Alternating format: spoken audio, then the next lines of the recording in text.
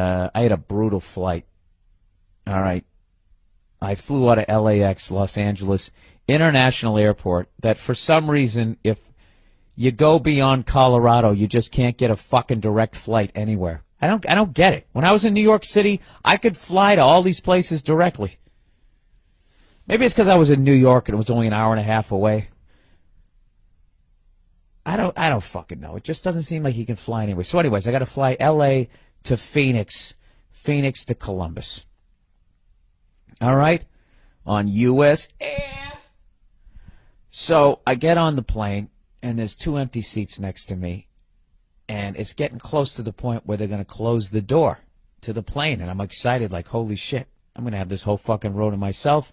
This will be nice. I can stretch out a little bit, take my carry-on, stick it under the other chair. This is going to be great.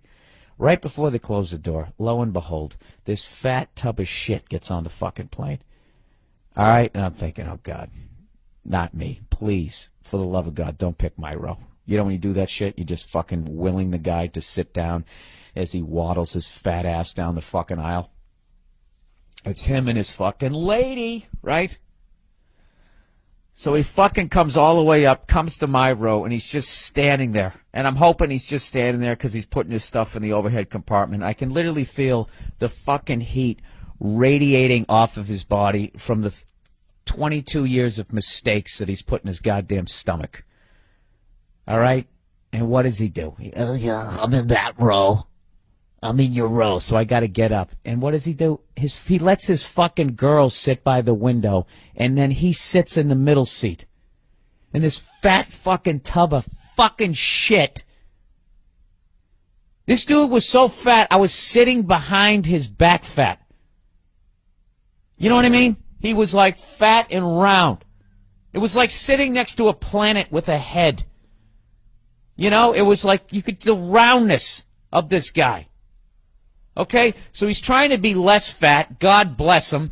So he crosses his arms when all it does is just cause his fat lat to fucking bulge out even more into my airspace that I fucking paid for.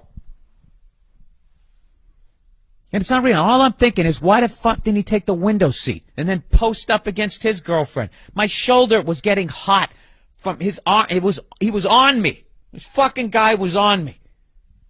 If I was claustrophobic, they would have had to turn the plane around. This is how much this guy was in my chair. And I'm thinking, why didn't you just take the fucking window seat, you fat fuck? Have a little bit of fucking consideration, you tub of shit. You know, with your basketball shorts, like you actually never played a goddamn day in your life. His fucking legs spread out like he was going to give birth to a baby calf. You know? Why don't you sit near the window? You know what I realized after a while? He didn't sit near the window because he's so fucking fat, he can't. He can't. If he sat by the window, his other fat lat would have blown out the window. We all would have got sucked out. Unless his tub of shit body fucking somehow got stuck in the fuselage, which if you saw him, wouldn't be beyond you a possibility.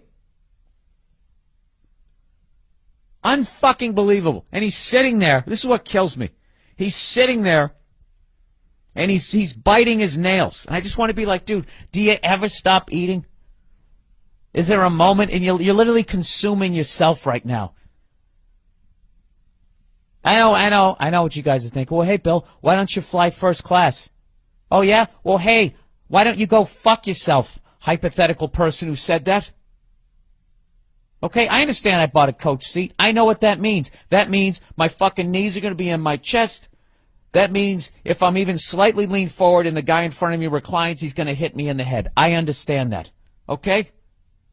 I get it. But that doesn't mean that this tub of shit, I shouldn't have to pay an extra couple of fucking grand.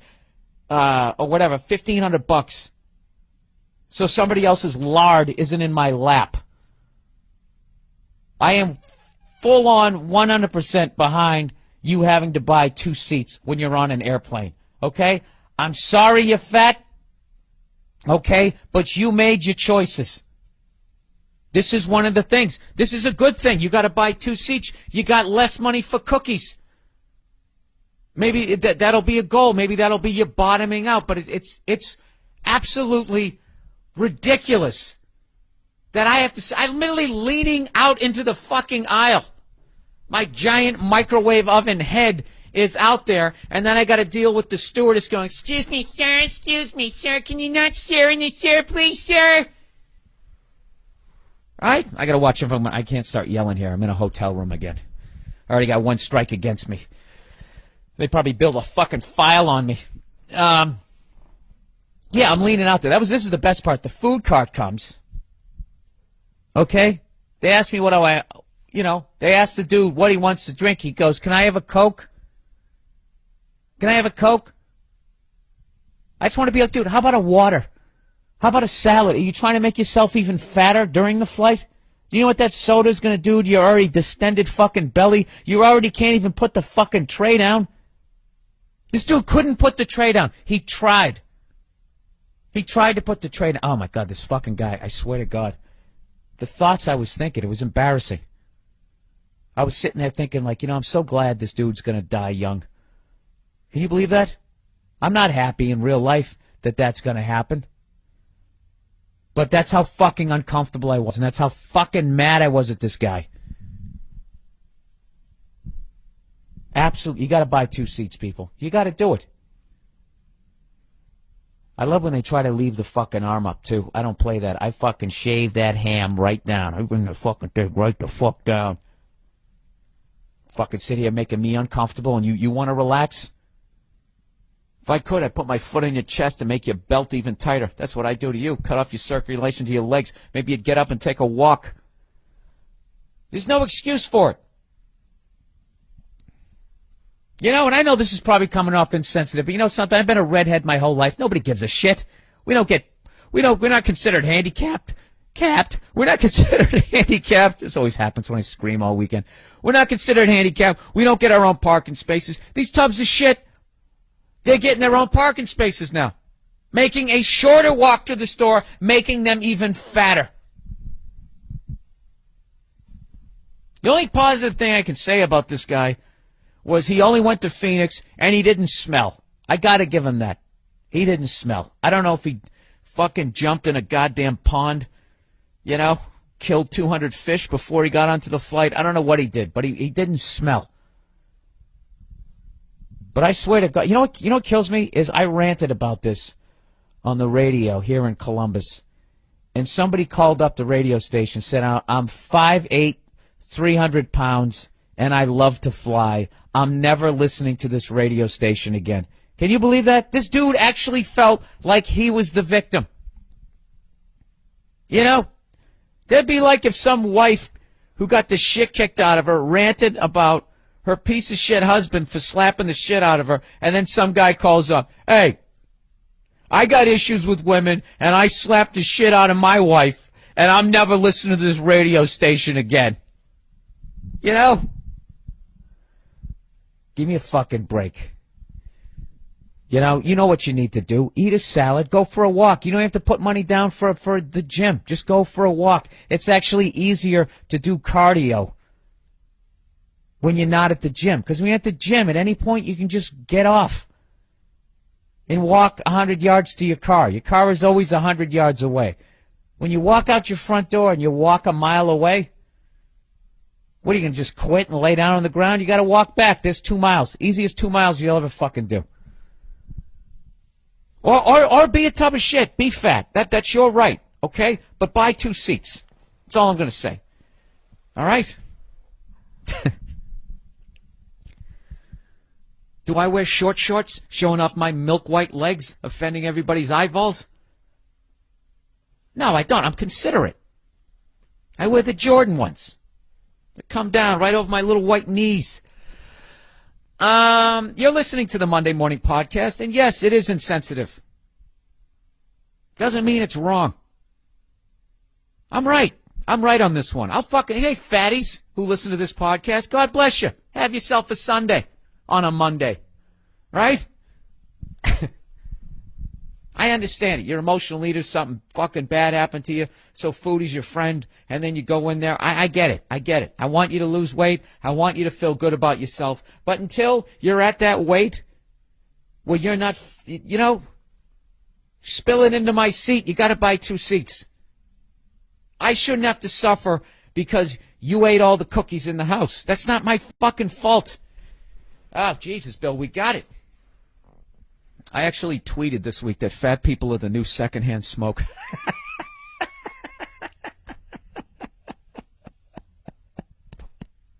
Hey, you want to be fat? Go outside.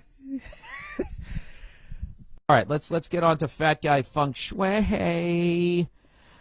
All right, Bill, I wanted to let you know, fat people hate fat people too. I wanted to send you some thoughts, not too many, from a considerate citizen of fat America. Yeah, I've noticed this since I went off on the fat guy on the airplane. I've had fat people and just tall people in general go, I try to be real considerate of how big I am. I try to make sure I get an aisle seat. I lean out in the aisle. You shouldn't have to deal with that. And then actually, you know what's great about this? Now I can't really make fun of fatties anymore, knowing that so many of them they seem like decent people. What kind of a backhanded compliment was that? You know, I thought they were all pieces of shit, but it turns out most of them are all right. All right, here we go. He says, I'm a big fat guy. I'm usually the fattest guy in the room, no matter where I go. Do you get intimidated when you're not the fattest guy? You know, sort of like the toughest guy in town all of a sudden goes to another town, realizes that somebody can kick his ass, and his whole world crumbles. Anyways, he says, my whole family's fat, and I've been fat since I've been born. Not to make any excuses, I'm just naturally predisposed to it. And I eat like a typical middle American, not vegetarian, but not 24/7 beer and brats either. Anyway, I'm fat, and I just wanted to let you know that not all of us fatties are inconsiderate assholes. The stereotype of the jolly fat man has been replaced by the selfish asshole who's fat. When I fly, which isn't frequently, I buy 2 seats. Nice! If my sister is with me, we buy a row of 3. And always bring along our own seatbelt extenders. Yes, they sell them. Okay, this is hilarious and fucking sad all at the same time. The plane only carries 2 to 3 extenders, and you never want to be the guy who holds up the plane because you can't buckle, or worse, get kicked off. Ah, Jesus, that's got to be embarrassing. Oh my God! Oh, this guy's killing me right here. This is a brilliant email. He's gonna make me never make fun of fatties again. He's bringing me into their world. He goes, those things cost $80, but it's worth $80 to avoid public embarrassment, right? Absolutely. If they told me to tone down the color of my hair, I would buy a fucking swimming cap rather than have them stop the flight. Just so you know, fat people like me don't get to buy clothes in the same stores as normal people. Yes, I did know that. The selection/styles suck, and they cost more. We pay more for bigger cars, extra plane tickets, and bigger clothes, among other things. I haven't done the math, but I figure we burn through furniture faster, too. It's the price we pay for the life we lead, even if it's not a conscious choice. Believe me, no one wants to be fat. But that's the cost of doing business. This guy's fucking hilarious. Just like how there are added costs to being a woman, bras, makeup, pills, etc., or gay, or being gay. He writes ? Chaps, lube, I don't know, or a parent, or a paraplegic, or whatever. Not that it's a disability. It's just our lot in life. But you know what? I've accepted it. I live my life accordingly. I'm not an asshole who imposes on others. I stay to the back of any pack, make sure no one will ever have to walk or sit behind me when I can help it. It's the fat guy feng shui. How do you dislike this guy? When I enter a room or a situation, I always ask, where do I fit in? Literally and figuratively. Whenever I have to eat lunch with my work group, about 20 people, and we're seated at a long table, I never sit between the table and the wall, and I usually sit at the end. Know why? I want to make as few people uncomfortable as possible.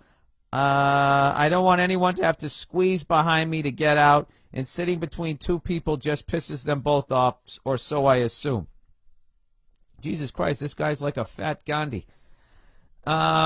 when I have to carpool with a group, it helps to drive or have shotgun because then I'm not squeezing the other people in the back seat. The thing that makes me hate fat people, capital letters, hate fat people, is that they don't seem to realize that they're fat. They are impulsive and selfish and don't seem to consider that when a normal guy eats a giant turkey leg at Disneyland, it's a lame and kind of funny. Oh, it's lame and kind of funny. But when a fat guy does it, it's disgusting. Or maybe they just got fat and haven't figured it out. Hey, fatty, don't sit there because now everyone has to squeeze past you. I like this guy. He's trashing fat people now. Or, hey, don't act like you're entitled to that, to put your arm around your airplane seatmate because it makes you more comfortable for you. Makes it more comfortable for you, you asshole. He just keeps going here. Or, hey, if you got to eat in public, don't smear barbecue sauce all over your face at the church picnic or eat more than 2 donuts in a sitting, parentheses, airport. And you know what? When I swim in public, rarely, I keep my shirt on until the second before I get in the pool. I don't ride the elevator from my hotel room and walk down the hall to the Hampton Inn pool shirtless because I'm a fat fuck and no one wants to see that. I used to swim with my shirt on, but somehow that's even worse. Anyways, for what it's worth, have a good week. Thanks for the hilarity. You know what? That guy's all right. You know what? I bet there's more fat people like that than there's not. So maybe I ought to lay off the fatties for half a second. I'm just doing this just to fucking, this is what this podcast is. It's like a smoker. And every once in a while you gotta, I don't even know what you gotta do. You gotta throw a little wet wood in there. That's what that was. I think I'm gonna leave the fatties alone. I think they're actually really considerate people. I think I was wrong about it the entire time.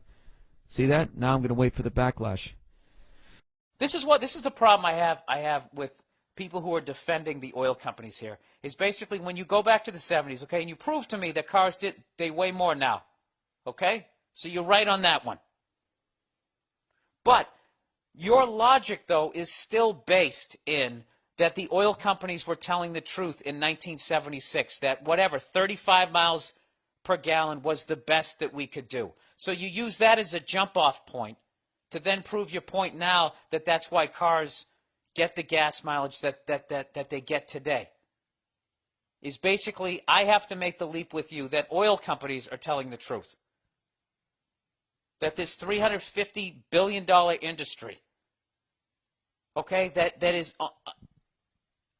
on numerous occasions openly got in the way of any sort of progress. I remember here out in California, I think it was the late 90s, it might have been 20 years ago. I can't remember if it was before I moved out here the first time or right after I left. The air quality out here was so fucking horrific. It's like, I know a lot of people still think it's real smoggy out here. It definitely gets smoggy, but usually just in the summertime. And it's definitely hazy out here, but haze is not fucking smog. Smog is brown. You go hiking and you feel a burning in your fucking chest. Back in the day, in the late 90s, okay? You could see this shit. So anyway, so they put this, they put it to the vote for people, to the people who actually would vote on this shit. And they passed this bill that said by the year 2000 whatever, 25% or 30% of cars had to run on something other than, the gas, oil, basically the gas combustion engine. They basically paved the way for the big three to then basically start making electric cars. The fucking thing passed. And oil companies got together with their lobbyists, and they went and they just totally dismantled the whole thing, and the whole thing fucking went away. Okay? Which, for all you people out there who are going to explain capitalism to me, I get it. That is their prerogative to do that. Why wouldn't they get in the way of that? So let me ask you this. You're telling me that they would get in the way of that, but they wouldn't get in the way of any sort of progress? Just with the gas combustion engine, they wouldn't get in the way of any of that type of progress. They seem to not get in the way of anything else. Safety, they don't give a shit about. They won't get in the way of that type of stuff. Burning it cleaner, they don't give a fuck about. But miles per gallon, which is their bottom line. Like, do you guys honestly think, like today, like, what your car gets, like that's honestly the best that science can do. That is, we are right up against the fucking wall. Is that what you're telling me? You know, considering if they just even increased it by 5-10 miles a gallon per every new car, that they would immediately lose hundreds of millions of dollars. Why would they do it? Why would they allow that to happen? Why wouldn't they get in the way of that? That's all I'm asking here. And you know something? For all you fucking assholes out there who call me this whack job conspiracy theorist, these are my conspiracies. Bankers are fucking evil. Oil companies lie to you. And insurance companies are pieces of shit. That's basically my three. And they have enough money to basically buy elections. That's basically it, okay? Those really aren't groundbreaking conspiracies, are they? I'm not saying there's some guy living in the fucking moon.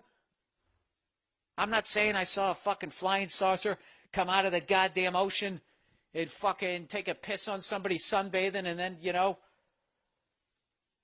I saw Ronald Reagan waving out the side of it and then it took off. I'm not saying that shit. I don't buy it, okay? And I actually got emails from people. They sent me these links.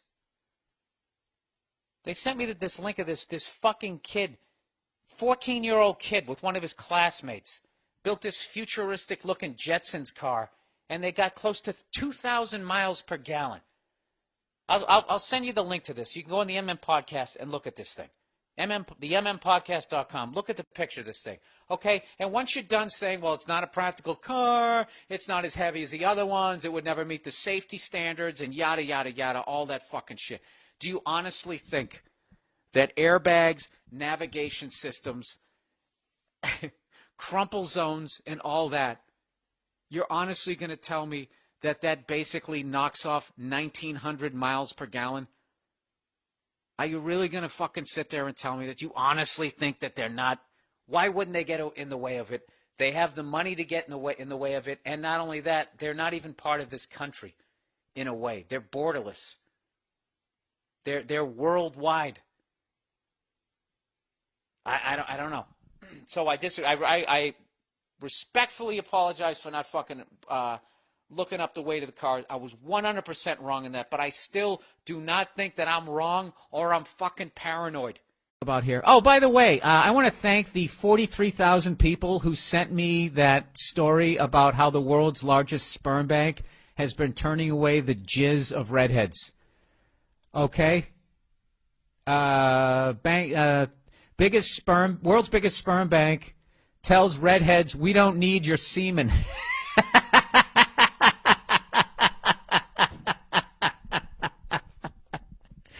You know how fucking degrading that is? You're showing up to jerk off into a Dixie cup and they turn you away like, nah, that's all right. That's like telling a stripper to put her clothes back on. It's fucking horrific. You know, but for some reason, like, people think that affects my life. It doesn't. All right? They turn away a lot of fucking people. Okay? If you got different shit in your family, they turn you away. And not to mention, I got to tell you, as a guy, that story has no effect on you, okay, as far as your jizz. I guess, yeah, I can't sell my jizz to a sperm bank. I mean, what sort of financial fucking crisis am I going to be in where I'm going down to a Dwayne Reed stealing lube and then limping into a sperm bank to fucking shoot something into a goddamn graduated cylinder? You know? Really? I can't fucking do that? You think I give a fuck? Let me tell you something. This is what I've learned. This is what I learned in life, okay? If you're making money, the ladies want your fucking jizz. I don't give a fuck what you look like. You could be a one-eyed, bald midget troll. They want it in them. All right? Trust me. So any redhead who took that in a bad fucking way, just go out and make something of yourself. I'm telling you. You'll get a fucking 10, and you'll dump a fucking nice, unwanted spooge right in her. That was disgusting, yet pro-redhead. How do you like that, everybody? Pro-fucking redhead. I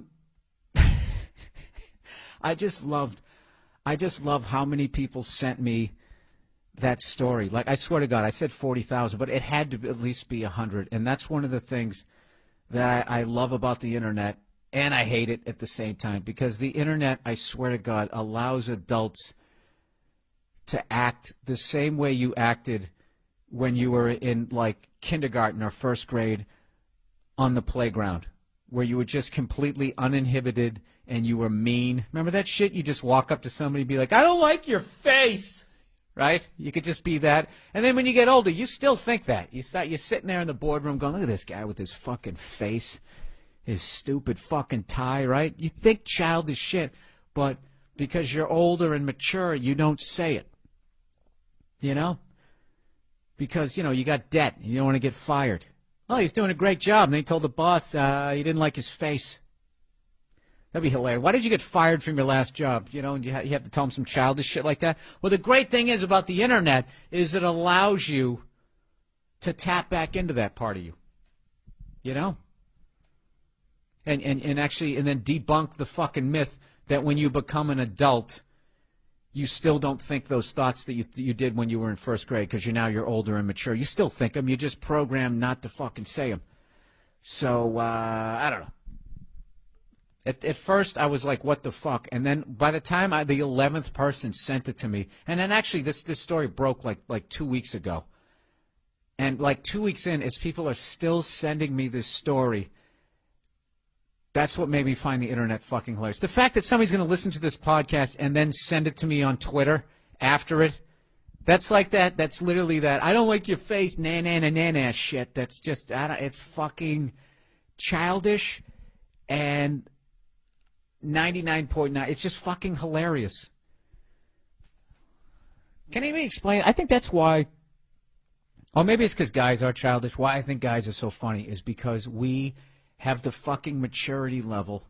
I don't give a fuck what we're doing in our lives, how much responsibility we have, how much money we're making, how good a husband or a father or anything like that we are.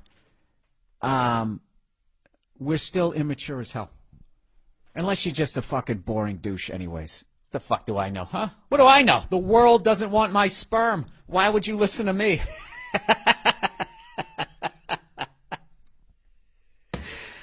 Oh, this just in. The world says, fuck you, Bill. Fuck you and your red nuts. We don't want them. Oh, my God. How much of an egomaniac am I that doesn't even bug me, that I actually find it funny? The world just said no to me, and I still feel good about myself. What kind of a man has an ego to that level? I'll tell you, the kind of man who has the balls to do a podcast by himself, who actually thinks he's fucking interesting for an hour. Oh, geez, yeah. You know what? I think I was a little too mean on the fatties. I did what everybody does. I judge fatties the way the world judged my sperm.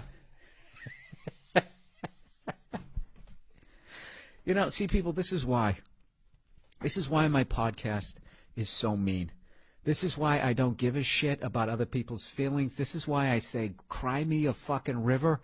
I don't give a the world just said no to my jizz. The fucking world. There's people out there, okay? They're shitting on the side of the road after they fucking, skip out of a bamboo hut. Okay? I come up with my jizz. I'm all set. I'm going to wait for something better.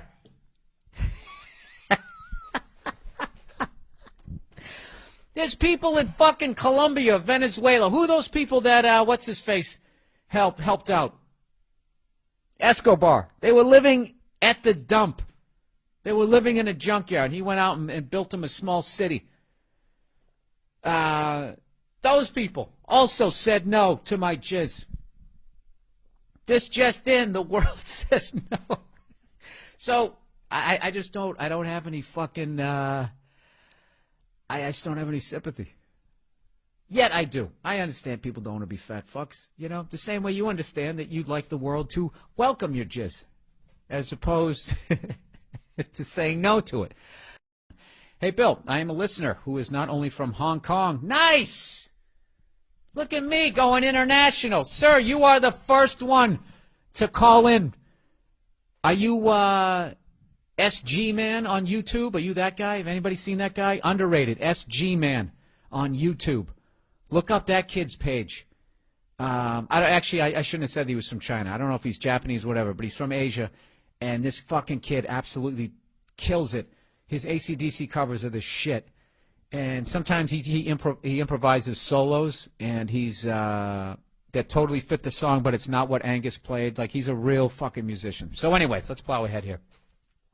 I'm a listener who's not only from Hong Kong, China, but also an Indian from Hong Kong, China. Okay, I am not an expatriate. I have never lived in the States or an English-speaking country. I am from here, yet I listen to your stuff. Small world, huh? I don't know if I'm buying this. You speak English so well that you can go small world, huh? H-U-H. What sort of level Rosetta Stone do you have over there, sir? Although his name, Rohit, I usually don't out people's names, but I think you're okay on the other side of the world. R-O-H-I-T, Rohit. Assuming perfect surgery has been done, would you rather get a hand job from a woman who has had her hands surgically replaced with a man's hands? Oh, my God. Or would you rather get a hand job from a man with hands of a woman? Which is less gay? This is not a dilemma I face, just a question I randomly thought of and asked a coworker. Peace from the Far East. Dude, are you fucking kidding? I'm not buying that you're from over there.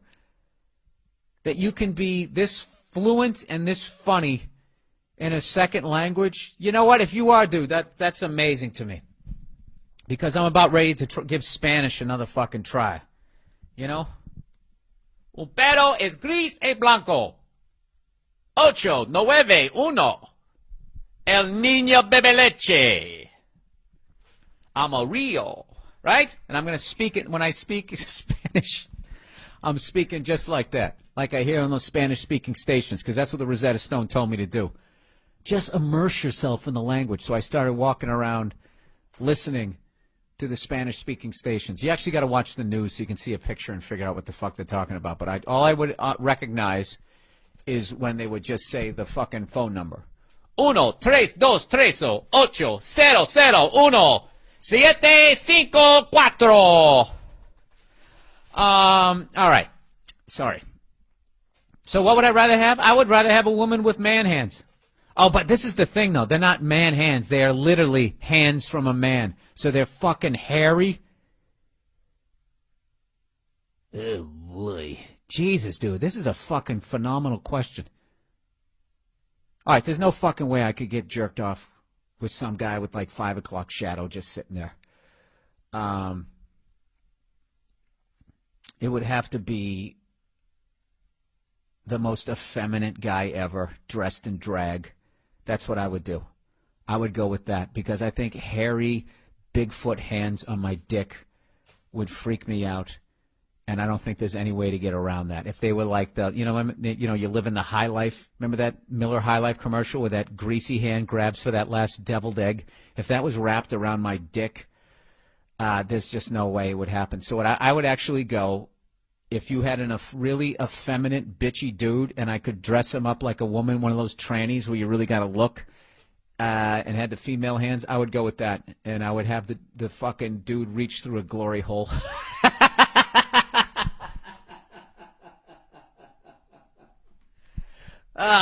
See, that's why those questions are fucking great. Because when would I have ever said what the fuck I just said right there? That's what I would do.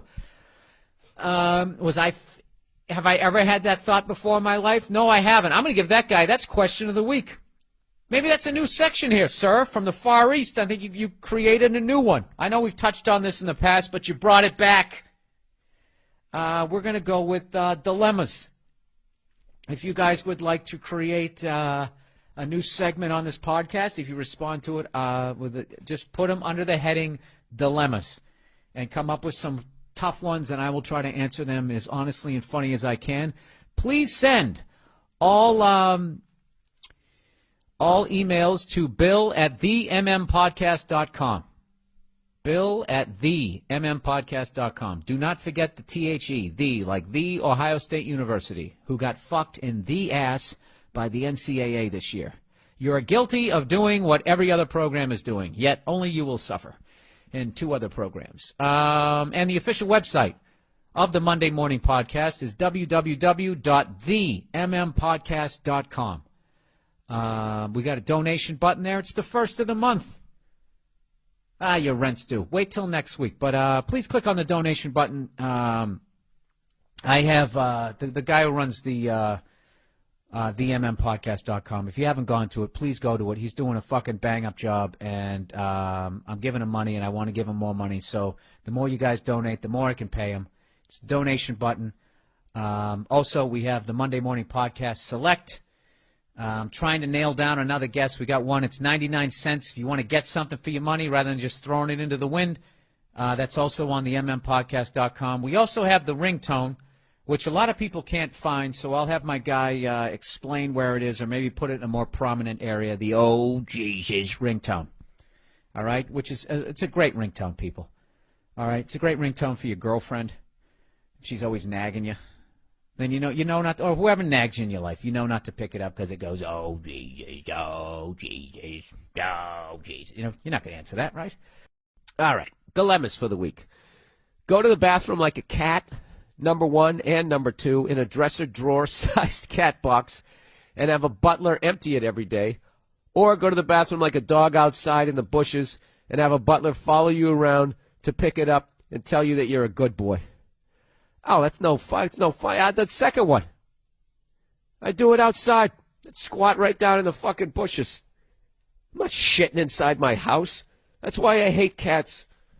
Aside from the fact that they act like stuck-up cunts at a club, you know, who've never accomplished anything other than looking good in life, you know, and they only come around when they fucking need something. The other reason why I don't like cats is they shit in the fucking house. Then I got to pick it up. I don't like that. They're not happy when I come home. There's no give and take. You know what it is? When you have a cat, you're basically Robert De Niro's character in Casino. That's what you are. You know, and your cat is Sharon Stone. She's just there for the amenities. You fucking cunt. Go OD in a goddamn Red Roof Inn. All right. So, yeah, I would definitely be outside. Who doesn't like being told they're a good boy? I get praise. When was the last time anybody out there got praise after they took a dump? Wouldn't that be awesome? You know? I don't know. All right, let's plow ahead. Was that unfunny, sir? Did you not like that one? Was that not up to your comedy standards? Did you feel the rest of this podcast was funnier than that? When I blew my nose before I went off on Jesus? Oh. All right, let's just plow ahead here. Number two. Would you rather marry a stripper or have your daughter become one? I'd rather marry one. I'd rather marry one, you know. If my daughter becomes one, that's just complete failure as a parent. And in fact, that's what I think all those videos should be called that you see, you know, when you see on YouTube when you got those girls doing those booty dances. You know, with the goddamn shorts up their ass. Like, it's always like so-and-so booty dancing. What it should be called is so-and-so. Complete failure. As a parent. Oh, results of a complete failure as a parent. Absolutely. I would rather, that's not fair to the kid. I would marry a stripper. And, you know, I would just have fun with the stripper. I would just do whatever I could, you know.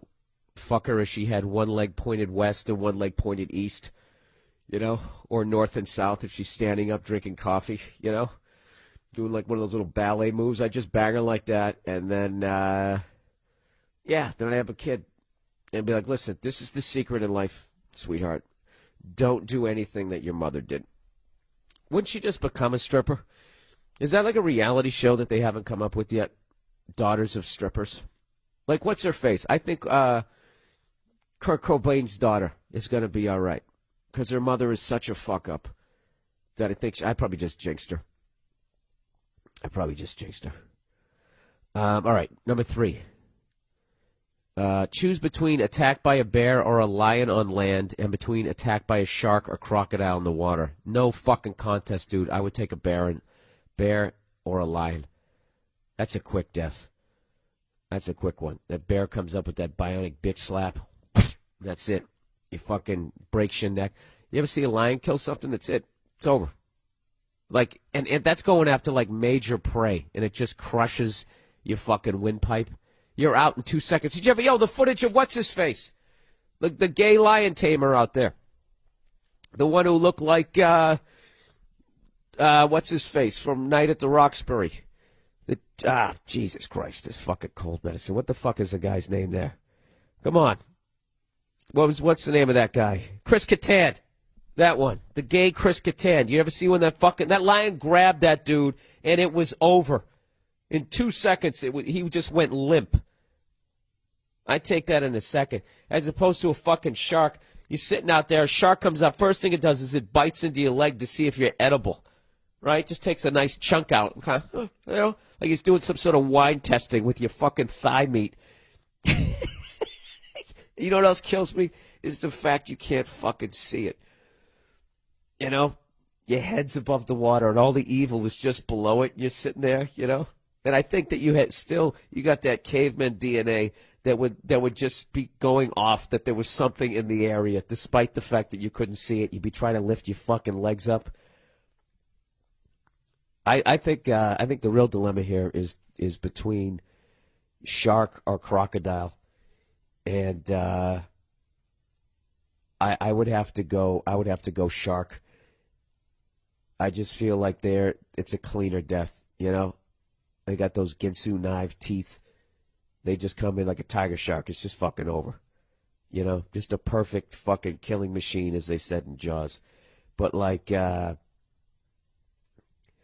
alligators and crocodiles, those fucking things. Those are like those guys who aren't talented enough to be in the NFL or the NHL, so they just go out there and they try to blow out guys' knees, you know?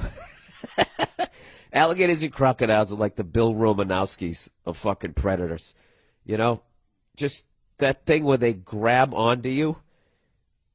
You know, what I like about a shark, you could just bite your leg off. A fucking alligator, they always seem to grab it, and then they go into that roll, and they just so slowly twist it off, you know, like you're some cooked chicken, and they're trying to take the leg. All right, this is getting fucking morbid.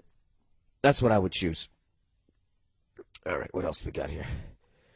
Have a beautiful lady who stinks, smelly breath, smelly ass, pussy, pits, hair, the works, all stinking, or an ugly fat bitch who smells great.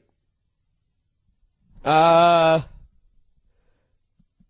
go with the ugly fat girl who smells great. Absolutely. Because I could love her. Or the other one who just smelled like shit but was beautiful and was probably carrying herself like a beautiful lady would annoy me after a while, and I'd probably kill her. You know? Why did you kill her? Because her fucking pussy stunk and she walked around like she was Giselle. Am I being charged with anything? Because if I am, I want a lawyer. Go fuck yourselves. Well, Mr. Burr, you really just already incriminated yourself. I don't care. You know? The prison will not smell as bad as her ass. Oh, is there anything worse than fucking cold tea? All right, here we go. Chimp first linebacker. Bill, my friends and I frequently get in an argument over whether a world's man competitor or NFL lineman could handle a chimp in a fight. I know chimps can rip faces off and are 10 times the strength of a normal man, but a normal man is a tub of shit. I bet a linebacker could rip some faces off too. What do you think? Yeah, no contest. The chimp would fuck the dude up. Dude, chimps don't fight. I almost said fairly. Chimps don't fight like people. They're not gonna, you gotta come out and touch gloves, and they're gonna fuck it. Sorry, he's got a great jab. Watch out for its right. You know, that fucking thing is just gonna jump on you. Did I ever tell you that time that monkey stole my hotel keys? I was in Costa Rica. Where the fuck was I? Down in Costa Rica, way out in the bush. You know, army ants took over my fucking little cabana and that type of shit. So they had this pet monkey there. I was a monkey. I fucking hate monkeys. I never had a problem with chimps, but now that they rip people's faces off and their nuts and their feet off, I have a problem with them. I like gorillas, and I like orangutans. Orangutans. I always thought it was tang, T-A-N-G, but it's orangutan. I like those ones. They seem like they've seen it all. They got that vibe. They could just sit down and teach you about life. But those little monkey motherfuckers, I can't stand it, right? So for some dumb reason, because I'm white, I have to walk up to it. Hey, there's a fucking wild animal. Let me put myself in danger. And I walk up to this thing, and it fucking jumps on me. You know, and it's one of those, you know, remember that video, Shock the Monkey? Remember the little monkey in that thing? It was one of those monkeys. Or in the Faces of Death when they were fucking banging that monkey's head till it died, then they ate its brains. Remember that one? Yeah, it was one of those monkeys, right? This fucking thing jumped on me. And within half a second, it turned itself upside down, was hanging by its tail from my neck, reached in my pockets, grabbed my keys, and ran back up a fucking tree. This all happened like within like 1.8 seconds, and my body reaction was like, "What? Wait, what? Oh, fuck!" So if this thing actually wanted to fuck you up, the thing's not going to come out fucking bobbing and weaving. It's going to be running around the room, jumping up off of shit. You're going to try to figure out where it is, and it's just going to fucking land on your face, and that's going to be it. It's going to tear your face off, twist your foot off, and rip your balls off, and no linebacker stands a fucking chance. Unless, you know what? What if they had on the equipment? Even then, they tear your fingers off. This is the amazing thing about how human beings survived, is everything out there, as far as I can tell, is faster than us, for the most part. It is stronger than us. Faster and stronger. But for the simple fact that we were smarter, we were able to do all the horrific things that we've done with this nature, you know? With this nature, with this planet. You ever think about that shit? Football players beat the fuck out of the nerds all through grade school and high school. Then what happens? When the real deal goes down, at the end of the day, those nerds become bankers. And those football players get enslaved. And there you sit in your house like a caged animal at the fucking zoo. And where's that banker? You don't even know what the fuck he looks like. All those Facebook cunts. That goddamn Steve Jobs, one of the most overrated human beings on the fucking planet, they win in the end. Let me tell you about my little Vegas trip here. Came in a day early, and Jim Norton is a huge UFC fan, and I didn't even realize that there was a fight this weekend. So, you know, Joe Rogan, a fellow comedian, he actually hooked us up with these awesome tickets. And I went down and I watched was it UFC 32? 132, I'm sorry. With Uriah Faber fighting some guy Cruz. I don't know the fucking names. There's only so many sports I can pay attention to. But I got to tell you something. You got to go to one of these UFC things. And just especially if you're actually in the performing arts on any level. You know? And as much as you think it's badass to be in a band, or it's badass to be a comedian, or maybe to be a fucking, I don't know, a fucking professional football player, there is nothing more badass than when Bruce Buffer does your goddamn intro and you come in not wearing a shirt to just fucking throw down with another fucking human being. It was just, I never felt like such a bitch in my life. I just remember just going like, do I really think that I'm some sort of badass doing stand-up comedy? And not to mention, if you're a fan of the UFC, this is another reason why you have to come out and see one of the live events. Is as badass as Bruce Buffer sounds. For those of you who don't watch, he does all the intros for the fighters. As badass as that guy sounds on TV, there's nothing like seeing that guy live. He is unfucking believable. He was so good. I was sitting there, Doug Benson. He was actually there, not to name drop a bunch of comics, but we just started laughing. He was so good, and we were just laughing at like the intros. Like the average intro that you get at like a college gig. You're a comedian. He's been on Comedy Central and David Letterman. His name is Bill Burr. And here he is.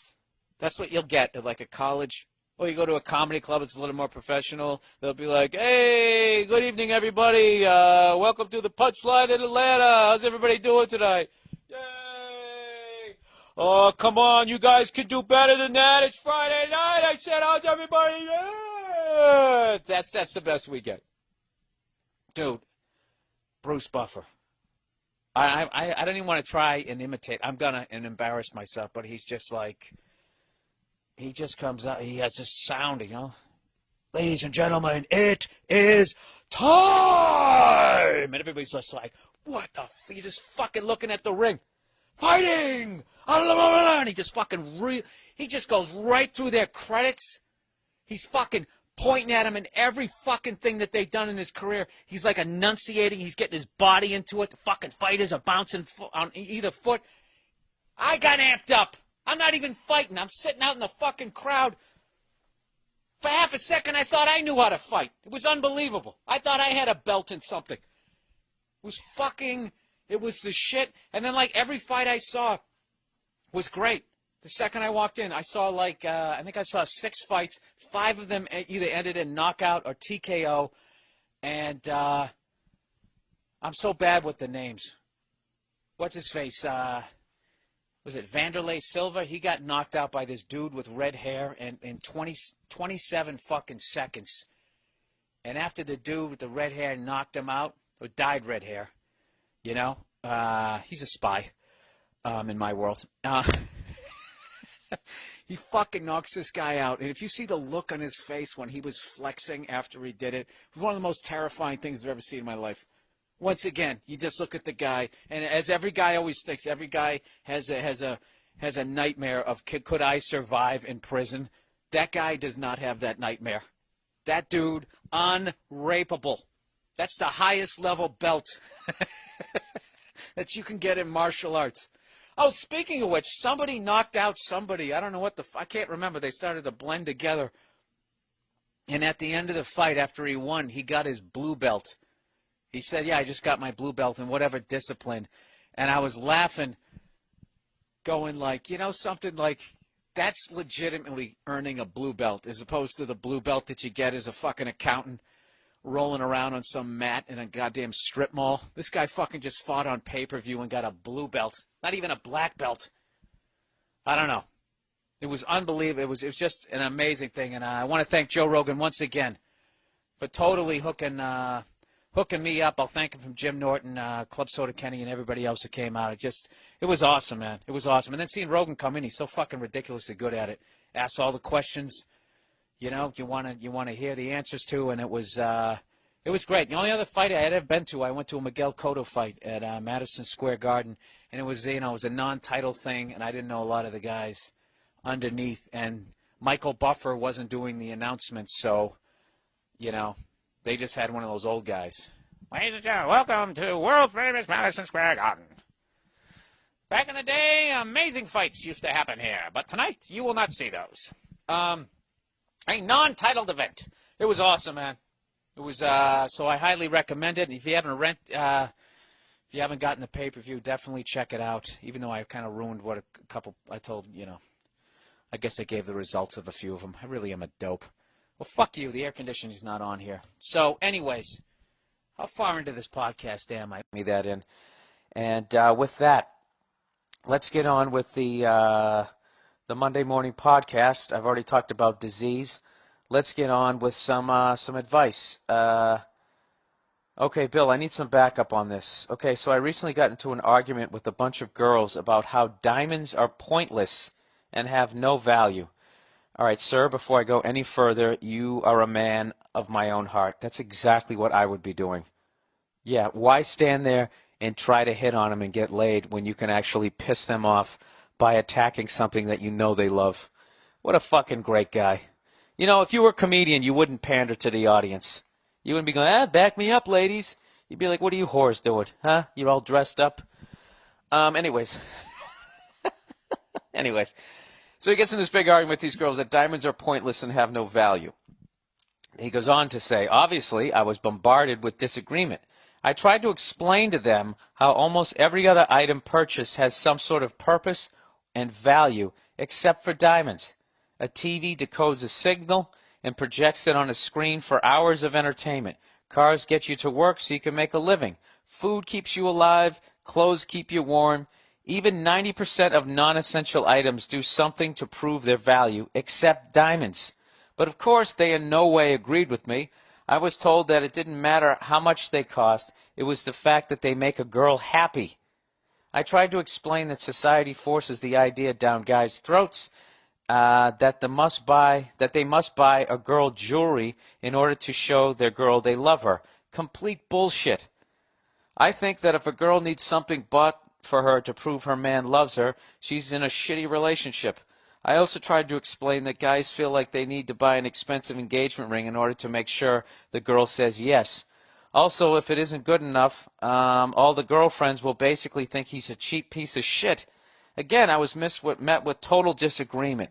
They just disagree with you on that one? Well, maybe you know what they're actually doing is the reason why they would roll your eyes and call you a cheap piece of shit, not because they feel that, is because they're actually jealous that they didn't get a fucking ring. And they want to make their girlfriend, even though she's a friend, feel like she's settling for less. And if they can just somehow disrupt it, it will actually fill up that hole between their fucking legs. God, that was mean. All right, also, if it isn't good enough for all the girlfriends, piece of shit, sorry. Again, I was met with total disagreement. I leave you with this. If you found a rock on the beach, what would you think it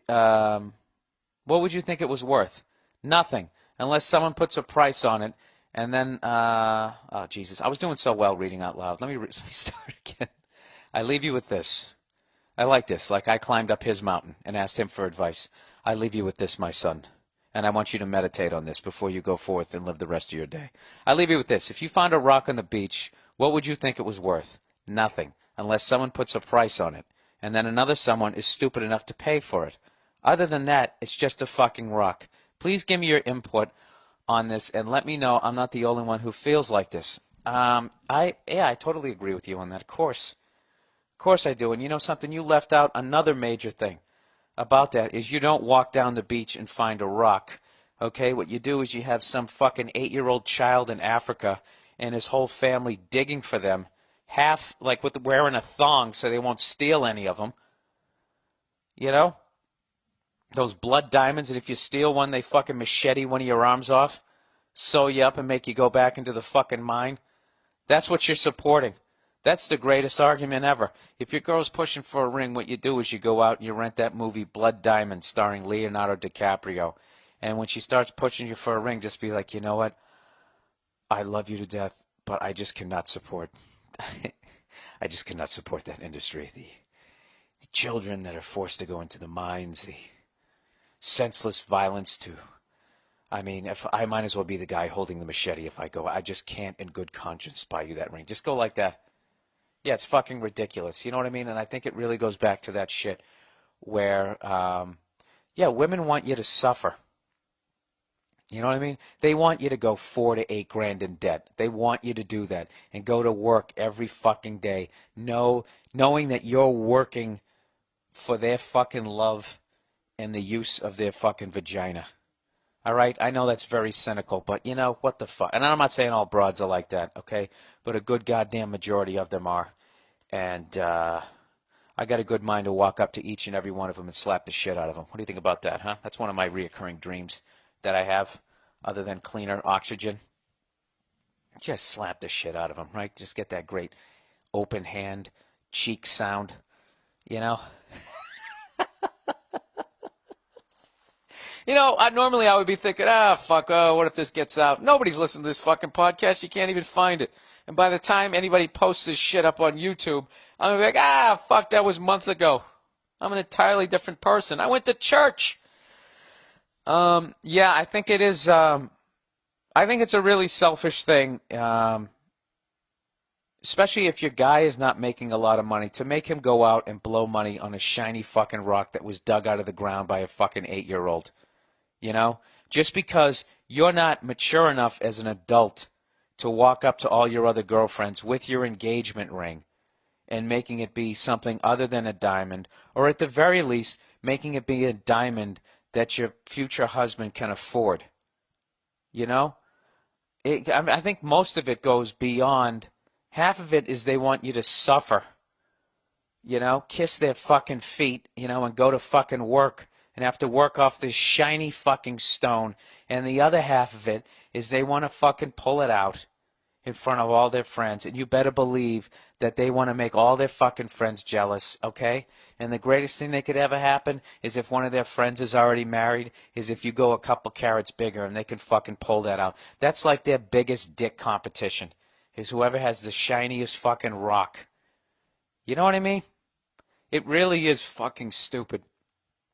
But, oh, I remember what I was going to do. I was going to tell you guys the story this week. I did this awesome, unbelievable fucking gig. It was the Bob Woodruff Fund, whatever they call it. Jesus Christ. I really thought that this story was going to get the podcast going again. What the fuck was it called? The Bob Woodruff charity fund auction thing. Bob Woodruff is a reporter. He was in Iraq. He got hit by a roadside bomb, made a miraculous recovery, and this is the 4th annual one where they raise money for his foundation. That's the word I was looking for.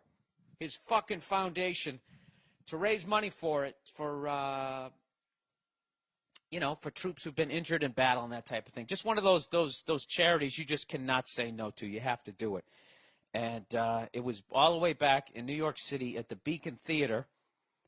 For music fans out there, they know that the Allman Brothers have been doing the Beacon Run for like the last 30 fucking years. So already I'm thrilled to be there just because I'm going to be standing on the same stage as Duane Allman. And I showed up, and the lineup that I went on was the most insane lineup I have ever been on in my career. This was the lineup. All right, Max Weinberg was there, and he put together this big band. So they're out there fucking killing it. Jon Stewart was the host. He goes out, and he kills it, talking about politics in a very funny way, unlike the horse shit that I did on my podcast. He fucking kills it. Then he brings out Tony Bennett. Tony fucking Bennett, who sings 2 songs, absolutely kills it. Sounds as good as he did 40, 50 years ago. Just kills it. Then they bring out, Jon Stewart comes back out, does some more jokes, kills again. Then he brings out Bruce Springsteen. Fucking Bruce Springsteen goes out there and just fucking owns the stage, sliding around, jumping up on the piano, telling jokes, just fucking kills it. Then they had an auction. These fucking rich peoples paid like $150,000 for one of Bruce Springsteen's guitars, raised all this money. Then the second half of the show, they bring out Joel McHale, who had to go on after Tony Bennett and fucking Bruce Springsteen, and he still somehow killed it. Then I went up, and then the final act of the evening was Jerry Seinfeld. What's the deal? Jerry fucking Seinfeld, the king, the master, right? And I'm on stage when I went out there, and my whole nervousness of the night was not going on after those people. My nervousness was the fact that nobody had said fuck yet. And it was a benefit, and people talking about tragedy, and I was going to go out there, and my opening bit was talking about, hitting women. So I'm backstage just like mind-fucking myself, going, God, it's going to be too harsh. I shouldn't curse. Jerry's going to get mad at me. The second I curse, he's going to look at me like I'm not even a comedian, and I so badly want his fucking approval, So I'm sitting there freaking out, and finally my agent just goes, dude, you see what Springsteen just did? He went out, he just does what he does, jumps on pianos, just go out there, do what the fuck you do. I was like, you know what, you're right. You're right. So I went out there, and I didn't say fuck as much as I usually did, but I went out there, I did my hit by women, hitting women, all that type of shit. It fucking killed. And when I get off stage, I'm walking, and Jerry's going on next, so I'm walking off the stage, and there he is, fucking Seinfeld, who at this point, it's like looking at Elvis, goddamn icon. He's standing there in his suit, just ready to go to work, and I walk by him, I'm just wincing, I'm waiting for him to just completely blow me off, or just be like, why did you say fuck so much?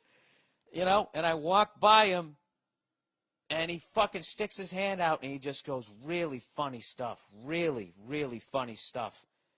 And I was just like, oh, thanks a lot. I try not to curse so much out of respect for you going on next. And he goes, well, I don't care. Then I felt like an idiot. I'm sitting and being all nervous like a little schoolgirl, and I just realized, like, wait a minute. Jerry has always worked totally fucking clean. He came up in the late 70s, right through the 80s, with all these barroom hack comics doing blow. I mean, the amount of shit that guy had to go on after, working squeaky fucking clean. He can't follow me. Well, what the hell was I thinking? No, I was thinking he couldn't follow me. I was thinking that he would be annoyed. And then I stood there, like feeling like I was 90 miles in the air because he said that he thought that I was funny or that I had good stuff. And then I watched him go out there, and it just absolute.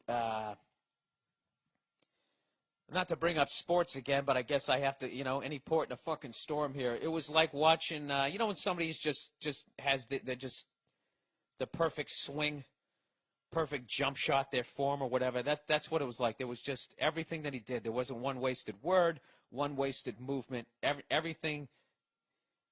Okay, you want to talk movies? It's like Toy Story. You go to see Toy Story. It's like every line in the movie just propels the thing forward. There's not a line of fat in that fucking script, and it's just like his act. And he goes out there and just absolutely fucking destroyed.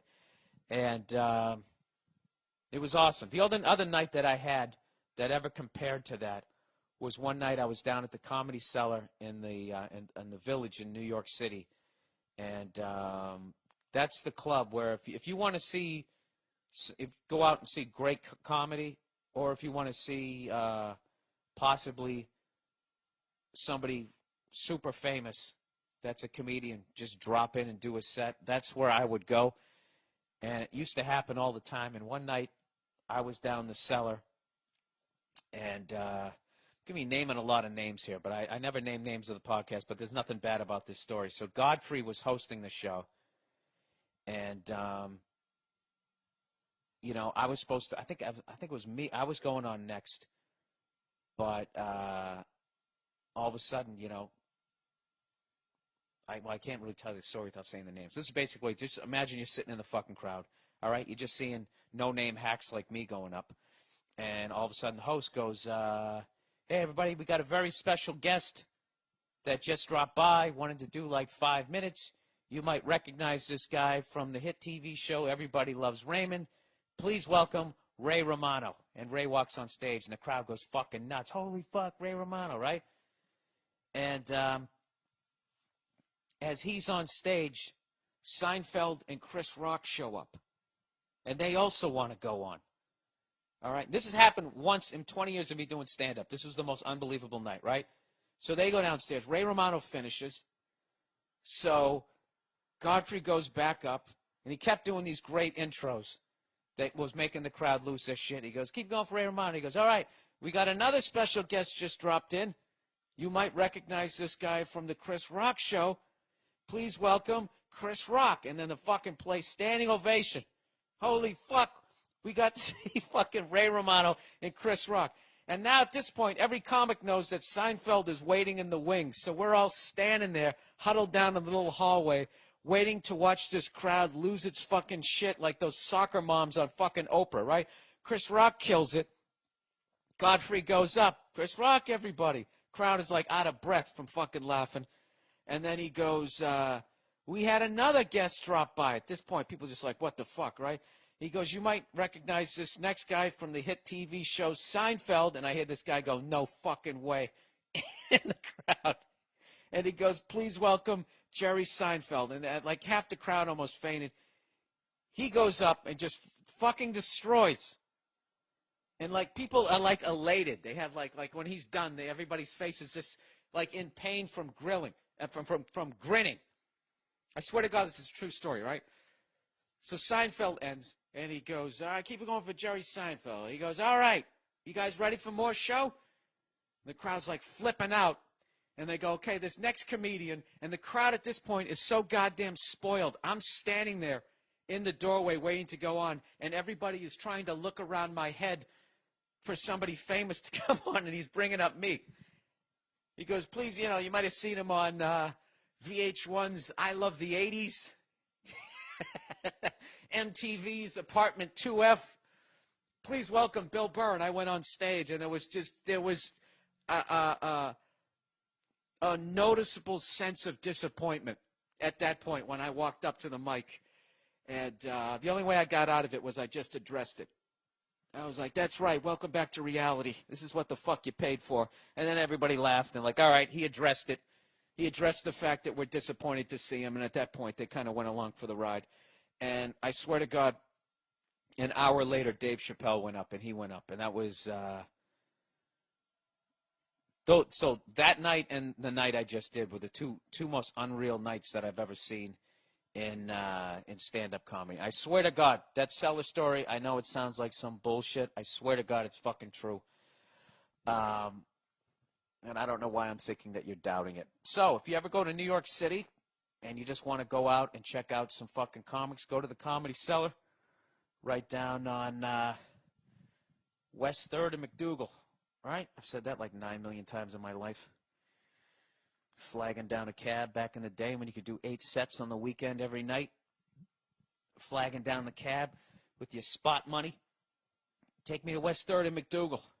Do you want me to take the highway? No, you fucking asshole. It's going to cost me an extra $7. Okay, there's a lot of traffic. All right, you dick. Fucking take the other one, you son of a bitch. What do I care? What do I care? Someday I'll have my own podcast, and I'll be selling ringtones at 99 cents a whack, just raking in the fucking money. That was one of those times where I was just like, you know what? There's not enough lightning in the world.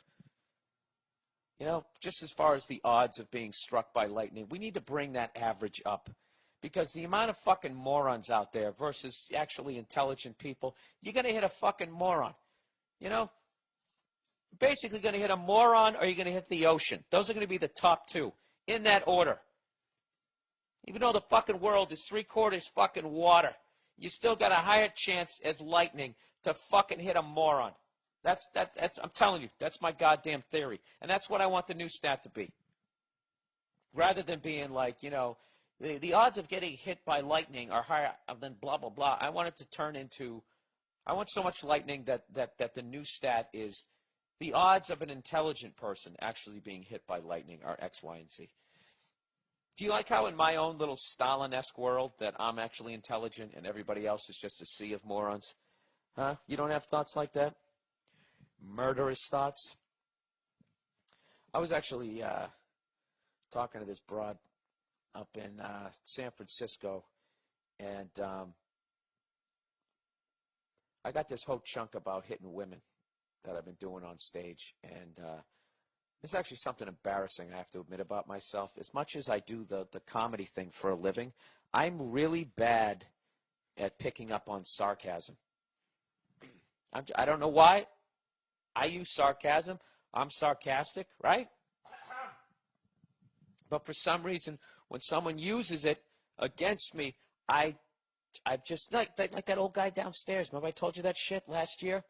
When I was dragging my Christmas tree down the stairs, he stuck his head out the window and he just goes, "Beautiful morning, isn't it?" And he had this fucked up look on his face, but he said, "Beautiful morning, isn't it?" So I was confused and I just went, yeah, it is a beautiful morning. And I'm thinking, why is he yelling with that twisted up look on his face? And then I walked around the corner. I was like, oh, he didn't mean it.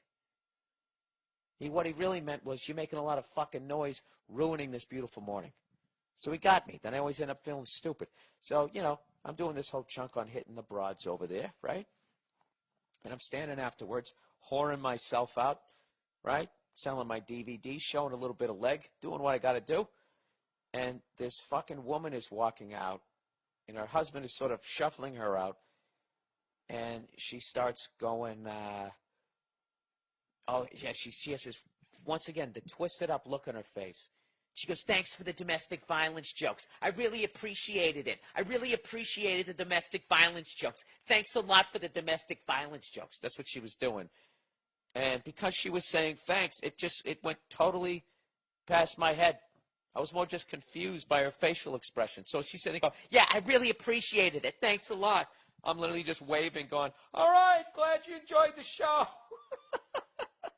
Which is funny because it probably pissed her off more, but I was sincerely thanking her, completely missing her sarcasm. What she was really saying was, I've either dealt with that personally, or that's happening to somebody right now, or has happened to someone, or I grew up with it or whatever, and you brought up bad memories and you ruined my fucking evening.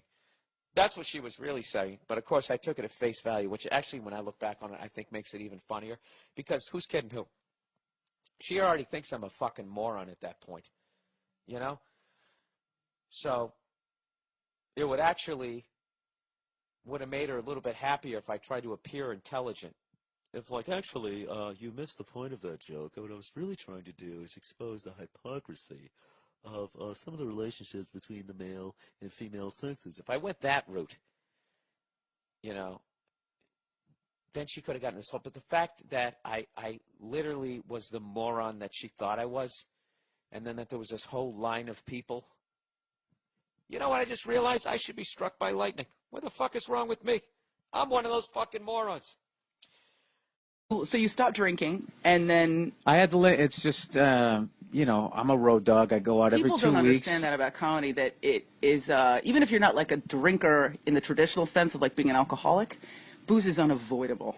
It's Comedian. free. It's free, and it's every. And if, After it's even every forced on gig, you. it's free. I always ask my people like that. I just say, like, if you had a job Yeah. where when you were done, it was open bar, and in a You lot could of drink places on the job. job. Yeah, they'd bring you. Yes. Bring, would you like a beer at your desk, Yes, sir? Would you and like a booze? the in your people you work cubicle? with will send a shot up if, Yeah. if you just even hint about it. Yeah, Like, I'm you know, thirsty. I was drinking Jameson the other night, and then all of a sudden somebody sends you up one. Like a kettle of Yeah, Jameson's comes up. To and the then a stage. crowd of peer pressure. Do it, do the What's shot. wrong with you? Yeah, like that's first of all, there's so much pressure.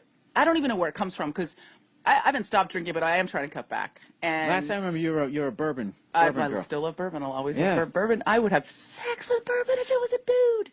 Yeah. Like I'm getting drunk and laid at the same time. What's happening? But I'm trying to be more of a. I'm just trying to be more judicious. You know what I mean? Because you feel it. You just first Yeah. of all, you start to feel like fuck the weight or your discipline or height. You just feel it so much more. When you wake up in the, like, you have that thing where you wake up Yeah. at 4 a.m. like, oh, I shouldn't have had that second glass of wine. No, I had my bottoming out thing was I think I was somewhere in Texas, and me and DeRosa were riding Oh, in. DeRosa. Yeah, we're riding in this waitress's car, and classic. Well, of course you were. And Why it- wouldn't and you be it's- waiting in the and- waitress's car? we're riding to some house party, and she's doing the whole. Again, why wouldn't you be Yeah, riding to a house exactly. party in a waitress's car? This is the glamour of stand-up, folks. I don't think you knew. I got picked up in a bitch's 1986 Honda Yeah. to go to a dude's house I don't know and drink keg beer out of a plastic cup because I roll like That that. was I'm it. a headliner. That was it, and she was saying shit like, you know, I have Uncle, I'm sorry, I have a cat, so like, you know, the covered in hair, and I show up, and at one point I'm hammered playing with a bulldog. That's all I remember going. This thing is awesome, Oh, God. and somebody finally. That's always the last resort of the wasted. Start talking to house pets. Yeah, somebody said to me, going like, because they weren't at the show. You're like that comedian guy. Right, I'm like, yeah. And they go, well, you did a couple sketches on Chappelle's show, and I was like, yeah. And he goes, it's like, dude, I can't believe you're here. Why are you here? Yeah, and then I actually thought I was like, you know, totally, you know, stroke my ego. Then I thought for half a second, like, yeah, why am Why I here? am I here? My dad had 5 kids by the time he was my age. Okay, I'm a fucking Yeah. loser. And I'm drinking in the backyard of a stranger's house and talking to his dog. Yeah. probably. Joe, on the other hand, of course, was having a great time. So anyways, these guys are fucking jabbing this dude in the ribcage harder and harder, and then all of a sudden, 3-4 fans jump out of the stands, and they start running at the cops, and then the cops literally look up. They look like, you ever see like those when the fucking couple of lions take down a zebra or some shit, and they begin to feed, and then all of a sudden 40 hyenas show up, and then they got to give up the kill? That's basically what happened. They looked up, and they're like, oh shit, 4 on 4. So they stood up, and they try to have a, we're cops, are you out of your mind? I made you kind of vibe, and then all of a sudden, those 4 showing up made another 20 people come out of the stands, and next thing you know, the cops are on the run, and then they get fucking beaten down. One guy in particular gets stomped even worse, way worse, actually, than the other fucking guy. It actually goes from shocking to amazing to hilarious to fucking disgusting very quickly. You know, because, you know, you're always watching these guys getting beaten. This is a fellow sports fan. I don't know. It's one of those things that I always wanted to ask a cop, like, why do you guys, you got a guy down, he's face fucking down. I'm not being a dick. I'm not judging what you do. I don't have your job. I'm just asking. You got a guy face down. Somebody's got their knee on the guy, back of the guy's neck. Somebody else is sitting on his fucking legs. The most he can do is squirm like half an inch. All right? And the guy won't let you cuff him.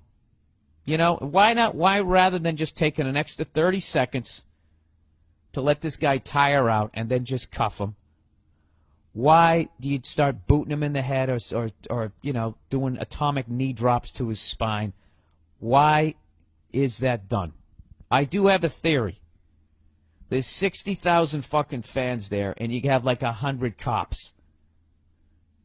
And when I really think about it, the amount of times I've been drunk when I'm at a game and I think about running out on the field, the sobering thought is taking that atomic knee drop to my fucking spine. And, I got busted for drinking and driving back in the late fucking 80s, back when they were actually considering making it possibly an Olympic sport, It was right on that but then the mad Mothers Against Drinking and Driving, they won. It's very close. It's like when Quebec wanted to secede from Canada. Like, it almost fucking happened. Summer Olympics, by the way. Let's not get crazy. It wasn't going to be in the winter. Too much degree of difficulty.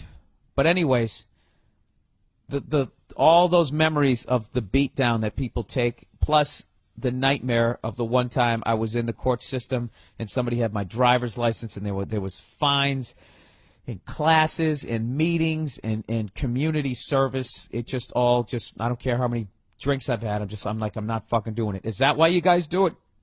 Sorry, I had the hiccups. Bacon, egg, and cheese here, people. I'm off my oatmeal diet on the road here. Is that why it happens? I've always wondered that shit. I understand why you come up to the window of a car and because at any point, if any point I could get shot in the head and die on my job, I guess I would be on edge too. But I would just love to hear it from a cop because all I'm doing is speculating. So we have a video like that this week. We have another hilarious video of a cop pulls over this minivan, and I swear to God, the amount of immigrants that run out of this fucking van, it is unbelievable. Every time you think the last wave of 8 people runs out of this fucking van, another door opens and another 7 people come flying out. And they got Benny Hill music playing, and it's the funniest thing ever. This cop gets so overwhelmed, he doesn't catch anybody. It's like a fat kid if it was raining candy. Every time he gets some in his hand, he'd want to go catch some more, and he'd drop whatever's in his fucking hand. That's basically what happened. Fucking hilarious video. I want to thank people who sent both of those videos in. We kind of have all cop videos this week because I'm trying to draw them out of the weeds here because I want to do a Monday morning podcast select with a retired police officer, and I want to hear all these stories. We did interview a cop on Uninformed, but I want to do it again because I have even more questions now. There's another one where a guy he's getting arrested. I don't know what for. It's one of those videos that starts after the altercation starts. As far as I can tell, he changed his name and didn't do it in a legal way. He's being like a rebel. I'm not your property. But the funny thing is this guy knows his rights. And one of the funniest things, one of my favorite police videos to watch is when the person getting arrested, knows their rights. Like this cop one time said to this little skater going, "Give me that skateboard." And he goes, "No."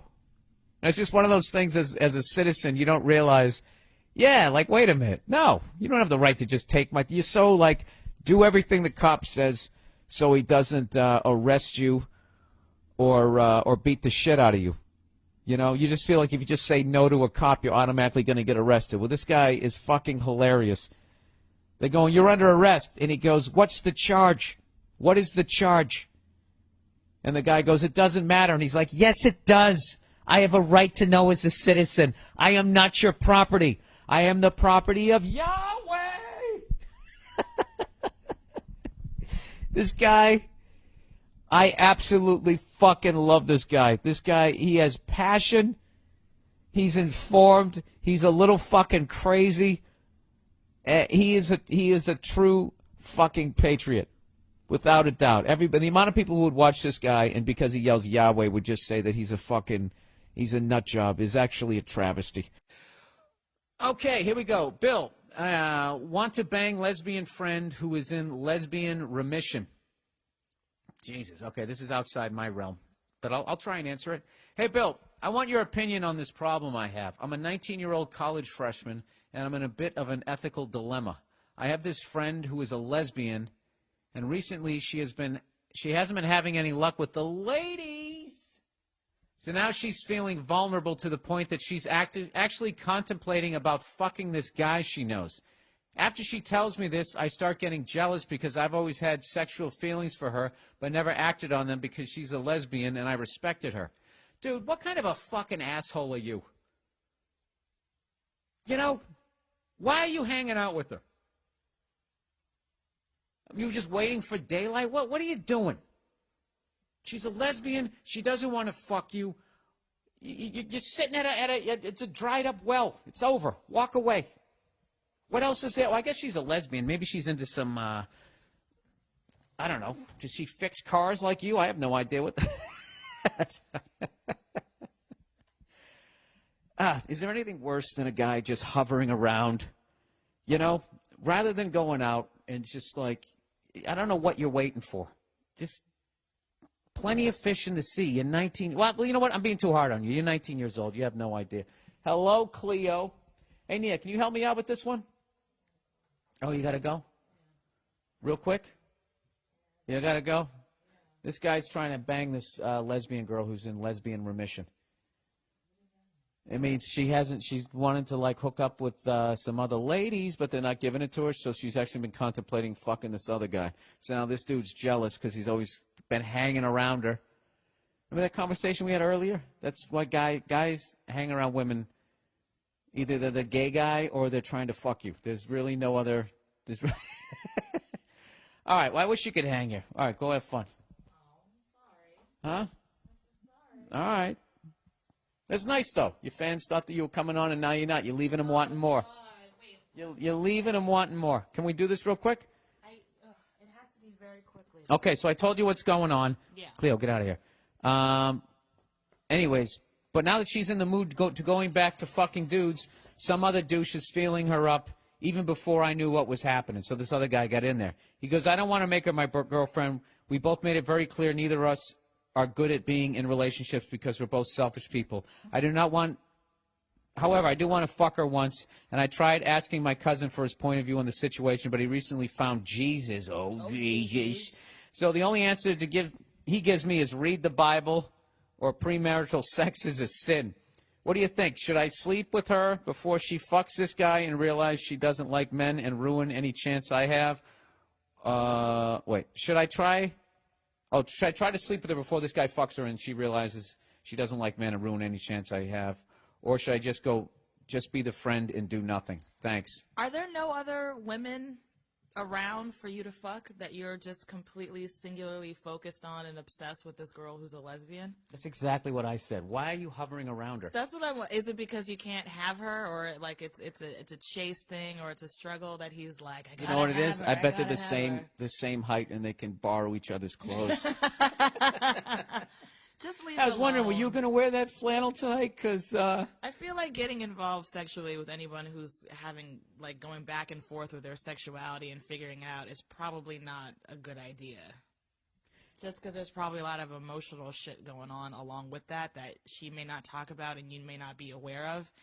I would just leave it alone. yeah, why don't you just go talk to a girl that wants to bang a guy? Why don't you make it a lot easier? Make it a lot easier on yourself. Hey, how do I turn this bus into a bicycle? I've always wanted this bus to be a bicycle, and now it's. But men like the chase, though, right?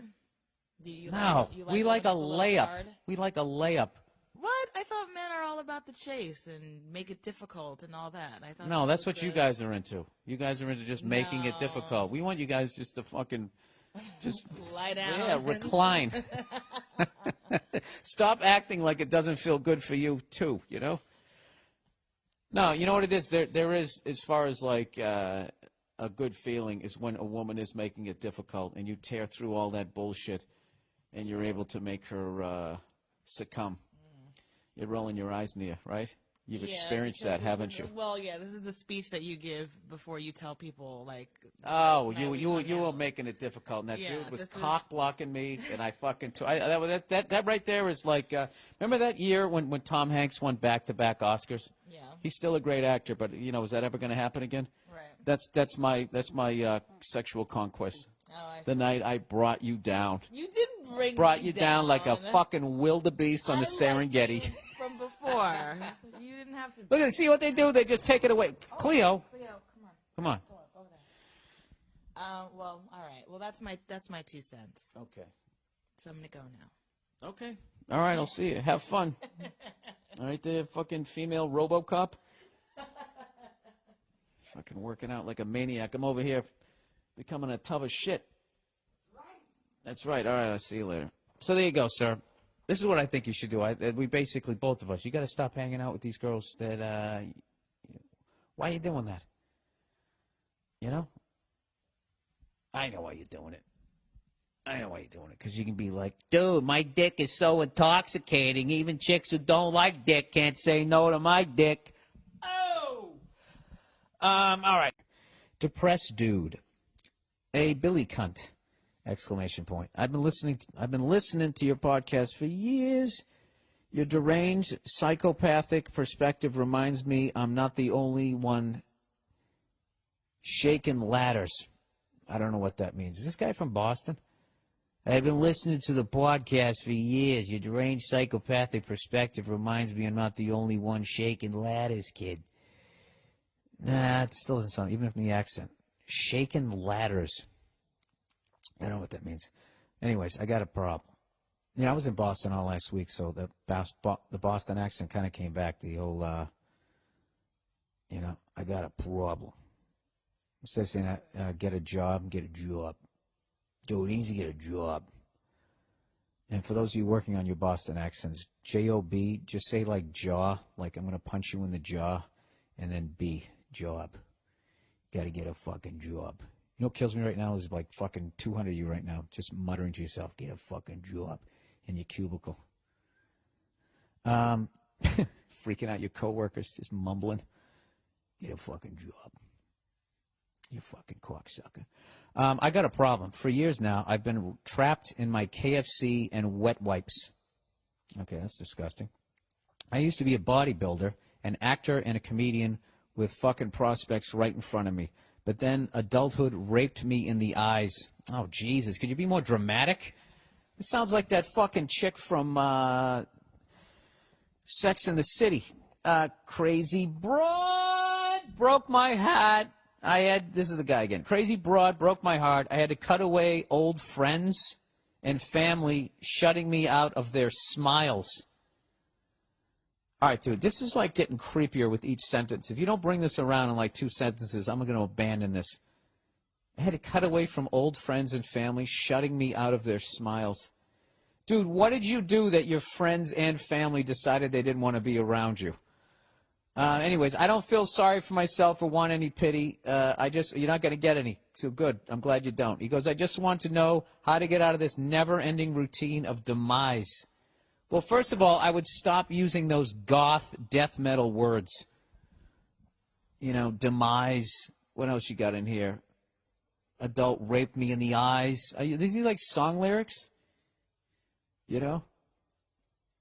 Depressed dude. What would be the name of this? Trapped in my KFC and wet wipes. Right? That sounds like, I can't sing like that. Rape me in the eyes. This routine of demise. All these fucking kids getting like fucking whiplash. I work too much in a job that was supposed to pay for my comedy career when I don't work. I was supposed to pay for my comedy career when I don't work. When I don't work, I sleep or watch endless DVDs. I'm 24 years old. Oh, what the fuck? This reads like you're 56, dude. He goes, I'm tired all the time from all the hating of the world, and my body just won't listen to the screaming frustration in my soul. Dude, you listen to progressive metal, I'm guessing, by the words you use here. Either that or you play Dungeons and Dragons. I'm really not helping your depression by shitting on you through all of this. Don't worry, I'm going to give you some sunshine here in the end here. So I sometimes get a spark of motivation to get back in shape and start writing script, but it only lasts for a day or two at the most. Yeah, exactly. And then the work comes, and you have to keep going. And that's what separates the people in life who fucking work and make it and those who don't. You know? Everything's fun for a couple of fucking days. I'm going to get shredded. I'm going to join a boxing gym. I'm going to look like I'm going to fight in a title fight. You go down there, you skip rope, I'm going to get abs. You're doing all the fucking shit. And 2 days in, you know, after 2 days, you get tired. All right? And that's where you need the discipline to get up and go over there even though you don't want to. You know? People who've written Oscar-winning scripts, I bet they don't like fucking doing it on a certain level. But they keep going. So I would just tell you to keep fucking going. Anyways, let me read the rest of this overly dramatic shit. I've lost all faith in the world, have nothing to fight for anymore. I respect your go fuck yourself attitude and want to know what you did to finally pick yourself up from your dark-inflicted depression. Sorry it's not the funniest emails, but I could really do with you. I know, dude. I'm fucking with you. I know you're going through some shit. So here we go. I'm going to help you out here. First thing I would do, get rid of the KFC and wet wipes. All right? If you're already kind of a depressed dude, if you eat bad food, that's just going to add, because I'm just speaking personally. Once again, not a licensed guy here in case you throw yourself off the fucking roof, all right? Yeah, number one, this is what I do. Go out and get something healthy to eat. You know, drink some water, okay? Get 8 hours sleep, wake up and eat something healthy. Then go to the grocery store when you're full and go buy a bunch of healthy shit. Okay? Chop up the veggies, chop up the lettuce, get a fucking salad already made in there so you don't have to think about it. All right? Cook up some fucking chicken, chop that shit up, make some chicken salad. You got that in there too. Get yourself some fucking lunch meat and get yourself some real bread from a fucking bakery. Start with that bullshit. You start eating right and then just start working out. You're automatically going to feel good about yourself and fucking stick with that. As far as that other shit goes, dude, you're 24 years old. All right? I started comedy when I was 24. You sound like you've already been doing it and quit. So you're ahead of where I was at your age. So there's no reason to be depressed. All right? This is how I got beyond my depression was I just started observing it. I looked at it as a spectator rather than feeling a thought and just accepting it and then being dragged to the bottom of the fucking ocean with it. I just started to pay attention. I just sat there and listened to what my brain was telling me.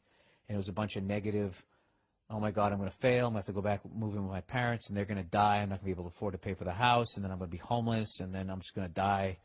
And, you know, nothing's ever going to work out for me, you know. Those were the thoughts I was having. So I just sat back and observed them, and I just started going, I don't want to think that. I want to think that. And I would just, as I felt them coming, I would just replace it with like a positive thought. I know this is really corny and simple, but I kind of started doing that. And the more I did that, because it didn't quite work. It actually didn't work in the beginning at all, but like I just kept doing it more and more. And then I just became conscious of when my brain was going in that direction. And working out helps me. Eating right helps me. Going down to a comedy club telling jokes helps me out. Playing drums. Wrestling with my dog. You know, taking Nia out to dinner. Just go do something like, it's just a choice. You know, July 30th, it's only going to happen once. Am I going to fucking be a miserable cunt on this? Or like I said, July 30th, 2012 is only going to happen once. It's just a fucking choice, dude. So, you know, if what you're dealing with is clinical, then it's obviously way beyond me. So I don't need, you know, and then I don't have to fucking apologize like Fred Willard. I'm sorry that you didn't go to a psychiatrist and you went to a hacky comedian instead. Evidently, that's my fault. The pests are like the most loyal and active radio fans, I think, of any show. And they also turn on us as well. Like, fuck, dude. They keep us on our toes. It's like, fuck.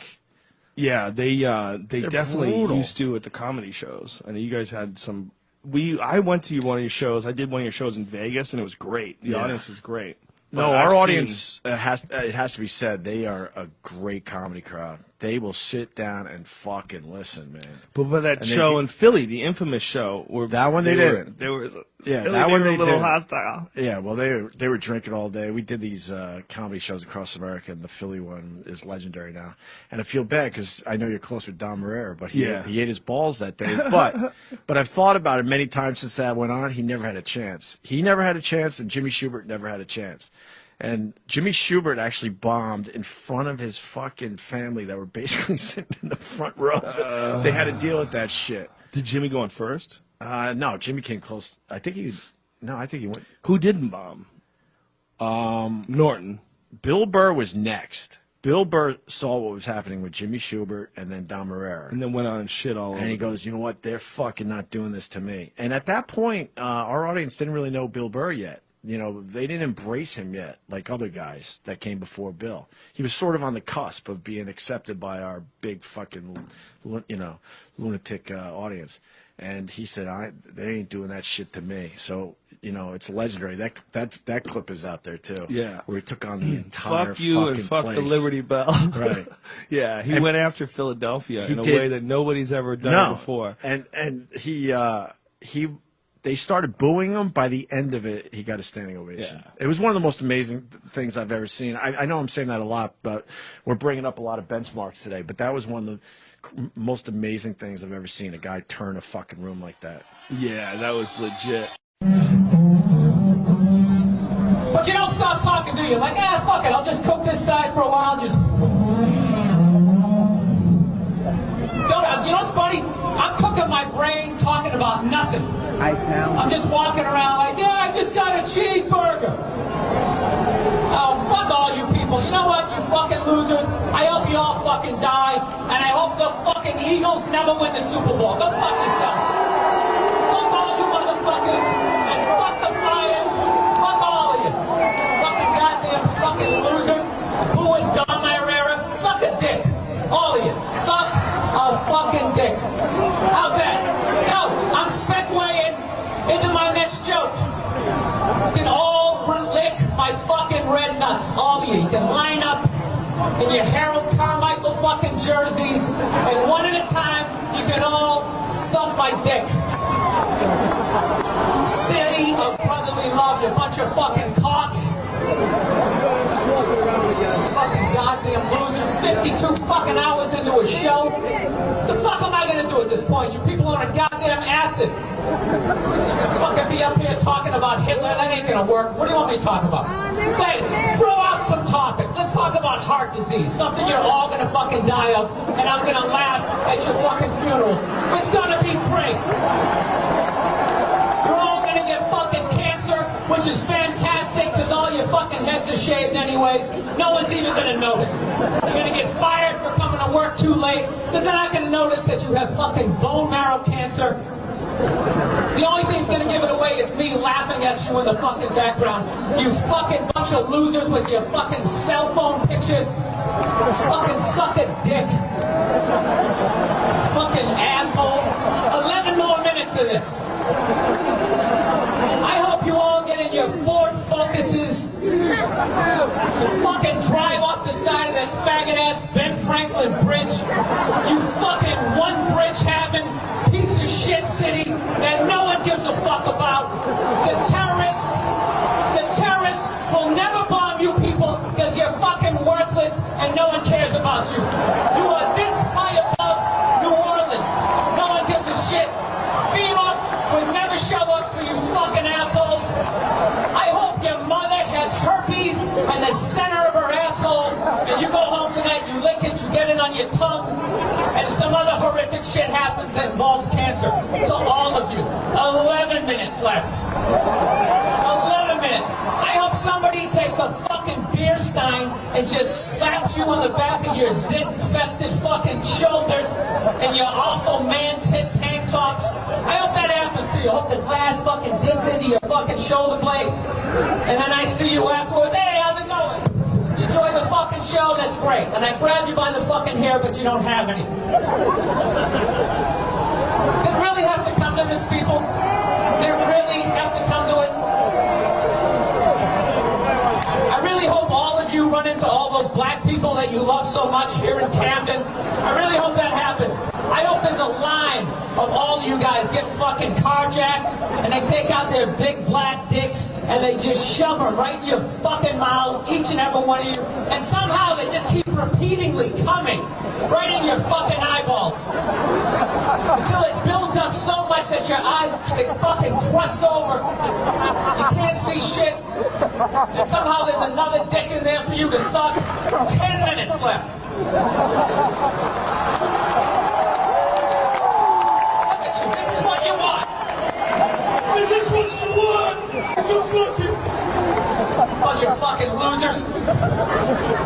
Fucking Rocky is your hero. The whole pride of your city is built around a fucking guy who doesn't even exist. You got fucking Joe Frazier is from there, but he's black, so you can't fucking deal with him.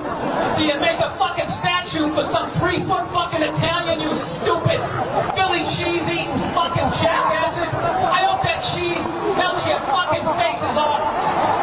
All of you collectively suck a fucking dick. What a fucking booby. 9 hours into a fucking show. Look at you in your fucking Donovan McNabb shirt. I hope he snaps both his fucking ankles the first goddamn game. I hope you go 0 in fucking 16. I said suck a dick.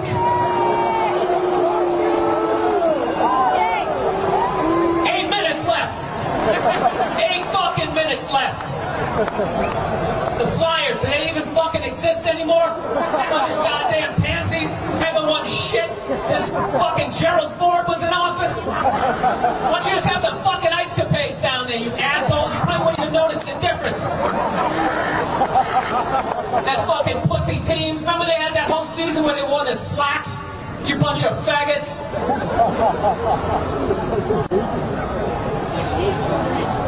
What else? What else? I attacked your mothers. It's 8 minutes. I'm doing it all. I'm fucking standing here. Look, I broke the mic stand. I got a little fucking cane now. I'm going to be the little observational comedian up here. What's that, sir? What do you have to say, sir? Never passed the fucking 8th grade. What brilliant shit are you going to fucking tell me, huh? Go back to the dock and go unload some shit.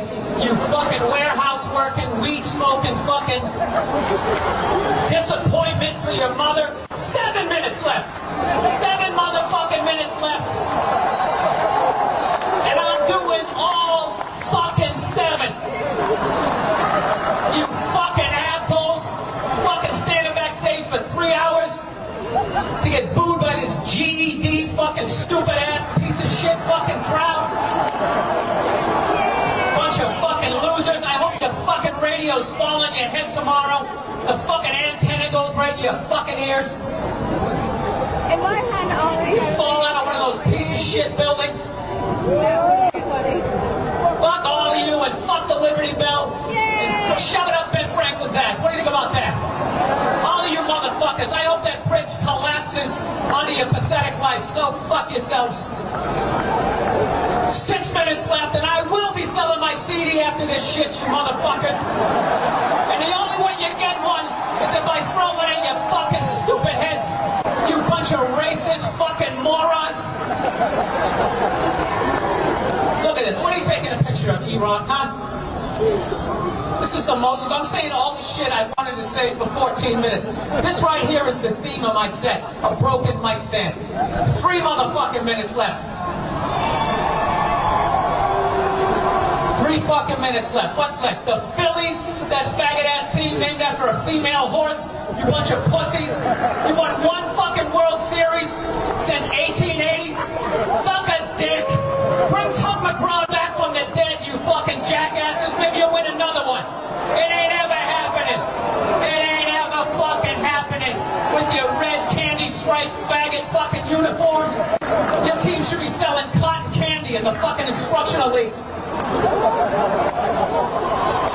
Do you have a soccer team? That's all I got left. Huh? You got a fucking ping pong team? Some other shit-ass fucking team that's never going to win a championship? You guys haven't won a Super Bowl since they had face masks, you fucking jackass. Roman Gabriel running around a fucking leather helmet. Ah, suck a dick. Was he a dad or something? You don't know who the fuck he is. Ironed my fucking shirt for this shit. Went to the Banana Republic, picked a $20 shirt off the rack.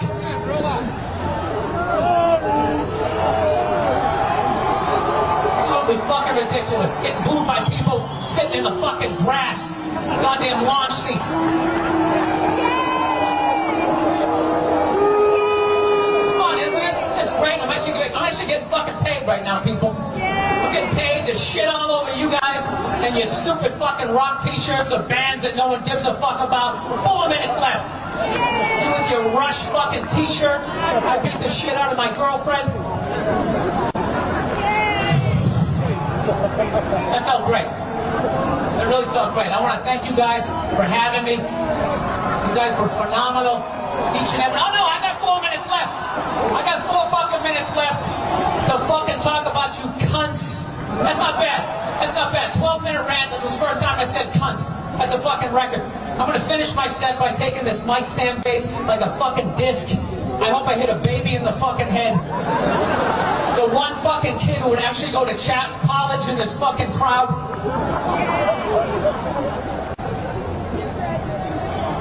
What's that, sir? Dave Chappelle, yes, he's not here. I wish I was on his fucking tour right now. Maybe I wouldn't have a bunch of cunts not fucking paying attention 4 hours into a goddamn show. 3 fucking minutes left. 3 minutes left in this motherfucking tirade. Boring. What's that? Sir, why are you screaming? You're in the front row, you dumb fuck.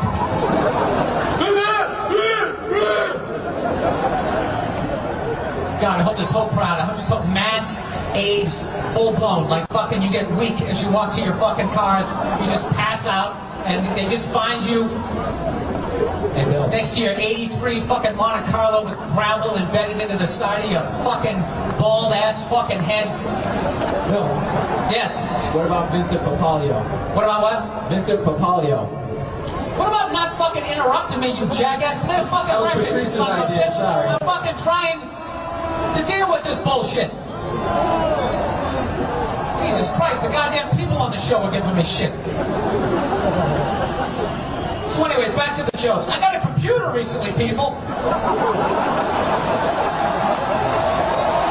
Fucking motherfuckers. I put in 2 minutes left. The last 2 minutes is going to be my rider for the rest of this fucking tour. I go on first. I do 3 minutes. That's it. I come out here with a fucking gun, right? That's what I do. I come out with a fucking gun, hollow tip bullets, and I just start fucking shooting people, okay? And everybody's chained to their fucking chairs. I just blow all your fucking brains out, like just one after another. Just fucking one. 2 to the back of the head. Never ending. Coming out like a fucking Mexican with those 2 fucking crosses of bullets. I just blow all your fucking brains out. I would really enjoy blowing everybody's brains out. Just fucking, just the next day, somebody mopping up the 3 pounds of fucking brains that are actually in this goddamn crowd. 1 minute left in the period. Alright, listen. This doesn't change anything, this set. I still fucking hate you people. I hate this fucking city. I hate the way you eat, your little shitty ass fucking Subway. And why don't you fucking build something for Joe Frazier and get that fucking idiot. You guys all gonna go see Rocky 19? Oh, dude, I think you can win. Listen, I'm out of time. You guys were here, man. Thank you very much. All of you go fuck yourselves in your own assholes. Have a good night. Thank you very much.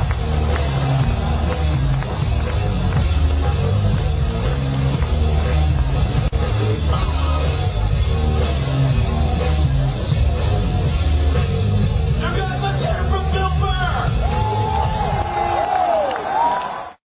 Bill Burr started out in Boston, and you deal with so many crowds like that. Yeah. Drunk, angry, crazy fucks, that you develop that style, that Right. you know, that attack style. That was such a Boston Is Boston set. tough for you guys?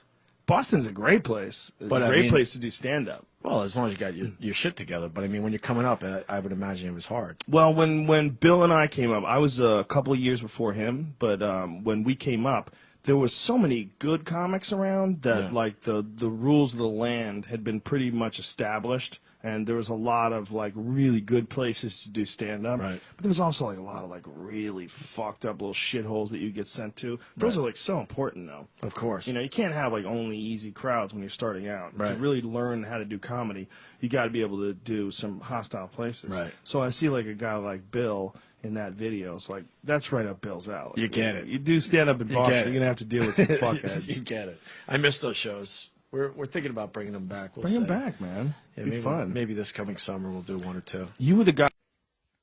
Advice: exotic pets. Bill, last week I was laid off from my office cubicle job of 4 years. I am now a 25-year-old unemployed college student struggling to make rent. Ah, Jesus. My heart goes out to you, brother. But at least you're 25, you're not fucking married, you don't have any kids. That's the bright side. And I know you don't need to hear that. All right?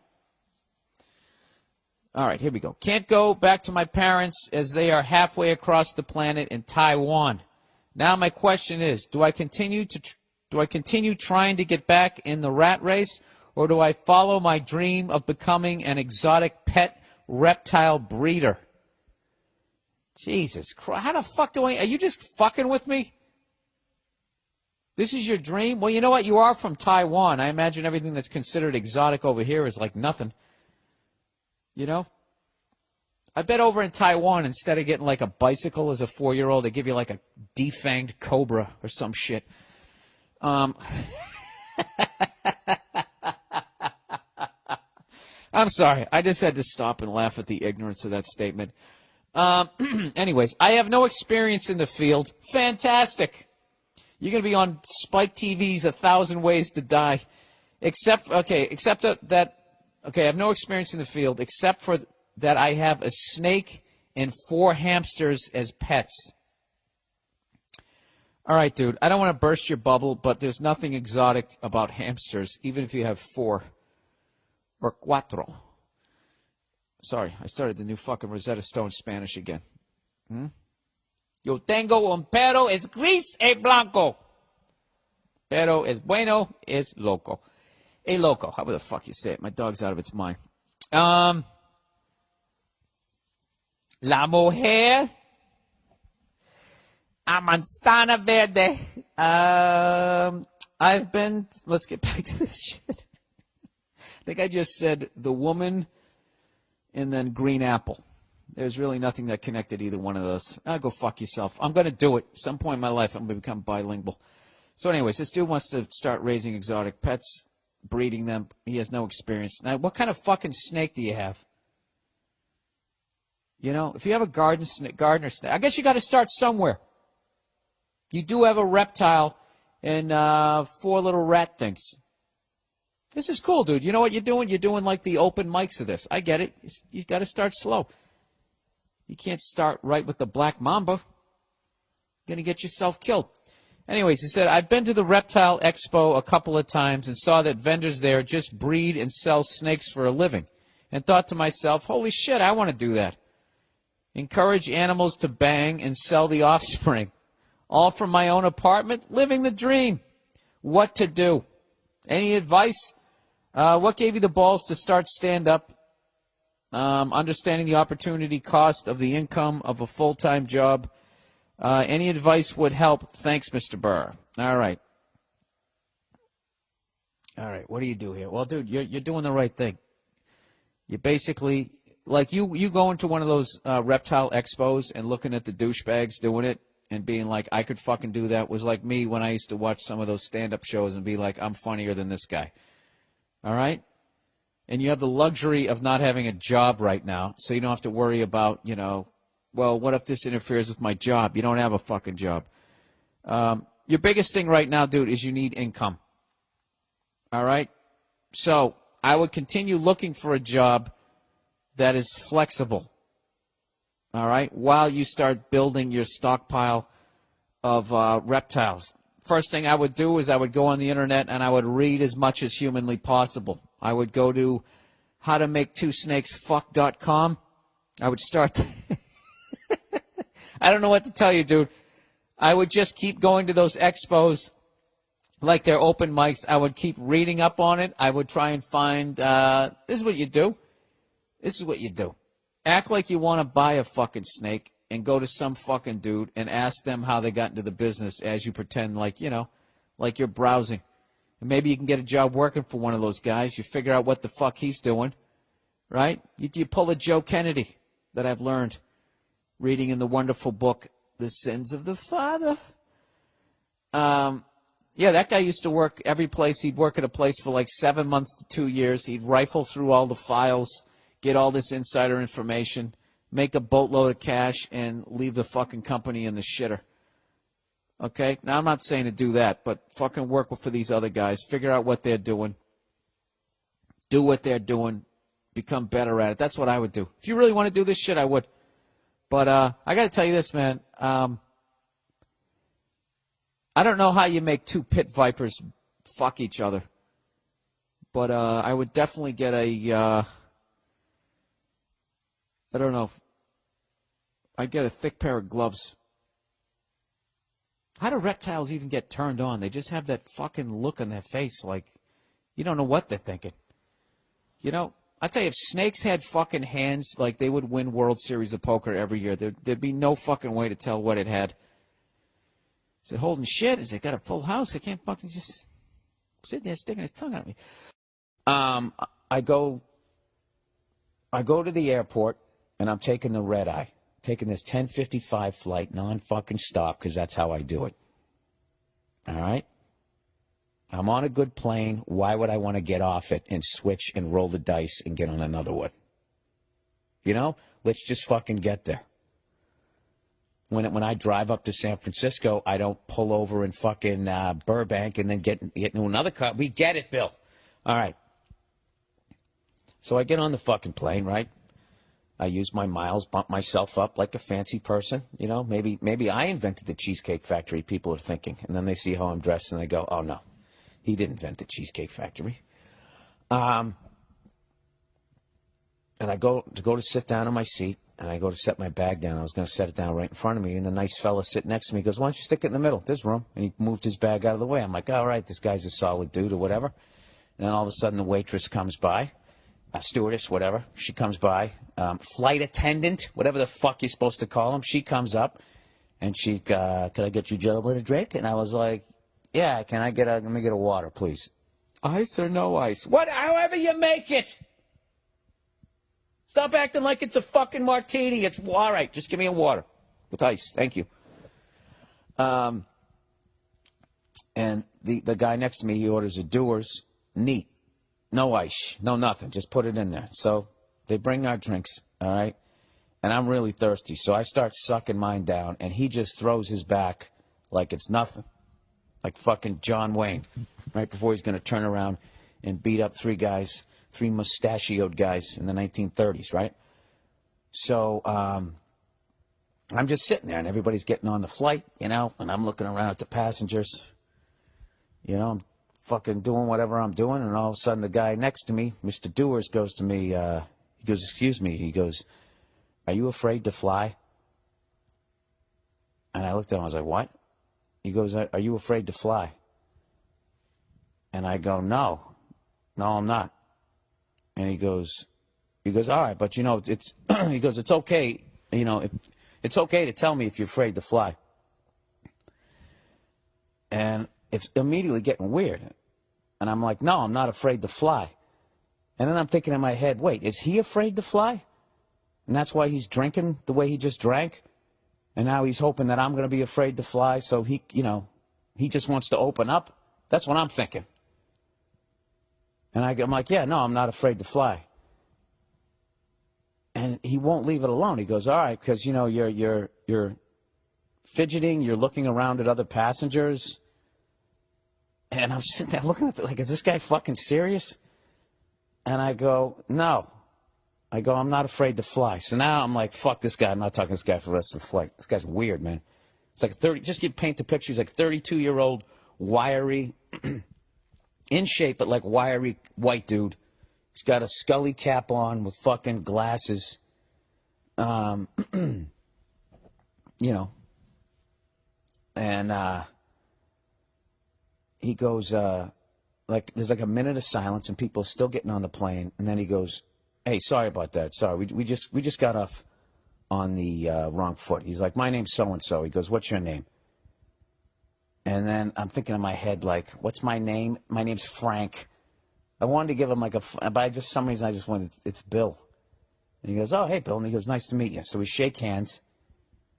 And I'm just looking I don't have any poker face. I'm looking at the guy like, what the fuck is your problem? I'm not even trying to I'm not trying to be pleasant. I'm already done with this guy.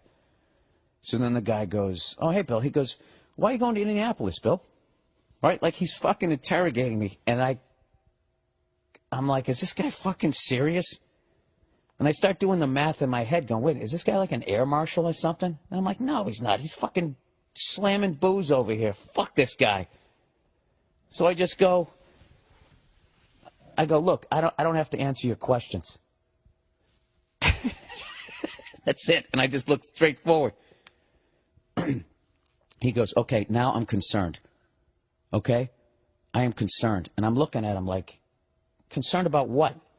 He goes, you're fidgeting, you have issues with other passengers, and blah, blah, blah, blah. He starts painting like this, like he's been, I don't know what the fuck, like psychologically breaking me down. All right, so now by this point, they've closed the door to the fuselage, and we're starting to taxi. And I just finally look at the guy, and I go, you know, I came up with the fight. At one point, I literally stick my hand out because he kept saying I was nervous.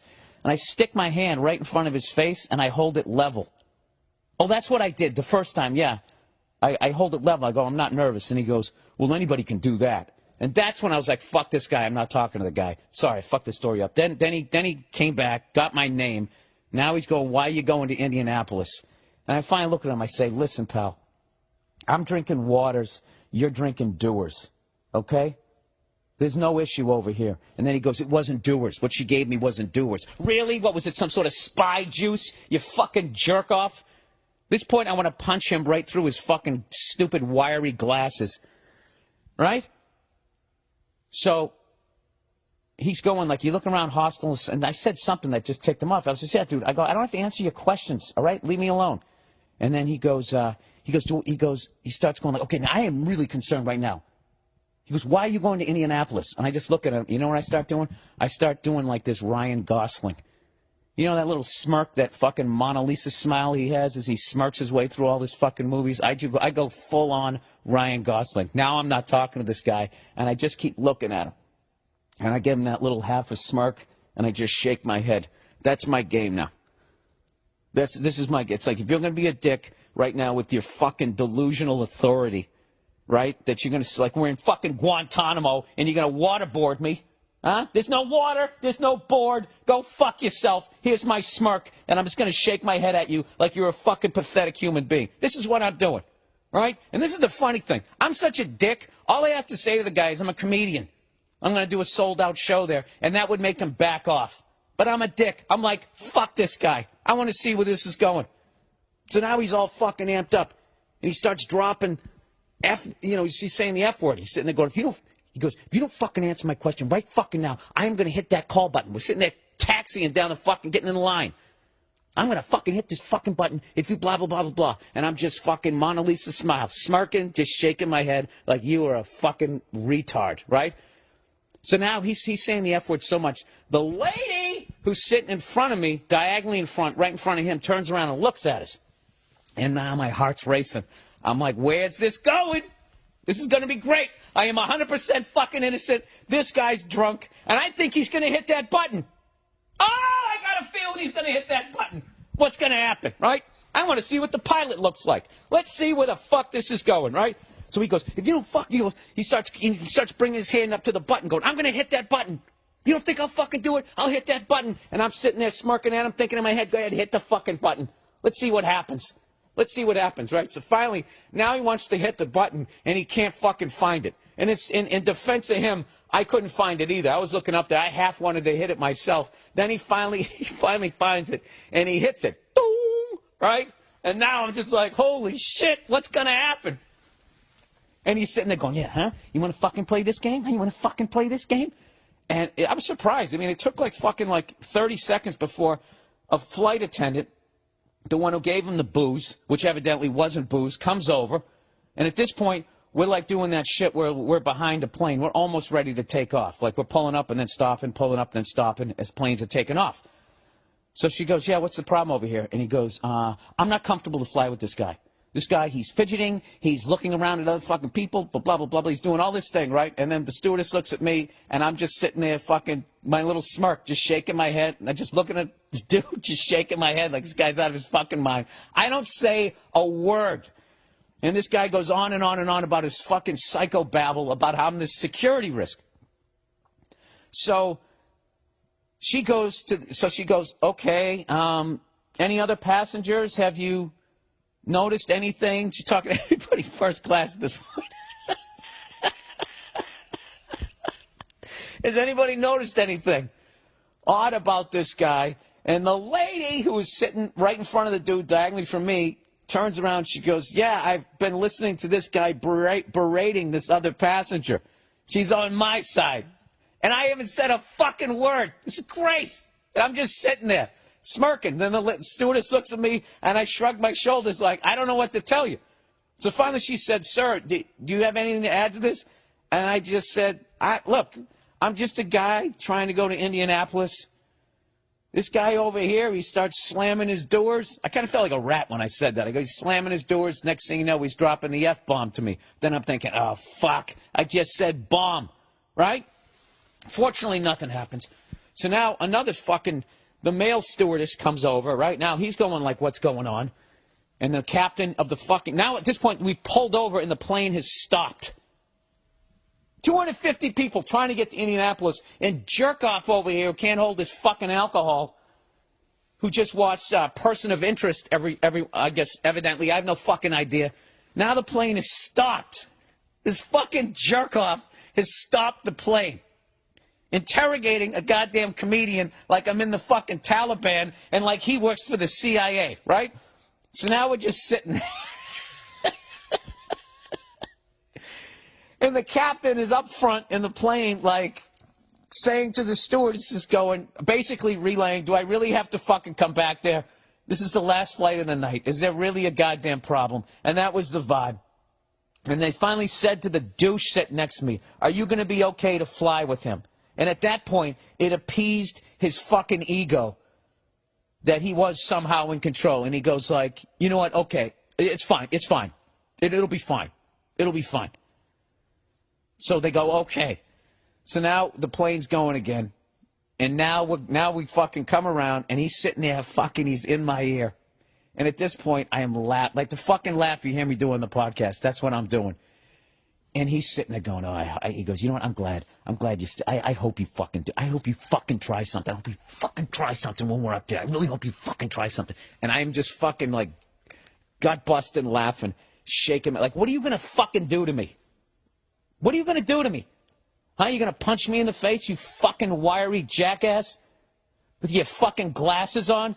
You know? That's a federal offense. You're going to go to jail if you do that or something. I don't know what, right? So I'm just sitting there fucking laughing at the guy going, I actually, at one point, I put my fucking little eye pillow thing on, you know, like I'm going to sleep. Oh, I had that out too when the stewardess was talking to me. I was like putting it on as this total mind fuck. Like, I don't know what this guy is. I'm just trying to go to Indianapolis. I'm going to sleep. And so I got my fucking eye thing on, right? As he's sitting there threatening me. I was going total passive aggressive. It's like, dude, I'm so not concerned with you. I'm literally putting a blindfold on. All right? So this fucking guy, he starts going. He goes, you think you fucking won this? You think you fucking won this? He goes, you know who my dad is? My dad, he started saying his dad's some major CEO in Indianapolis. Doesn't it sound like a fucking made-up story? I swear to God, this is all true. He goes, my dad is a major CEO in Indianapolis, and I will have you fucking arrested. And the lady turns around again. I will have you fucking arrested the second we get on the ground. I'm thinking, like, for what? For what? Sitting here? You fucking loser. Learn how to hold your alcohol. Right? And he starts describing the view that I'm going to have when I go to jail, like some fucking Law and Order episode. Oh, you're going to love it. You'll be able to see Lucas Oil Field and blah, blah, blah, blah, blah. And I'm just sitting there cracking up laughing. And then there's this pause, right? And I'm thinking, he finally shut the fuck up. It's like a 3-4 minute pause. He finally just gave up because I wasn't giving him anything. I was just laughing and shaking my head. I was being a dick to him. I was, because I was enjoying it. And then there was like a 3-minute pause, and then all of a sudden he just goes, why are you going to Indianapolis, Bill?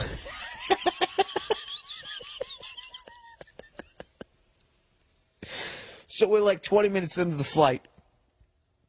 And I got to be honest with you, my adrenaline was so going during all of that. Because I knew I didn't do anything wrong, but I thought we were literally going to go back, and there was going to be fucking cops there. And like if the fucking stewardess or the pilot asks me who I am and where I'm going, I'm going to tell them. I respect your authority. You're just some... You don't have any fucking authority. I don't have to answer your questions. It was one of the most fun experiences I've ever had with another human being. Like when somebody thinks that they have power and you know they don't, and all they can do is just keep bluffing and raising their voice and start cursing at you. And if you just start laughing at them, the look on their face is fucking priceless. So the last thing he said, why are you going to Indianapolis, Bill? Right? And I fucking started howling, just fucking holding my stomach, shaking my head, and with my fucking eye pillow thing on, right? And I know I'm going to get a ton of shit that I wear one of those. They're fucking underrated. Get the one at Brookstone where it's literally a pillow. I'm telling you, you could fall asleep 12 noon facing the sun. It's awesome. So anyways, like after he asked me what where you going, Bill? There was like a 10-minute, probably 10 minutes had gone by, and I can't fucking sleep because it's so funny to me, and I can't wait to tell the story to every comic I know. I can't wait to try it on stage to see if it's funny or whatever. So finally I just fuck it. Maybe I'll just get on my computer. And I bring up my eye pillow, and I got to look at the guy because I know he's fucking staring at me, waiting for me to do something, right? So I lift it up. I get my fucking Mona Lisa smile going, and I look over at the guy, and dude, he is fucking passed out. He looked like he got shot.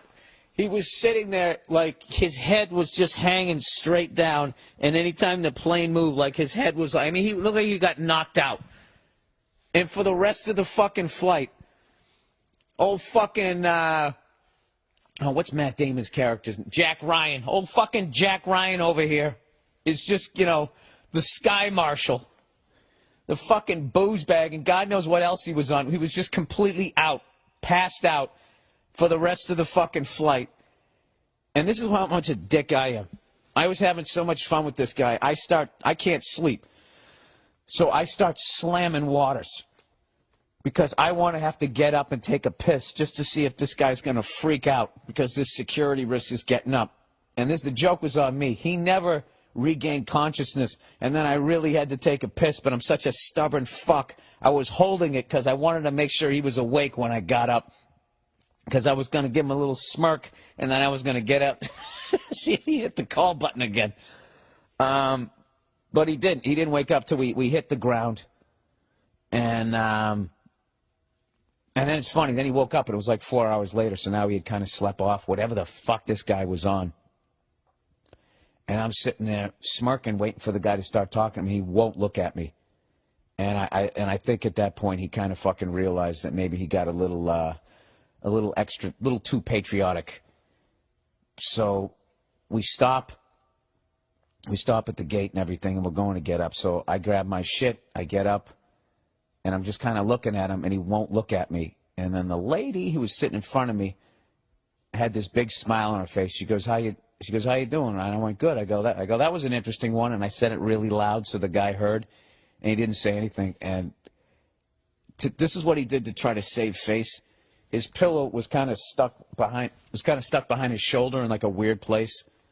So he was frustrated with it. So he ripped it out from behind him and kind of threw it down on the floor and went, ugh, like he tried to do some caveman grunt to try to still have some sort of, I don't know what.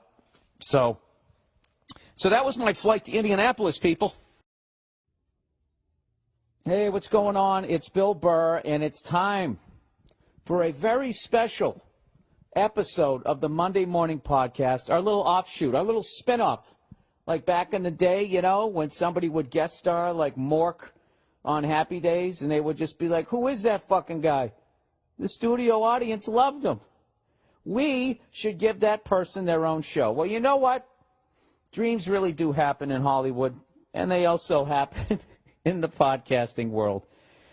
Because our own Nia, our own beautiful, lovely Nia, we're doing a Nia-log. Because your fucking podcast room is still gutted because we're waiting for the mortgage company, right?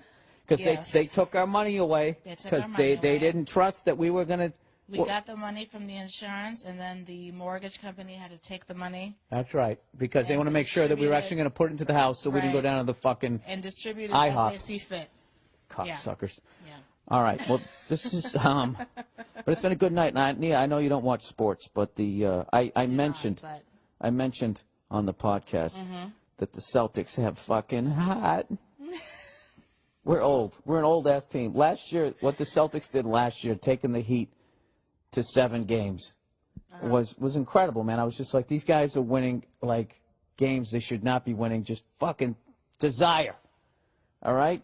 And now this year, I'm like, all right, we lost old Twinkle Toes there, whatever the fuck his name is. I'm not a big basketball guy. We lost him down in Miami. I'm like, now we're really fucking old. And we get Jason Terry in replacement, and then fucking Rondo goes down. I'm like, we're finished. We're going to get pounded by the Knicks. And the Knicks go up 3-0.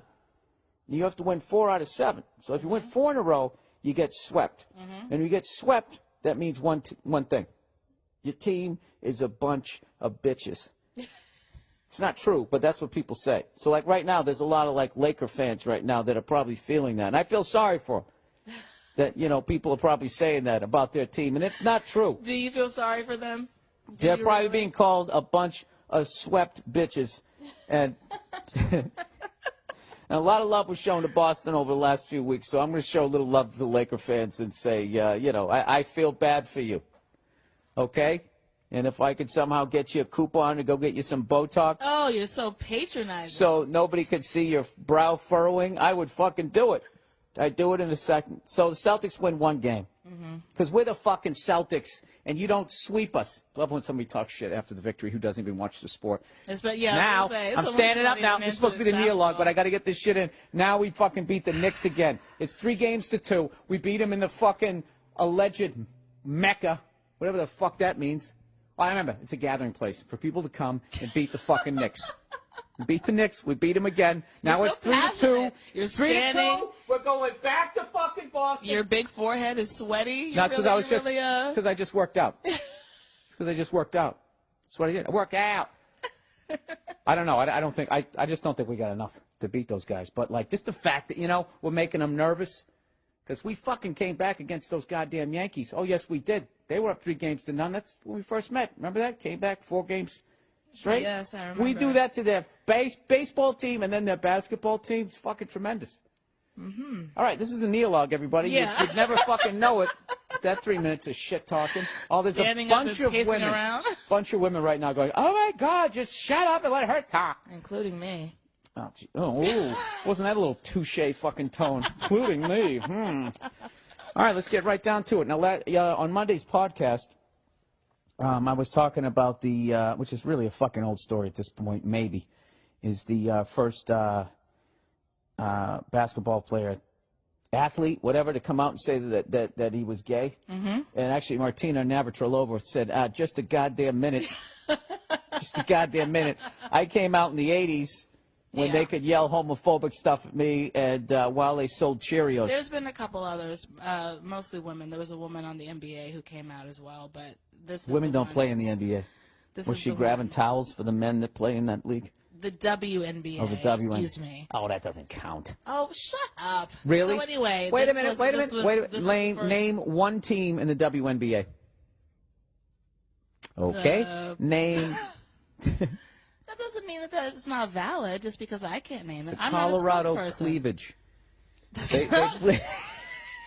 They've won You're the such a dick. first 6 years. Such a dick. That's not true.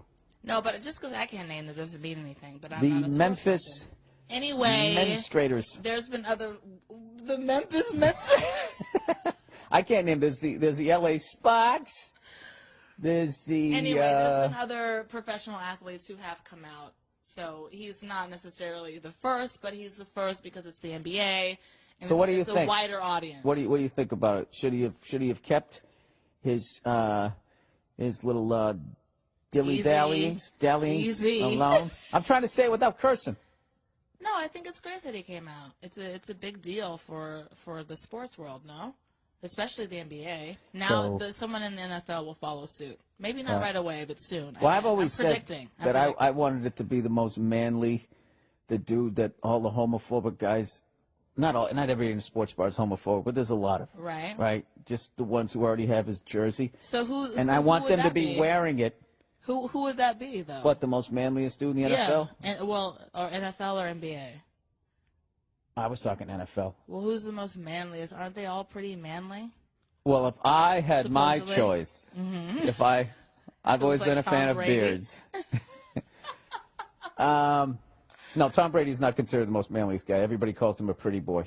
Who would it be? I don't know. Just one of those. Metrosexual, Just yeah. one of those fucking. You know what I mean? One of those fucking guys. And I'm just trying to get to the joke here. Yeah. The That guy they're that's like, going to be standing there in the fucking sports bar with Sure. that jersey on, Right. and now they're going to look like his girlfriend because Well, they're wearing that's- his jersey. Why would they look like his girlfriend? Little boyfriend. You know what I mean? Because in high school, when you date, all the ladies, when they were banging the quarterback, whoever was banging it, They got wore his jersey. to walk around wearing his jacket, and they pulled the sleeves up like an 80s comic. And that's what I was trying to fucking get to. I see. But this isn't about me, although it has been for fucking 7 minutes. I mean, Here's my thing. I don't think it's any big deal, but what about the showers? what about Should the he be showers? allowed to go into the showers? I said... Because what? I- Why wouldn't he You be know, allowed to? I'll- Allowed to. If he didn't try to make any sort of moves, he's not going to now. That's such a knee-jerk, fucking homophobic, ridiculous reaction. Oh God! Now that I know that you're gay, you're going to be looking at me and you're going to want to try to rape me. It's like if I didn't try to fucking rape I'm not you before, talking it's about not that. happening Now. I'm talking. So that's bullshit. No, that's not. That's no, nonsense. it isn't nonsense. It is. It's like this knee-jerk, ridiculous reaction, feeling like I'm not saying that he can't fucking shout. First of all, So why did you bring all it I up? did was I asked a fucking question, Why are you and all yelling? you fucking jerk-offs immediately just Why go, are you "You're such a fucking homophobic." He should have to pay a cover charge. Oh Jesus! A cover charge. All those shredded dudes, fucking abs and all that, dicks down to the floor. This is what the fuck he's into. He gets look at that for free. That'd be like me. For free? That would be like me. Fucking. I get to shower. Like I come out and just say that. Oh, what if I came out and said I was gay? Can I then go fucking shower with a bunch of Victoria's Secret? Fucking. That doesn't make sense. You wouldn't have I'm been trying able do to them all. before, so yeah. That's No, but I'm what just do you- saying. You don't get to shower with the thing you want to fuck without paying. You got to take somebody to a dinner. Oh, is that what you're getting at? I'm fucking around. For Christ's sake, I'm funny. You know what? Somebody's going to chop that up, and I'm going to have to make an apology. But I don't course have they to. are. Who am I going to apologize to? Fucking FruitLoops.com? Who the hell do I have on this? I didn't mean that. I didn't mean that. You know what it was? I was trying not to say Stamps.com. Jesus. Oh, I'm going to have to erase this fucking podcast. Mm-hmm. You know what it is? I told you to watch that. I told you to watch that. No, Fruit Loops is my go-to product. I already said Cheerios. Now, I always go with now- cereal. You don't but think now so? it's different. Now it's different. Oh, go fuck yourself. I've said a long time ago how I feel about the gays in the community that they live in. Which is what? Would I you like think- to reiterate? I think for us? years from now they're going to look back on this and see the way gays were treated, and they're going to look at it the same way as like when you used to stone somebody because they were a witch. Yes. I'm just having fun with this shit. Right. Give me a break. You don't think he's fucking psyched standing next to Kobe? Oh my God. Stop! He's the best basketball player. He's standing next to me. You are ridiculous. Why wouldn't he look? He's been looking. He's been looking. All right. Well, 'Cause here's he's the been thing. gay this All right, entire time. Well, what? So Okay. it's not Okay. Now like- we're getting somewhere. So he's been looking. Hypothetically, he's been looking. I'm just saying. I mean, maybe he hasn't, but No. Let me back into this corner for a second so we can have a little fun. why am I here? So he's been looking, right? Now let me ask you this: Yes. if I'm standing around, all right, bunch of naked women, and I've been looking, I'm called a creep. Get out of this locker room. You creep. You creep. And it's like, what do you think? I'm going to rape you? I'm just looking at your little bush over there. That's all I'm doing. It's really. How come I it's not can't the do that? same. How come I can't do that? It's not the same. Why can't I go shower with the ladies? How come I can't do that? This is reverse, fucking whatever it is. If he gets to shower with the fellas, Well, Huh? he probably won't now. He knows how people feel. I'm fucking around. He'll probably purposefully separate himself because he doesn't want people to feel uncomfortable. He'll no, I probably think make that what move he on do his is own. great. I'm just having fun. And Yes. for all you cunts out there who are actually taking this shit seriously, you know, I don't know what to tell you. You know, I don't. I got to be No, honest with it's- you. It's I a good thought thing that he did. it was great. It's great. Took a lot of balls. It did. It took a lot of fucking balls to do what he did. Especially when it seems like that's a sport where Oh, his, I don't know, because you got all those guys, random tweets and other kind of bullshit. It's such a, masculine. All the world of sports anyway, when it comes to men's sports, is seen as a very masculine. You've got to be a certain kind of guy, a tough guy, a strong guy, a guy that's not afraid of pain, who's going to go out there and just, right, like get when Chris, brutalized. and whatever. when Chris Bosh cried after they lost the championship, he got a ton of shit did he? for it. He collapsed to the ground and cried it out. And When then, they won? When they lost. Oh, when they lost. Well, yeah, it's fucking. He had a lot No, into no. it, right? You know how you just said, well, you put yeah. a lot of emotion into it. Why wouldn't you? But yeah, but Because- you cry. You're seen as weak. Because we're guys. Yeah. What you're supposed to do is take that ball of sadness and stick it add it to the big ball of sadness in your chest. Right. And then And do what with it? one day you're out there with the hedge clippers when you're like 55 and you just drop, and that's it. You guys cry it out. Right. I heard you keep your memories in your chest. So no, it's a wonderful thing that he did, but it's one of those things where now that he's done it, it's amazing. I need to read that Sports Illustrated article. That's when he officially came out, because supposedly it's a great article. But I guess what people feel, even though it's amazing, and I don't think anyone is discounting him from it unless they're, feel weird about an NBA player coming out, is that while it's amazing and great, they feel like it's going to take a quote-unquote bigger star to really affect I thought that was annoying. I thought that was annoying, That's what they and they feel. stole that guy's fucking thunder. Well, I he think- had the fucking balls You know what? to come out. And absolutely. But the thing is, it's kind of like with AIDS, right? So everyone had a certain Jesus. feeling about, well, I'm going to make this parallel because it makes I sense. hope so. When people were talking about AIDS in the 80s and 90s, there was a certain conception of who got AIDS. It was a gay man who was sleeping around or whatever it is. But when Magic Johnson, a huge, respected, revered, loved athlete, Not in straight, Boston. Not in Boston.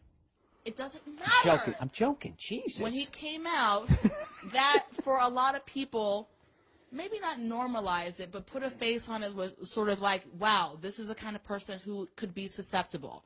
So maybe it's not something outside of me, and I don't know about this, and that's those people that do those things.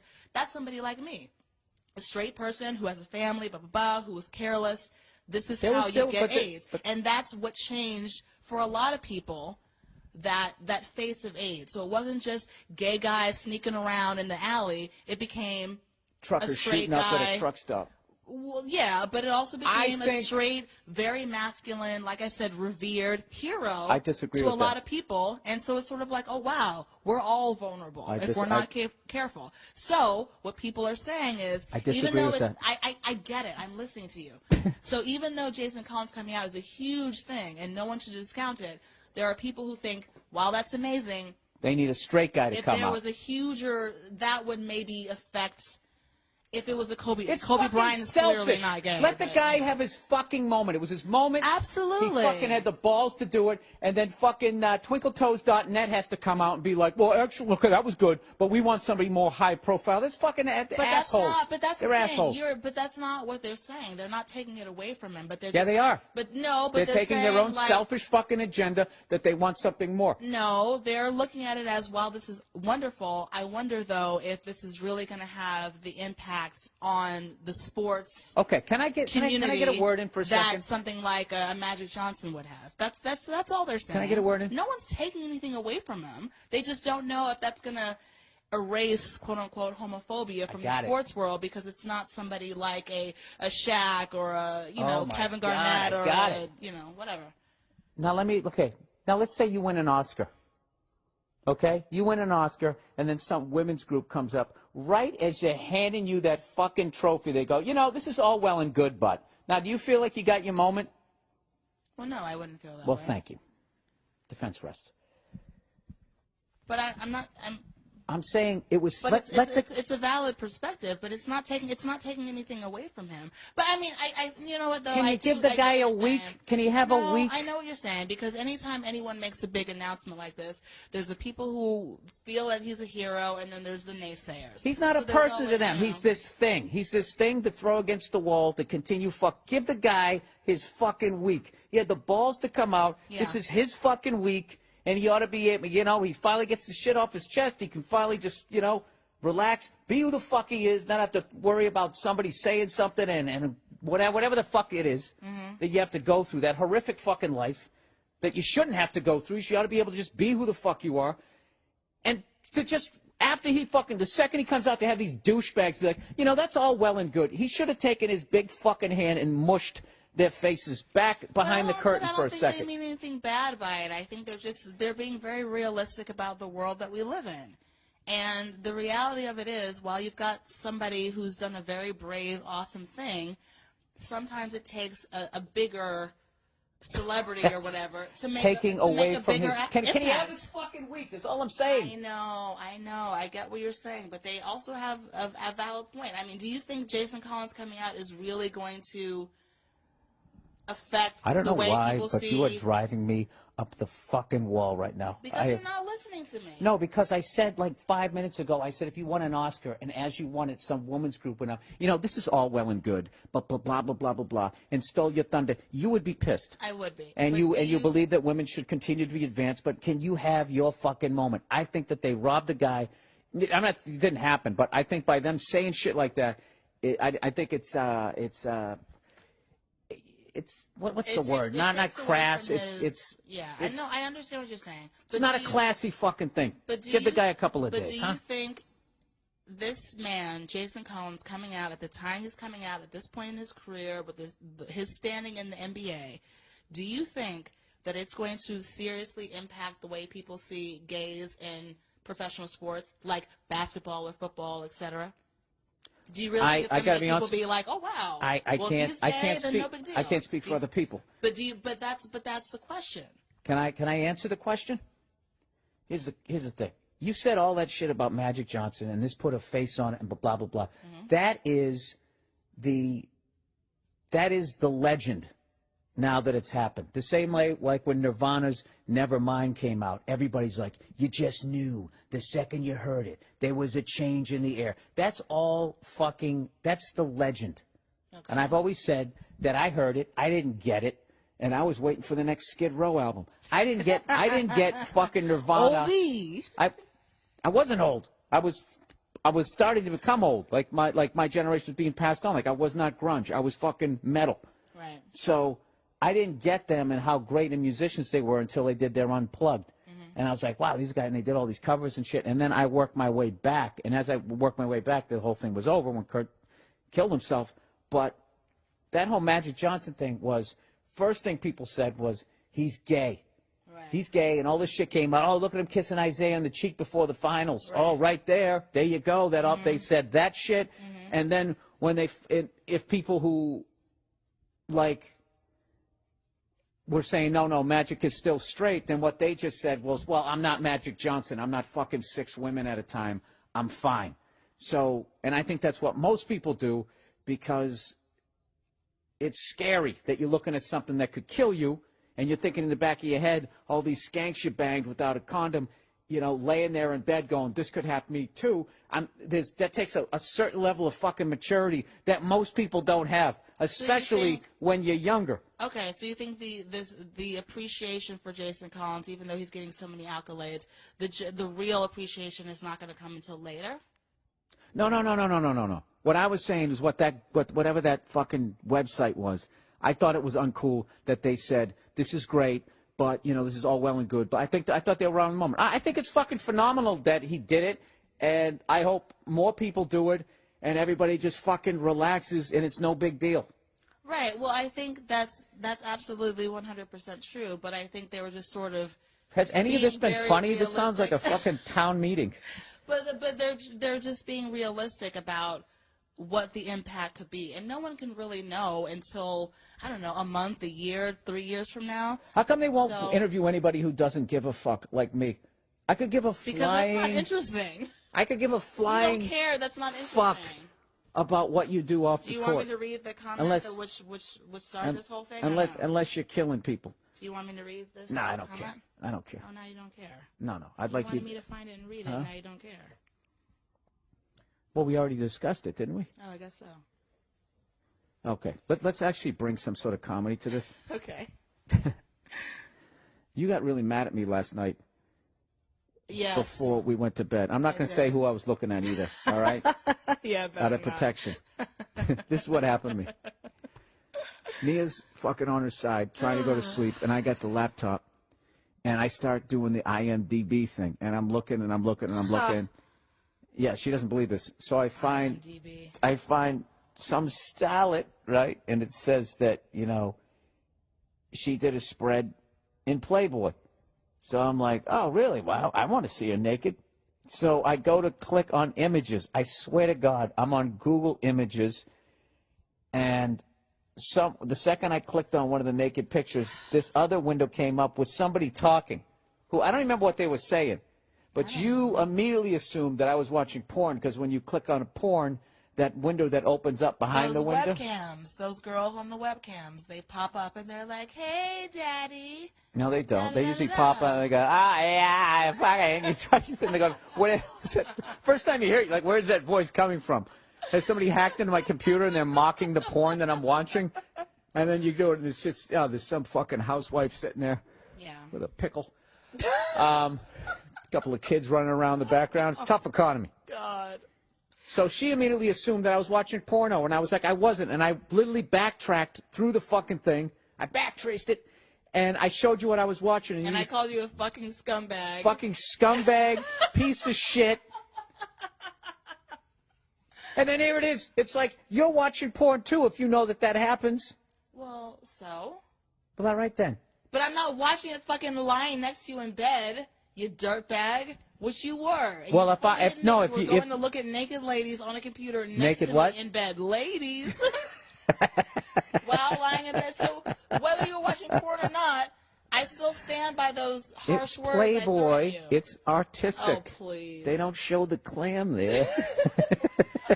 They just show a nice little, Yeah, and I heard that nice pop little up muff. and that breathy little, oh my God, this and that, and I knew what you were doing, and I fucking screamed at you. Do you honestly deserved think- it. You fucking deserved All right, wait a it. minute, wait a To minute. lie next to me and be looking at porno while in bed with your future wife, you fucking scumbag. I don't take any of it back. Wait a minute. You're a dirtbag, and you deserve to be yelled at. Do you honestly think? In life and on the podcast. You know what's funny is we got such a great mattress here that I think I could actually rub one out without you noticing. That's nice. That's what they That's should do. nice. That's what they should That's do in that real commercial. nice. You know that commercial where they have the wine on one side and the guy's jumping up and down? They should have some guy with his hand inside his I'm sure fucking someone's jams, gonna fucking parody jerking of like it this already. and looking at the camera, giving the thumbs up.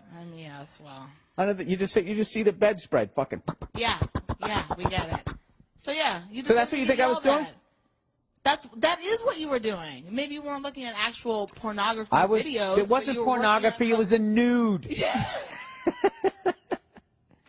It was naked pictures of another fucking woman. You got caught, and I screamed at you, and you fucking deserved it. All right? You called me a lot of harsh words. Well, you deserved it. To do it while you're lying in bed next to me? What kind of man are you?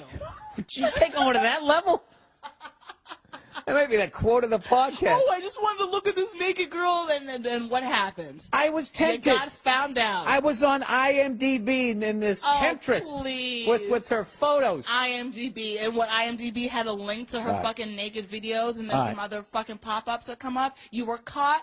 And Here's a you're move for you guys. embarrassed, And you're trying to make it funny. For all the guys listening right now, here's the move in this moment. Hey, if I want to look at a naked broad on my goddamn computer, all right, I'm going to do it. You absolutely can, but Well, all to do right it while then. you're sharing our fucking would-be marital bed, I'm not going to stand for that. I'm going to call you names. I'm going to shame you, and that's how it is. It's impossible to shame me off my childhood. You're shamed. That's why we're talking about it right now. No, I'm not. I was trying to bring up something fucking funny. Sacrificing me. Don't give me that Anyway, fucking look. Give me a So break. that's how it is. Yes, I looked at a fucking naked actress. All right? Uh-huh. There you go. And I enjoyed it, and I'll do it again. No, you didn't, because I screamed at you, and it Oh, that took part all I the didn't joy enjoy. away from from you. There was a lot of shame. No, I was so, you know what it was? I wasn't prepared, and then that lady's voice, yeah, fucking, yeah, and then you fucking rolled over, and you were just fucking in my grill, and I was sitting there just stuttering, trying to shut it off. I couldn't find the mute button. It's unreal. Yeah, well, you don't do that. That's rude.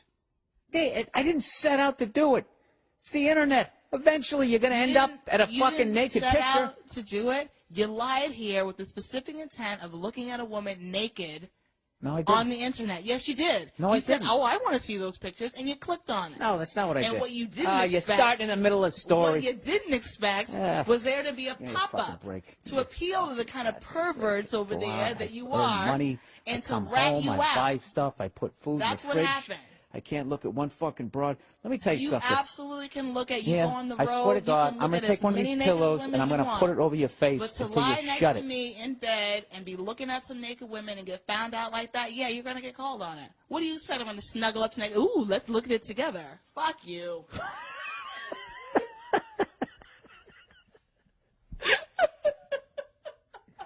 Oh, that might have been one of the greatest fuck yous I've ever had. Fuck you. Oh, that was beautiful. That was a thing of you guys got to admit, when it comes to fucking just laying somebody out in lavender. All right, Nia, I have to tell you this. What? I didn't open my computer and be like, I'm going to look at this naked girl while you're laying next to me. I went on IMDb, and I'm such a weak, pathetic person that within 3 seconds I ended up on that. But that's not. I'm like one of those guys who's fucking did the crime. This is second degree. This isn't premeditated. I didn't fucking walk in there like, I'm going to look at this girl, okay? I walked in, okay? I saw the gumballs sitting there. Stomach was growling. I said, fuck it, I'm grabbing them, and I got caught. So, yes, I did rob the fucking store, but I wasn't sitting at home going, you know what I'm going to do today? All right? And just throw a naked woman in there, and you have the fucking Woman that explanation. you were looking at, you knew who she was. You knew that she posed naked. You knew. Because you know who this person is, all right, without going any further. So for you to sit here and try to act like, oh my gosh, I was just investigating someone's like acting history. Justin and IMDb Timberlake and showed Wiki, his fucking blah, blah. wiener on the goddamn internet. You'd look at it. What does that have to do with anything that we're talking about right now? Because you know what? You were right. You know what? You were right. You Can know I what? finish? You know Can I what? finish? Is that you're Can I trying to finish? throw- you're trying to do Can I that classic, finish? Sort of. Can I finish?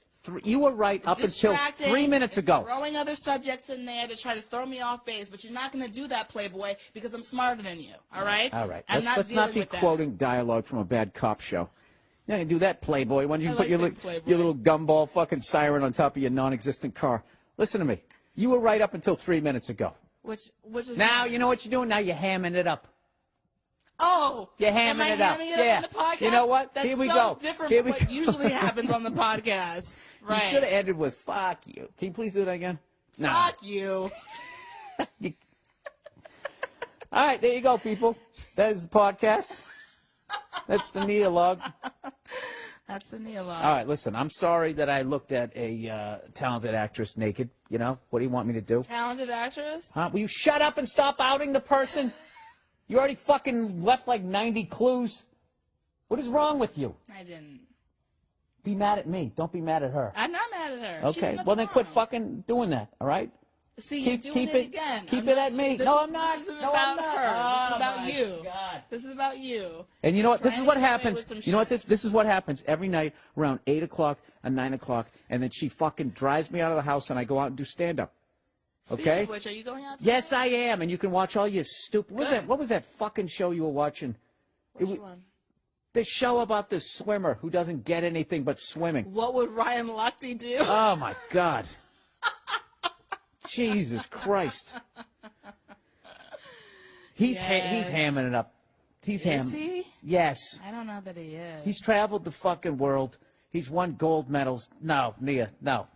Yeah, No. you say like he's traveled the world and met with diplomats. He's traveled the world and jumped from pool to pool. He has met with diplomats. When he win a fucking gold medal, all of a sudden you get the key to the city. This guy's cut ribbons. Okay, and he shakes Yeah, hands. he's and then opened he jumps back zoos. into the- This guy's opened zoos. Okay, you're not that. He's not that dumb. Oh boy. don't know about that. But it's hot, and that's really all that matters. Okay, and now do I get upset that I'm sitting on a couch and you're sitting there looking at fucking... Oh, that's what you said the other night. You had this look on your face, and I'm like, you not enjoying this show? And you're like, no, I'm looking at those abs. Yeah. And if I was lying next to you looking at naked pictures or whatever of Ryan Lochte, then you would absolutely have something to say about it. So wait a But minute. that's not what happened. No. I was watching a show. Well, on E! okay. So the bedroom is not cool. Yeah, the Okay. bedroom is our fucking bedroom. It's where we... I know what you do in a it's our bedroom. bedroom. It's a sacred space. Do you believe this shit, guys? Do you It's a believe this? fucking Would you sacred believe space. that a Okay? swell guy Can like we me not would have to put up with swell? this shit? Can we not have the bedroom at least? Okay, but if I did it in the living room, perversions? if I did it in the living room, that would have been okay. If I'm not in the bed with you, yeah, you're outside. No. Mm-hmm. There's no bed in the living room. If I'm in the fucking living room, I can look at a picture of a naked woman on the computer. I got no problem with I just want, okay? And then I hit on the thing, and all of a sudden it goes, yeah, fucking right there. Oh, my God. You're not going to have a problem with that? Not in the living room, no. But while lying in bed next to me, that's a problem. I can live with that. So we're in Absolutely. agreement So I apologize. I didn't know that was the rule. And once again, Nia, I was just looking at a fucking picture, all right? I'm a fucking guy. She's a naked woman. What am I supposed to do? It's free. It's free. One click away. How do I resist? As if you had no choice. I really don't. The way I'm wired, I don't. All right? Oh, please. I don't accept that. Oh, the way fuck I'm you. wired. You want to, Nia? What if The there way was I'm what? wired. Please, no. I don't accept Really? that. Nia, what if there was a store you could just walk into and there was a bunch of free shoes? Are we in a store right now, or Wait are we a in minute. the fucking bedroom? It's a fucking metaphor. It doesn't matter. We're not talking about metaphors. We're talking about what actually happened. I'm talking about how you're wired versus how I'm wired. Okay. We're You're wired to get, differently. you like stuff. You guys, you're into shit. You like hats. You like fucking shoes. Hats. If a free hat or a free pair of shoes was a click away, you'd fucking do that right in front of me in the bed. You would. A free And then hat? I'd hear somebody, oh, it's a too, and A fucking. free hat is not the same as what you were doing. It's just not. The end. Yeah, and but you you're not- started to you're not- apologize for it, and now you're trying to backtrack. Because I was trying to fucking apologize, and you keep coming at me like a goddamn meerkat. I don't try to keep coming at you. You should keep trying to excuse yourself for what you did, and you know that it's wrong. Listen, you know what? I know you think that you're doing some amazing shit here where you're just not backing down. Okay? First of all, what are you going to do to me, Nene? Huh? What are you going to do? Huh? You going to body slam me? I'm bigger than you. I already said I'll I have push no you right problem off this with you fucking bed. looking at porn or whatever it is that you do. I have no problem with that. But if you're lying in bed next to me, when And then we're I going to bed, and I said you're doing okay, that, and I that's a said fucking problem. I And I'm fucking gonna said call okay. on I you, said call okay, you on it. and I said okay. So then we have nothing left to discuss. End of podcast. Why do women always take the ball and go home? How old are you? There, I'm on that point. It's over. End of game. I won. I'm going home. Huh? All right, whatever. All right, that was the podcast for this fucking. Look at me, that self-satisfied laugh. All right, that's the Neolog this week. Therapeutic. As you can see why I don't have her on that much anymore. I know. I'm never on anymore. It's because you're busy. Yeah. Busy doing stuff. What are you doing? Not doing shit. Chastising you. All right, see ya.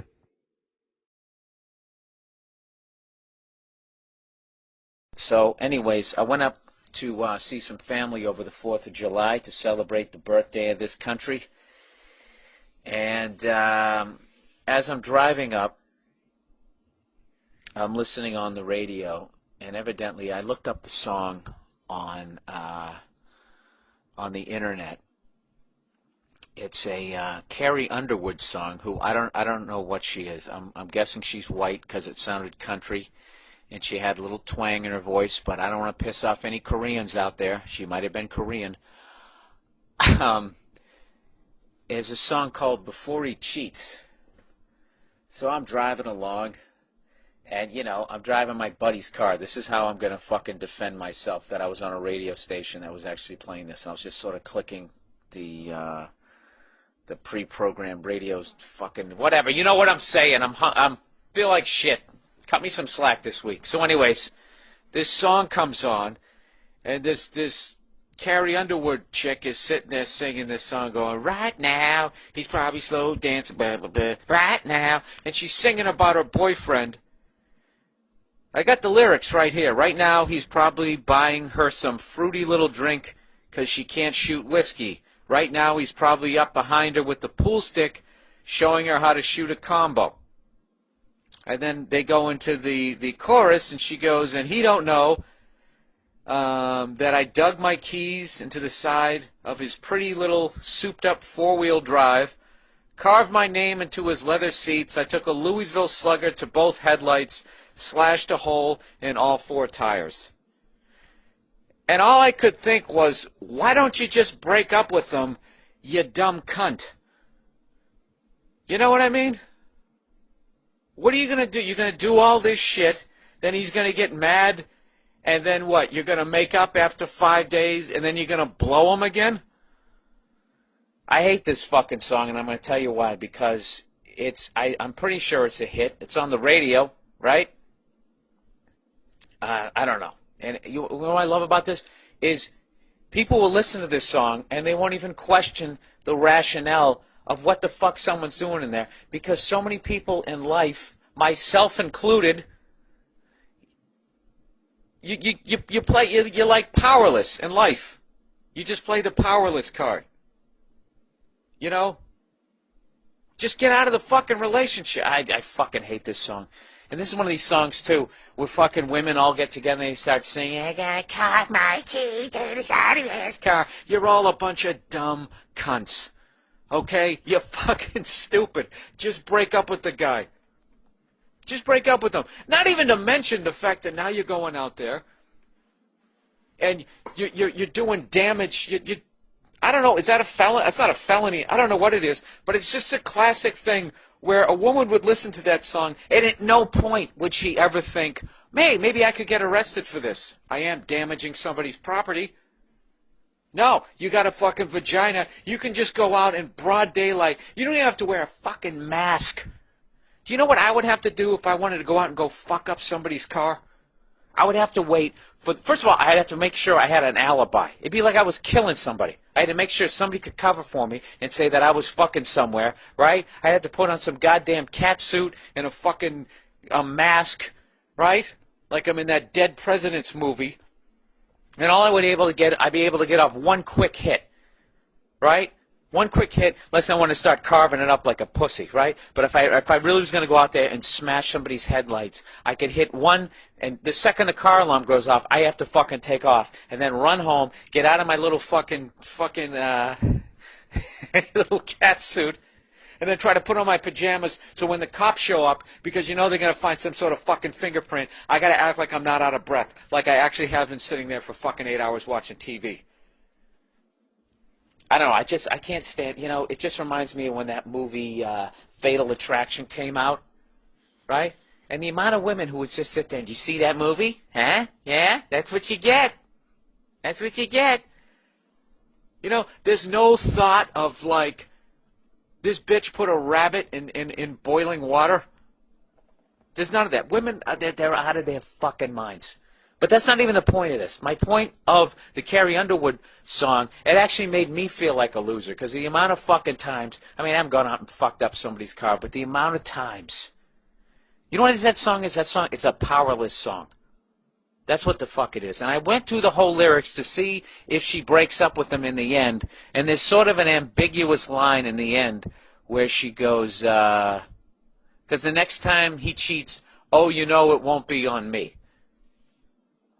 So that's sort of ambiguous, because it could mean because I broke up with him, or it could be because he doesn't want to get his truck fucked up. So I don't know. You know, it just fucking annoys me. That song just annoyed the shit out of me. On both levels, where you got somebody, it's like just break up with the guy. And your solution is, you know something? If a girl ever fucking cheated on me, that I would break up with them.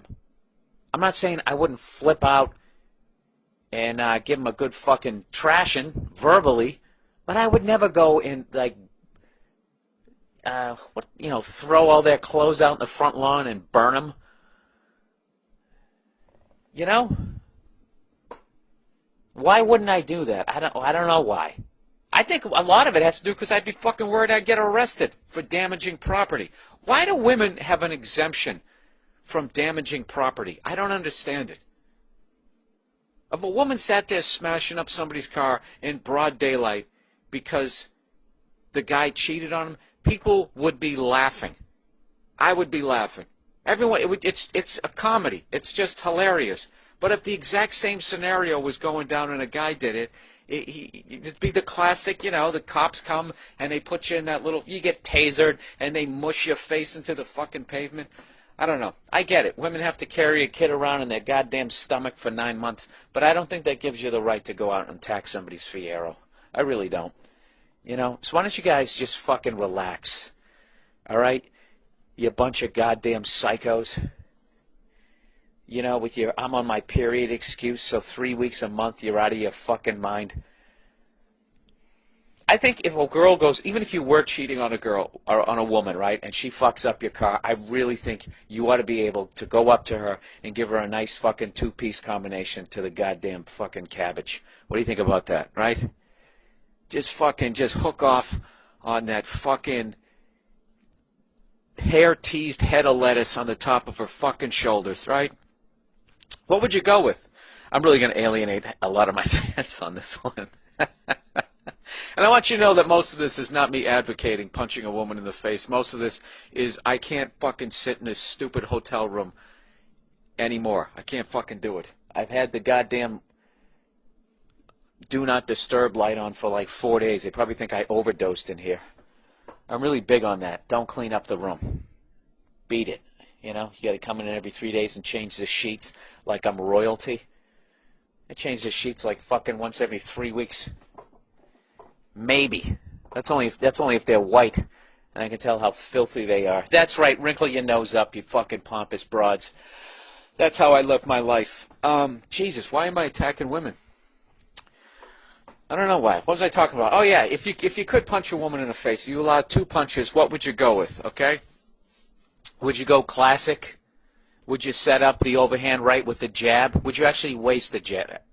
Waste a jab. Would you go... This is just evil. All right, I got to get off this fucking subject. I don't know. That song just annoyed me.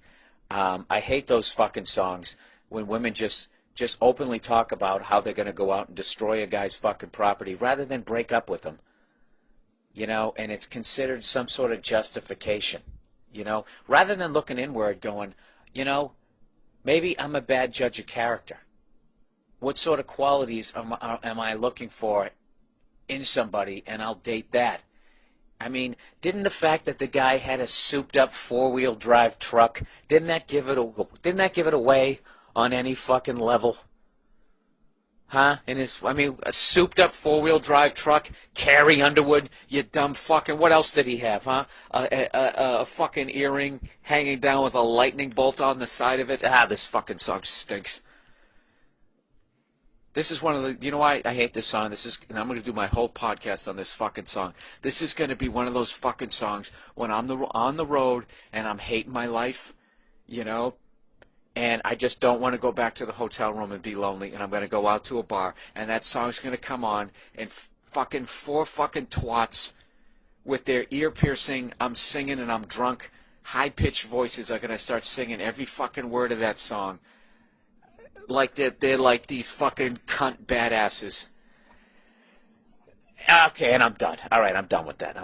Fucking... Oh, Jesus Christ, that fucking song annoyed me. Oh, by the fucking way. Not by the way, people. This is by the fucking way. Which you know that I'm about ready to tell you some shit that I believe in, baby. I'm at Logan Airport. Edward Lawrence Logan Airport. I finally learned that Logan Airport is named after Eddie Lawrence Logan, who was some sort of fucking military person who fought in the Spanish-American War, and that they used to have a statue of him before they had to make the airport even bigger because people outfucked it, So I go there, okay, and I go through security, And they got the giant fucking microwave they want me to stand in with my legs spread doing the Jay-Z symbol, right? Well, the Sammy Hagar from the 5150 tour, depending on what generation you are, depending what side of the tracks you're from. All right? This podcast is for everybody. I'm sure someone in the Village People did it. There, you see that? Reached out to the gay community. Swell guy. Pat myself on the back here. So anyways, I say I'm not fucking, I'm opting out. All right, sir, can you go stand over there? I didn't even like standing over there. I used to work in a fucking dental office when I would take an x-ray of somebody's tooth. One little fucking thing, and we put that camera right up to the side of their jaw. We put a lead vest over all their vitals right down to their dick or hoo-ha. And then I left the fucking room, stood behind a wall that had lead in it, and I pressed the fucking button. Now I'm supposed to stand there, like I'm just going into prison. They do everything but you have you bend over and spread your fucking ass cheeks. I'm like, I'm not fucking doing it. And I know what people are saying. Well, Bill, you talk on a cell phone, right? That's fucking radiation. You fly in an airplane, right? That's fucking radiation. I understand that I am getting radiated throughout the course of the day and the way I live my life. I understand that. Okay? But I don't need to get extra radiated. So if there's a way to opt out, believe me, if there was a way to opt out of flying on a fucking airplane, a viable way, aside from just saying, fuck this business, I'm going to buy an old bus and just drive around, and that'll be my miserable life, I would do it. But the fact that I can just stand there for an extra 5, 10, 15 fucking minutes, and rather than stand in that microwave, I could just go over and just have some, sort of cute male person pat down my ass with the back of his hands.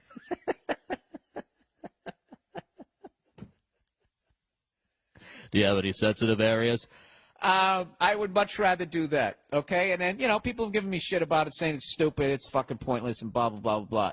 Well, so anyways, I'm at Eddie Lawrence Logan Airport, Edward Lawrence, and I'm standing there, I'm waiting, and whenever you want to get fucking patted down, they wait for fucking ever. They make it take extra long. I'm convinced that they do it just so you just say, fuck it, I'm going to go into the toaster, all right? But I don't give a shit. I always get to the airport early because I know the game that they're running over there. Oh, the lovely Nia, everybody.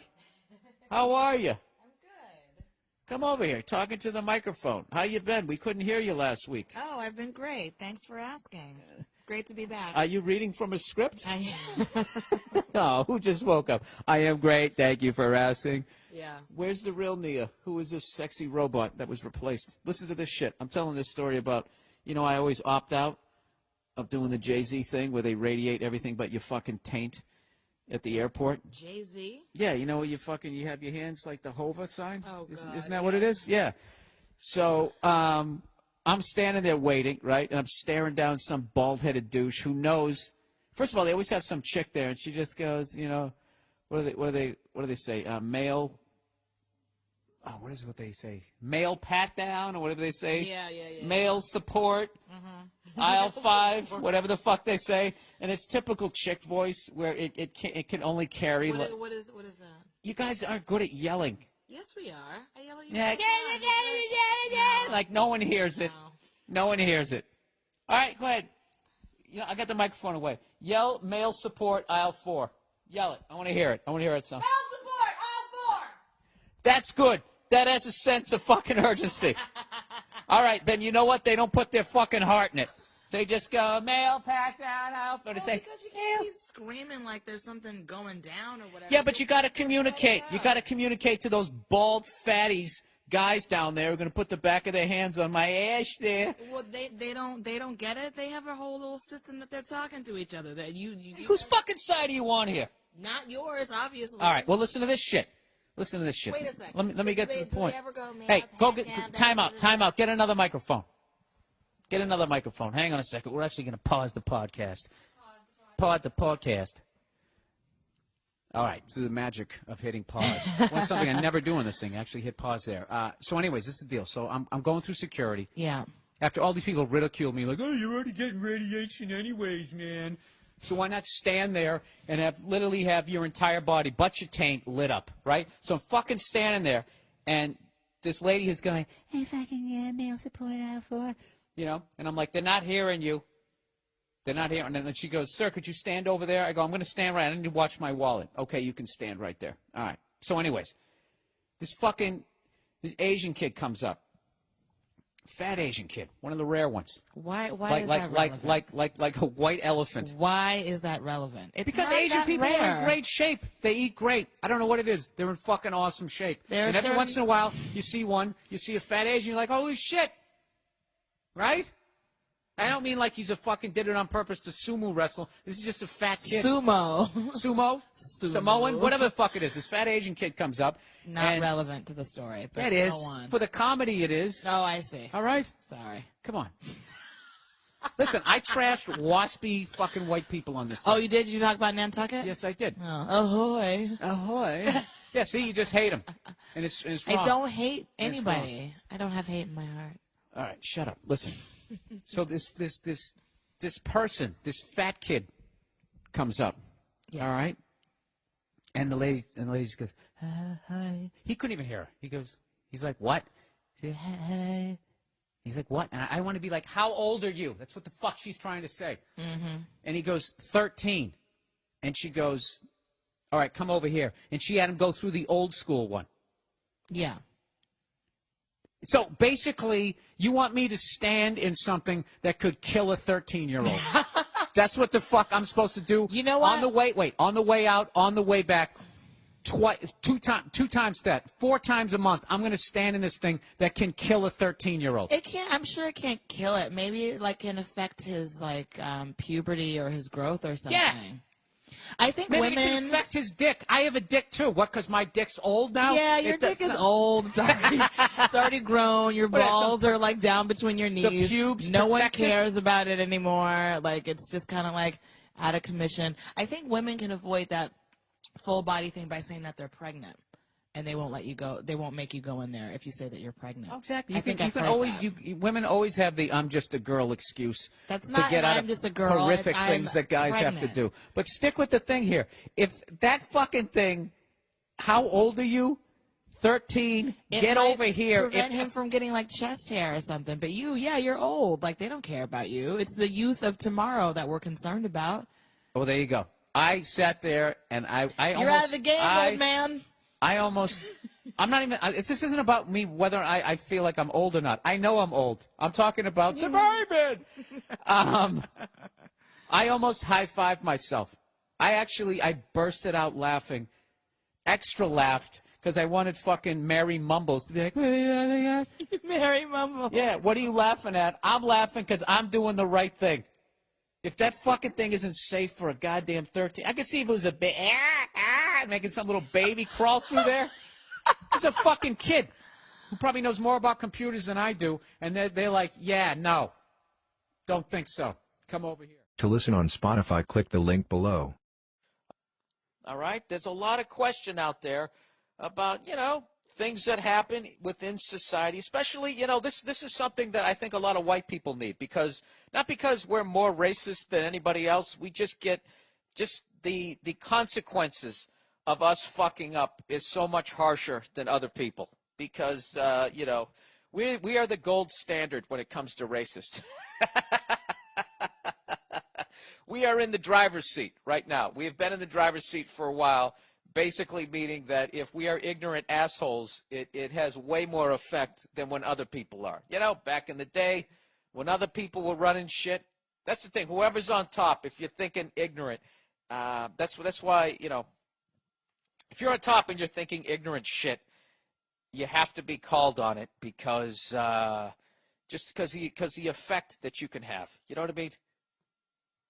Like if somebody from Bangladesh fucking hates me, that's such a stupid example. Okay? That's not a race of people. I don't even know what Bangladesh is, and I got to be honest with you, I don't even know if that's a city or a country. Bangladesh. Have you ever seen that on The Price is Right? In Showcase Showdown, we're sending you to Bangladesh. And some white trash person like myself sits there with a confused look on their face like, I don't know where that is. Is that where the terrorists are? I don't want to go there. Whatever. Like if Filipino people fucking hate me, that doesn't affect my life. It doesn't. I'm not going to go into a job interview at Walmart is not run by Filipinos. You know what I mean? I'm not saying there's anything wrong with Filipinos. All right? See what I have to do right there as a white person? Not saying I'm saying anything bad about Filipinos. Just to be clear here. I have never had issues. I've never had fucking all that shit. You got to go to the Jerry Lewis voice there. Lady. So, yeah, people have questions. So here we go. And I think all races should chime in. The questions that you have, if you have feelings about a different race of people and you just think you're thinking something funny, there's nothing malicious, but is this offensive? Is it racist? This is the new topic, okay? And if you feel that I answer these questions like the ignorant white man that I am, call me out on it. Here we go. This first one. Bill, is it racist to call Indians dibbo-dabbos? And I'm talking about the Asian ones, not Native Americans. I'm guessing by dibba-dabbos, you mean dibba-dabbo. Dibba-dabba. You're saying like that? Dibba-dabbo. Is it racist? Probably. But it's fucking funny. So that knocks it down a little bit. This is what I feel that makes something like racist. It's like the reason why that one isn't as offensive is because we never enslaved them. That's the reason why white and black shit is so sensitive, is because of the shit that we did to them. But we haven't really fucked with those people, So if the black version of that was, is it offensive to call black people, hey man, motherfucker, or whatever? Yes, that would be offensive. If you did some sort of mocking of the way they spoke, yes, that would be offensive. If some CEO was giving a speech and I was driving, actually I was having someone else drive my town car, and we drove by a group of, yo motherfuckers, and they proceeded to walk towards, you'd have to apologize. So I guess technically, dibba-dabba, like that would be, that would be offensive. Is it racist? This is what I really, it's hard for me to say because it's what's in your heart, because I make fun of everybody, I mean, I play a game out here, when someone is making, let me ask you, I got a question for you. Is this racist? I have a game out here when I ride around with Nia, and she does not approve of this, to keep her in the clear. She does not approve of this. When somebody makes a moronic move in front of me, driving, just makes a fucking horrific move, I play a game called Old or Asian. And you have to guess because I'm going to pass the person because I got to see what they look like. Whenever somebody does something fucked up, some comedians do a great joke about that. You just want to see what the fuck they look like, right?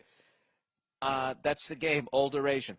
So as I speed up my little hybrid to try to pull parallel to them, I always say, what do you say, Nia? What are you going with? Old or Asian? What do you got? Old or Asian? She goes, I'm not playing this game. That's mean. And then I always go, I'm going to go with old. And then I pull up, oh, it's fucking Asian. Or, oh, I nailed it. It was an old guy. So is that racist? I'm sure it's offensive, but within the context of my own car, I'm not yelling it at anybody. And I got to admit, there's a lot of truth in the fucking game. Jesus, I'm going to have to apologize next week on the podcast. So I would say that Indian people, why don't you chime in? I would say that, that they would find that offensive. Is it racist? Let me see if I can use it in a sentence here. Hey, I called up customer service and, one of those dibba-dabbas answered and tried to tell me that his name was Steve and act like he was in Kentucky. But I know that he was actually in India because when he talked, he was going, dibba-dabba, what? How can I help you? Is it racist? Probably. You know what? Something bad has to happen between white culture and or Western culture and Indians. So you know what I mean? It's like you're playing a team and there's no rivalry. Like Patriots versus Jets this year was like whites and blacks. It was bad. It was a lot of hate, you know. But like Patriots versus like the fucking Lions, you know. Yeah, there's going to be some shit talk. It's knocked out. But it still hurts if somebody says something mean. I really don't know what the fuck I'm talking about. All right, let's move to the next one. The next one on the new controversial topic on the Monday Morning Podcast. Is it racist? All right, here we go. Bill, I had an interesting experience today, apparently involving me as a racist. I was walking with two of my coworkers who are both black. Oh, Jesus, here we go. We were going to go get some lunch. One of my coworkers, who I'm also friends with, did a little high-five fist bump shuffle with one of the female security guards at the front desk. Knowing both of them and how they interact with one another, I kind of made a in passing comment to the tune of, man, you guys and your handshakes, while obviously laughing at just how choreographed it was, and more or less picturing them in a studio or something, working out the logistics to get the fucking handshake perfect. Anyways, we all laughed and moved on, and we got our lunch. All right, so nothing wrong yet. So you're cool with these people, you made a joke, and everybody laughed. No problems so far. However, after coming back through security, I noticed the security guard stopped me and kind of had a scowl on her face. I thought she was mad at me for something, but it turned out she was mad at this other lady who was black because she overheard my comment and was telling that security guard that she couldn't believe I had the nerve to say something like that, and I should be ashamed. Also to the point where she could, almost to the point where she could actually go complain to the human resource people because she was offended, etc., without even considering that maybe, just maybe, I was talking about the security guard and my coworker and not all black people.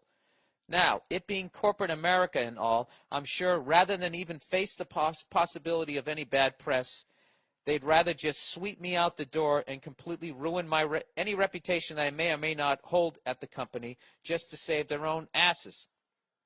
I feel I did nothing wrong and had no intentions of ever doing anything wrong. I'm not going to go on and on about how I kiss black babies and try to rehabilitate inner city schools, because I don't. But I'm certainly not some corn-fed, rebel flag-waving, ignorant product of what might be incest. I guess my question is, do we really have to walk on eggshells when we are just making casual conversation that just any cunt can pick apart, select the context that they might think it is in, and then start crying foul? Basically, I would have liked to call that woman a cunt and told her to go fuck herself, but let's just say I was already kind of worried about my job. All right.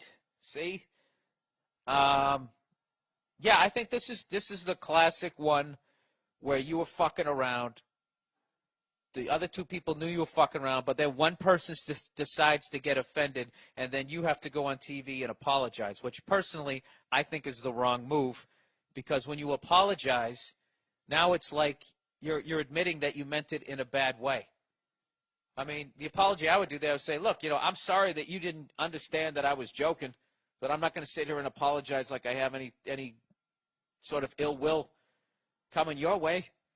But just to avoid the problem in the future, white people do not use the expression "you guys" or "you people" when talking about black people. That's just it's just not going to. You're setting yourself up for someone to get offended, and there's a weird sort of push-pull going on with that whole "you guys" and "you people" thing, where when somebody white says that, there becomes this concern of that you're separating. You're separating, like, you people over there with how you live your lives, and we're over here. Black people have that weird relationship with white people where they're like, you know, can you stop stealing our fucking music and our culture? But then, like, if something, you know, hey, let's pave the streets, you know? Well, make sure you do it in our neighborhood. We're all in this together, right? All of us together. You know what I mean? So it's that weird sort of fucking push-pull thing going on. So, yeah, just avoid the whole fucking, yeah, you fucked up. You didn't fuck up, but you left yourself open for a sucker punch by saying you guys. You know, I guess that's what it is. I don't know. That's my. I'm basically a white guy telling a white guy how he fucked up. So black people, if you're listening to this thing, please help me out here. Did I basically get it right? Is that essentially it? And I know most people wouldn't get offended. All right, so there you go. That's the new topic. Is it racist? And I would love to hear some honest comments from non-white people about their thoughts. You know, the fucked up ones too. Okay? Because I've watched enough Spike Lee movies to think that evidently it's just us, but I've hung around enough people from different races to realize, oh yeah, everybody's like this. Wrote in to ask me if they thought that if this was like a racist game. They said, Bill, I like to play a little game similar to your Asian or old person driving game, except my game involves the evening news.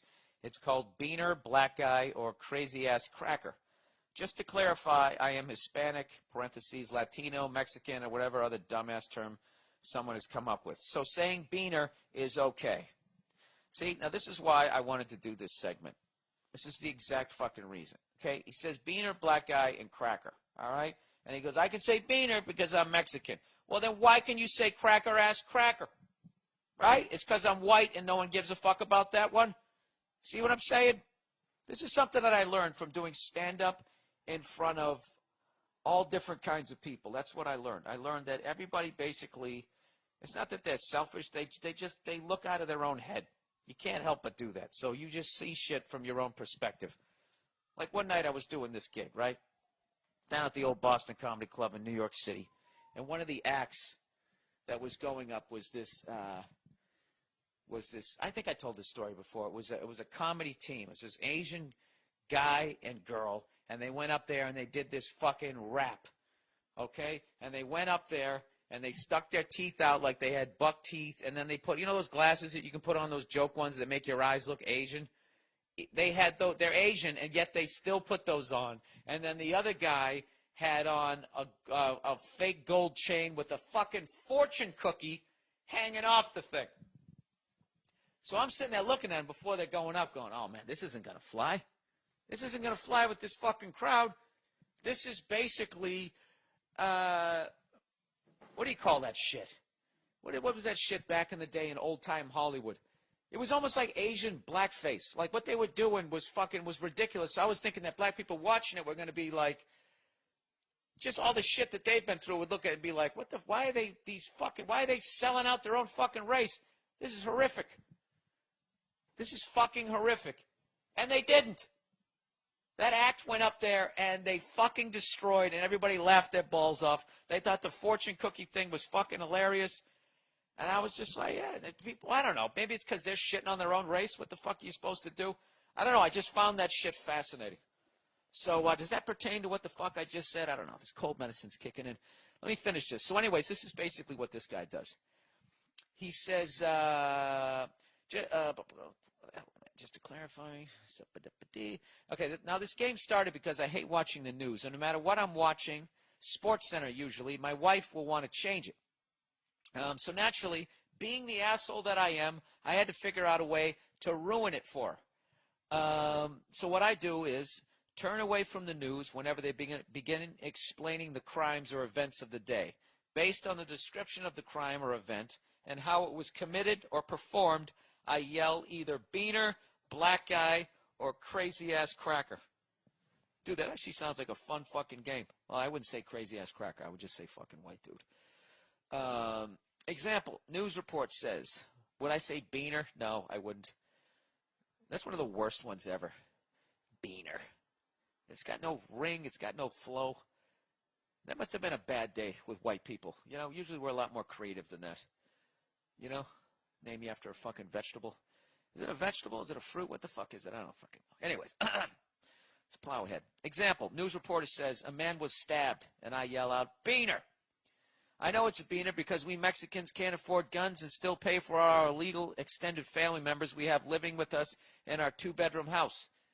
If the news report says a drive-by shooting, I yell, "Black guy." Come on, do I really have to explain the reason behind that one? And of course, if I hear the suspect had body parts of his victims in the refrigerator, fucking crazy-ass cracker. It's because of this game that my wife has stopped watching the news altogether, and I now have peace and quiet to enjoy my top plays of the day fix on SportsCenter. Well, good for you. Good for you. Now, see, that's something I don't think that that's racist, because what you don't have any hatred towards any of those groups. What you're doing is you don't want to watch the news. It's fucking depressing. You want to watch sports, and then she puts on a bunch of depressing shit. And what are you going to do? Sit there and get depressed? Or are you going to fucking entertain yourself? So you turn it into a fucking game. It's actually I'm not offended by it. I think that's fucking funny. And there's a lot of truth to it. Here's a guy responding to the Dibba Dubba. Is that racist? Anyway, so yeah, Indians aren't big white people fans because the British controlled their country for hundreds of years. See that once again? See, we all can make ignorant statements. So then you should hate the English. Why do you hate all white people? See that? We're all just as dumb. Oh, God damn it. This is enjoyable. All right, let's plow ahead here. Something I remember reading about this. I'm going to give you a vague description of what I remember. This is classic for my podcast because nobody knows what the fuck they're talking about. See this? This is how we're all coming together. Yeah, the British were fucking over the Indian people, and Indian people did something. They finally fucking snapped, and they went off, and they did something really violent to some of the British people who were over there, including women and children, I believe. And they went, we'll say 1 to 10 evil. They went about 5. And then England said, "Oh, yeah, we'll fucking show you what evil is." And then they came back and they went 15. And they were like fucking burning people alive. They just went around just shooting everybody. Which is what you have to do when you fucking occupy a country. You have to commit fucking genocide. That's the only way, which is why you shouldn't do it. You know? It's why you shouldn't fucking invade another country. Because they ain't fucking leaving. They ain't fucking leaving, so I don't know what the fuck. You know what? This is that's part of a whole nother big discussion. I shouldn't even have fucking brought it up. But the only occupation I've ever seen that ever fucking worked was in this country. And the reason why it worked was because we weren't leaving and we fucking committed genocide. That's the reason. And I'm not for that on any fucking level. Which is why when I look around the world and I see certain people in certain areas, I'm not surprised with what the fuck's going down, because that's what always goes down. It's what always fucking goes down. It's fucking, I don't know. It's evil. It's pure fucking evil. Right there. Right there. Okay, here's a couple of revenge stories. All right, Bill, saw you at the Stress Factory. You're the only white guy I've paid to see there. Great. Thank you. I think. I love when black guys say that. You know, you're the funniest white boy I've ever seen. Thanks. Usually, I think you guys suck. Yeah, just openly. Oh, shit, somebody dropped the fucking N-word. First time this year, somebody dropped the N-word to me after one of my shows. You guys ever see that bit I did about being in Nashville? And that guy dropped the N-word out of fucking nowhere, and he didn't even look around. He said it like he was saying the word like chair or something. And I got all fucking panicked and I didn't know what to do. Every once in a while, that happened to me in Tennessee, Nashville, Tennessee, Raleigh, North Carolina, and now Tampa. This is all over the last 4 years. So this time was after one of my shows. This dumb broad who wouldn't shut the fuck up the whole show, and she kept standing up, and she had blonde hair that was sort of like a short haircut, and so she ended up looking like Glenn Close in The Natural. She kept standing up. And so at the end of the show, she had to come out to me. Oh, I think you're funny. She's all fucking drunk. I'm like, okay, sweetheart, Okay, and like, I'm selling my DVDs, and as she would go to the left of the table, I would go around to the right, and then she'd go to the right, I'd go to the left. I'm basically keeping a piece of furniture in between us because, those fucking girls, when they get drunk and they come up with that red wine breath, it's fucking horrific, So she comes up to me, and I'm like, okay, I get it. You had a good time. You weren't trying to disrupt the show, even though I told you to shut the fuck up 15 times. I get it. She goes, no, you don't understand. You don't understand. You're one of my favorite comedians. I like you, and I like Cat Williams, even though he's a N-word. I just looked at her. I go, did you just say? And then she looked at me. I go, all right, you have a good night. And I just walked away. That's my new thing I do. The first time, when it first used to happen, I used to kind of stare at the floor with my eyebrows up, not looking at him like, okay, what the fuck? This is really happening. And then I went through this middle phase of trying to change the person's views, trying to tell them why they shouldn't say it. And I realized that's a fucking waste of time. You know what I mean? Like you have to fuck. I mean, it's like the person was like 14 or 15 saying it, and they had hope. This person was like pushing 40. It's over. That's like the fucking America right now. We think we're going to go into Iraq and drop some fucking Starbucks and cheesecake factories over there, and those people are going to stop. It's over. They're not. They're doing what the fuck they're doing. They don't like each other, and we should let them just fucking work it out. So I just look at those. I just go like, I just clarify what they say. Did you just say this? And they either say yes or just look at me, and I just walk away from them. So I walk away, and then I'm talking to somebody else, and then all of a sudden she comes staggering up again. No, wait. You don't understand. You don't understand. I said, ma'am, I'm done talking to you. Seriously, I'm done talking to you. Walk away. So, I don't know. I know she's going to wake up this morning, and I'm going to be the asshole. I had a couple of those. I have a lot of problems with women down here in Tampa. I had another girl, she was just drunk and pissed. She comes walking up to the table, wait, you fucking selling a fucking DVD? I gotta fucking buy one. You already fucking have it. And I'm just like, ma'am, you don't have to do anything you don't want to do. What the fuck? My fucking husband wants me to fucking buy it. So, and then she was doing that whole thing, coming around to the back. If I can just establish one thing I would love to establish after my shows is if somehow I could get people to respect the other side of the table. I don't mind people come around, they want to take a picture, but the people who come around, people who you don't mind coming up to you, never come up to you. They all walk out the door, and then they send you a text. I was going to say hi, but I was shy. Sorry.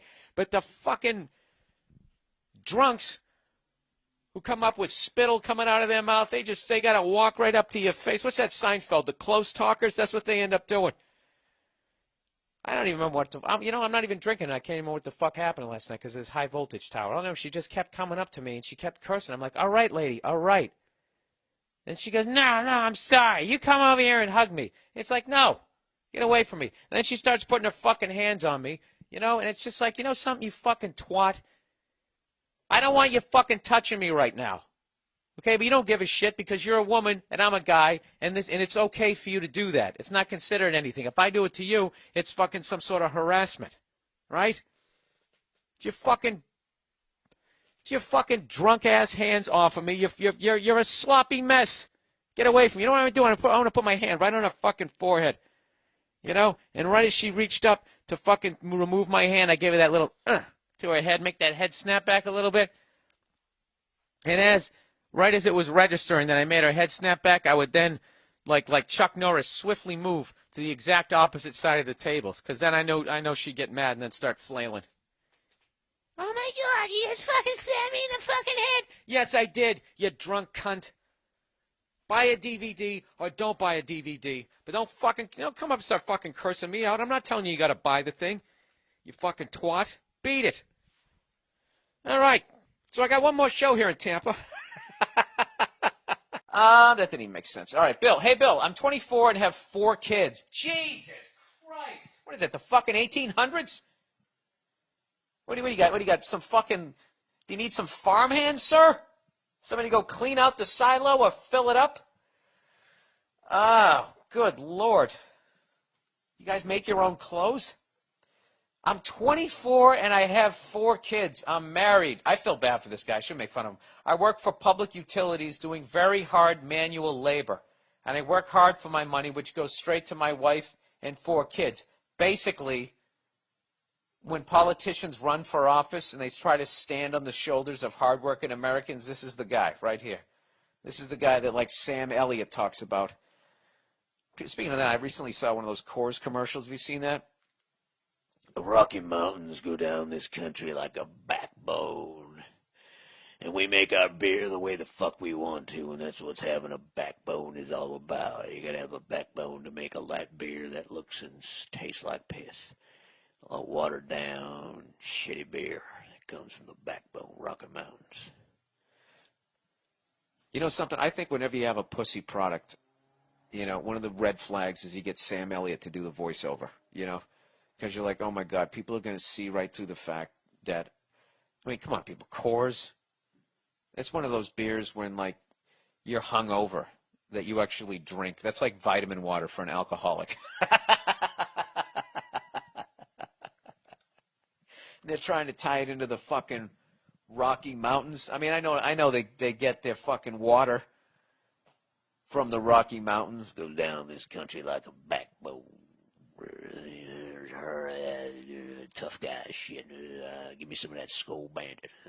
Coors Light. Oh, Jesus. Anyways. Where the fuck am I? How the fuck did I even start talking about that? The other day I got a call from work.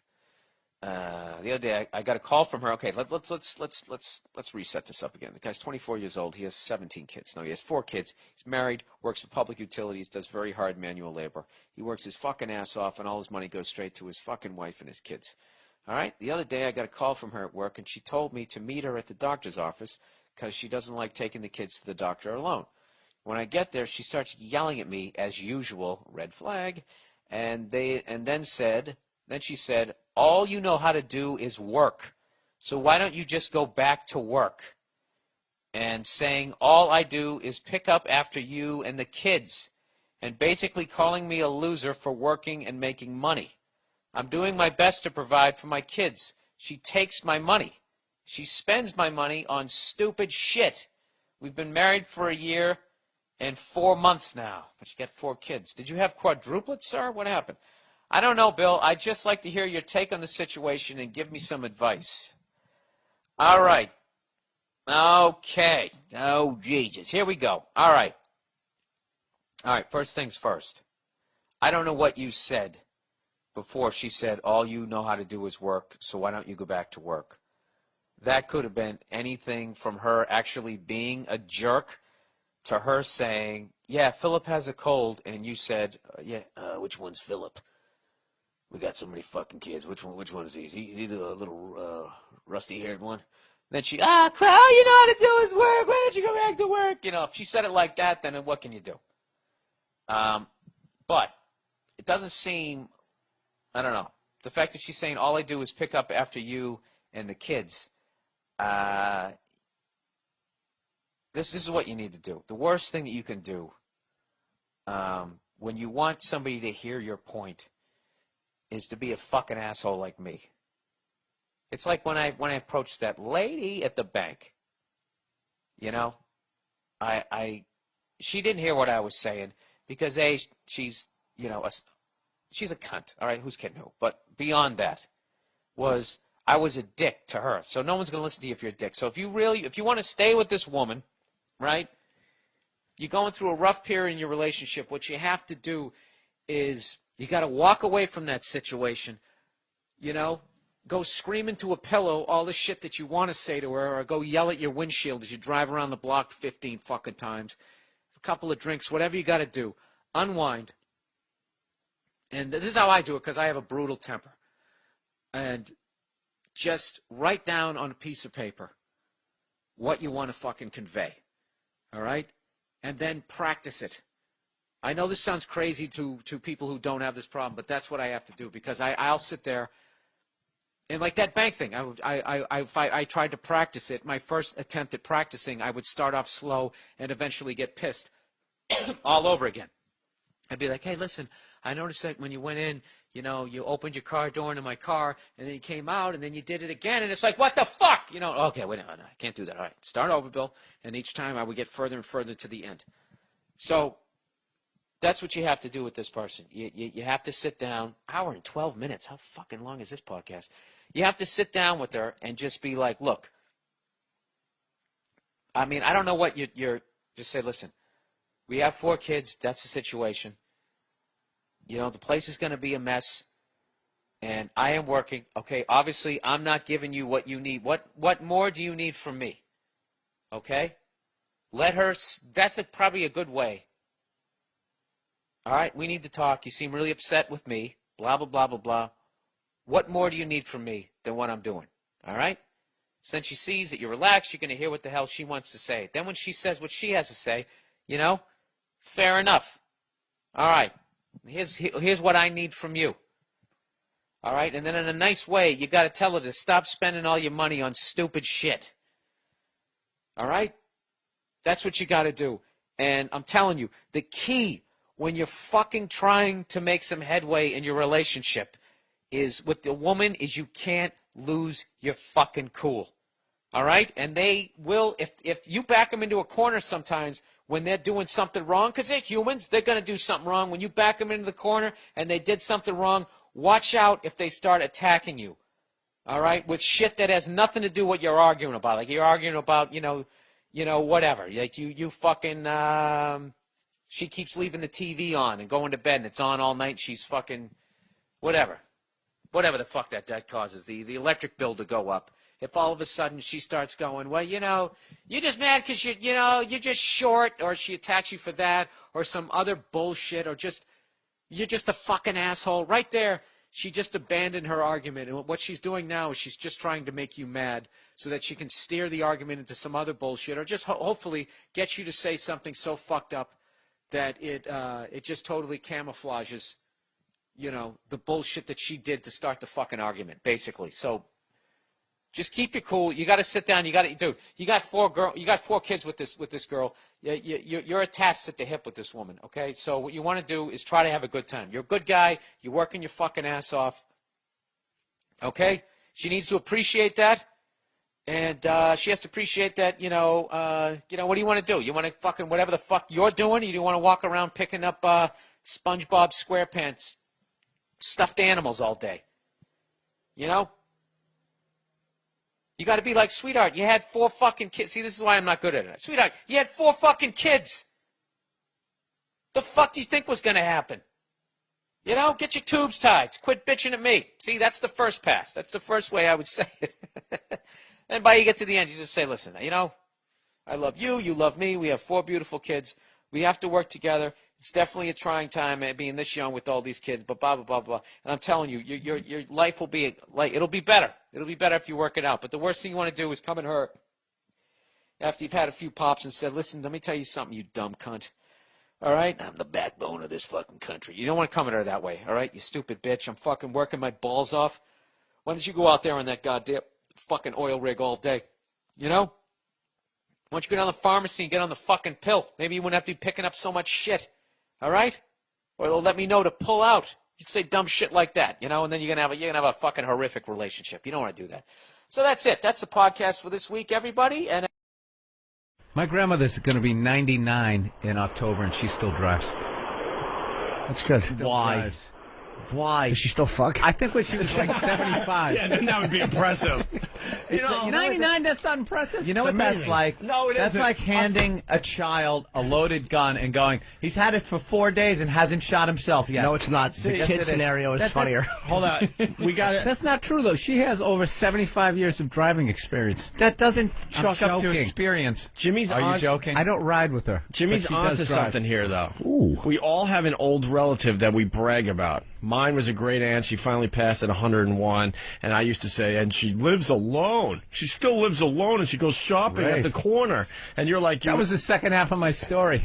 really? Well, we all do She it. still does I think it's because she plays bridge. That keeps her mind so sharp. But we all do that. We have that relative we brag about. Right. Jimmy hit it right on the head. really impress us? Does she still fuck? Does she still, like, skydive? Does she still do real shit? I'll bet you she still gives rides to, like she's probably a nice lady. And she'll probably still pick up a hitchhiker occasionally and pull over and suck his cock. I mean, I'm not trying to be disrespectful. That's my grandma. No disrespect. That's my grandmother. No disrespect. She's a woman. More importantly. Well, how would she get that done, though, Jimmy? You know, we're just talking about someone's grandma. She'd probably be driving along and, oh, look at the young man. Looks like my grandson.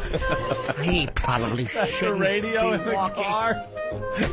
It's going to rain. Jimmy, don't do that to me. I don't want to picture my grandmother blowing me. But she pulls over, and the young guy gets in, and she talks, and my grandson looks like you. He tells jokes. He's on TV. He's very funny. Young man, why are you looking at me and rubbing your crotch? What can I do for you? Let me tickle your bippy.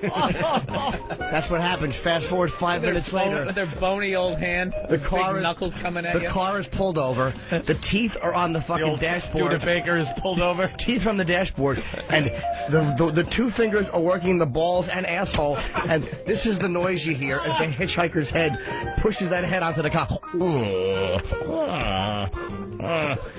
You have to let me up to breathe. My sinuses aren't what they used to be. My grandson's on television. Why are you doing this? That's horrible. He's right. It really isn't. It's funny, and I don't give a fuck. I don't mean Bill's. I'm just saying in general. Because we're all sick of hearing how great your old relative is. I never said she was great. I was going to start trashing her. And she still drives. No, I didn't. We all do it. I never did. I didn't go, and she still drives. I'm going, she still drives. She still drives. We all do it. You know why? Line of the day, but she's clogged with mucus. Not only does she fuck, but she looks back over the shoulder and taunts you if it's not hard enough. 99 years young.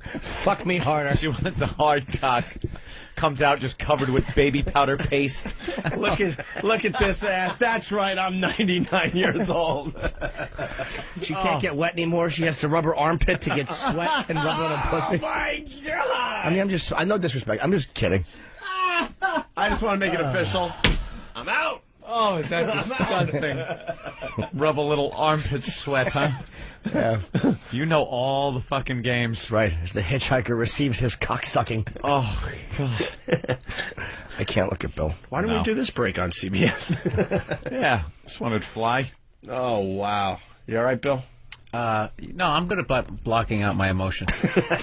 I know. 6 years from now, Bill's just going to walk up and knock my teeth out. Well, he should. Hey, Bill. Funkus. That's the sound it makes when Bill's fist hits my teeth. It's a new sound. Frankus. Frankus. And your head has to come up. If your head doesn't come up, you've done it wrong. Wow. Well, there's a lot of questions coming in about Billy's grandma. I just read them. Is there? Mike from Vancouver wants to know if Billy's grandma is a size queen. Bill, I just read a what? A size queen, you know. What is that? It means that she prefers a bigger, girthier cock. Big, fat one. Like a small, like she only gets off. Just goes after big ones. But she like, a size queen means like, when she sees like a cock, it's fine. But if it's a two-fister, if she can get two hands around it and get the fucking mushroom head in her mouth, she appreciates a bigger cock. I think they all do. Scarecrow from Jersey, can you imagine how the dentures of an 80-year-old cocksucker smells when it's roasting on the dashboard? Not as bad as the dentures of one who's 99. That's almost 20 years more of cocksucking. And she still drives. How about that? She still, you guys, you know, sucking a dick at 99 is not nearly as impressive as still driving. No? No, it isn't. Gotta give that a little thought. All she got to do is fall forward. The armpit line made me drool on myself. That's coming in from Whackbag. Well, you did the same to her. Oh, my God. No. That is hilarious. No? All right. I'm not trying to... My grandmother is not a whore. I'm not trying to say... No. She doesn't pick up hitchhikers. Well, let's, Hump X writes...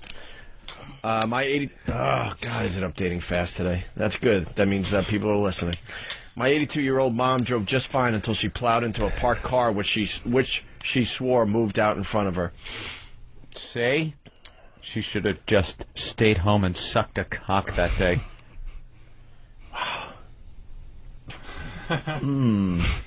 Does Bill's grandmother enjoy scat?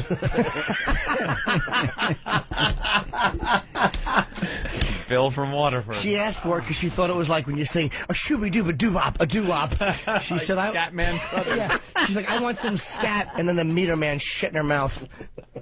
Yeah, you like scat? Yeah, I love Louis Armstrong. Great, this is going to be the color of it.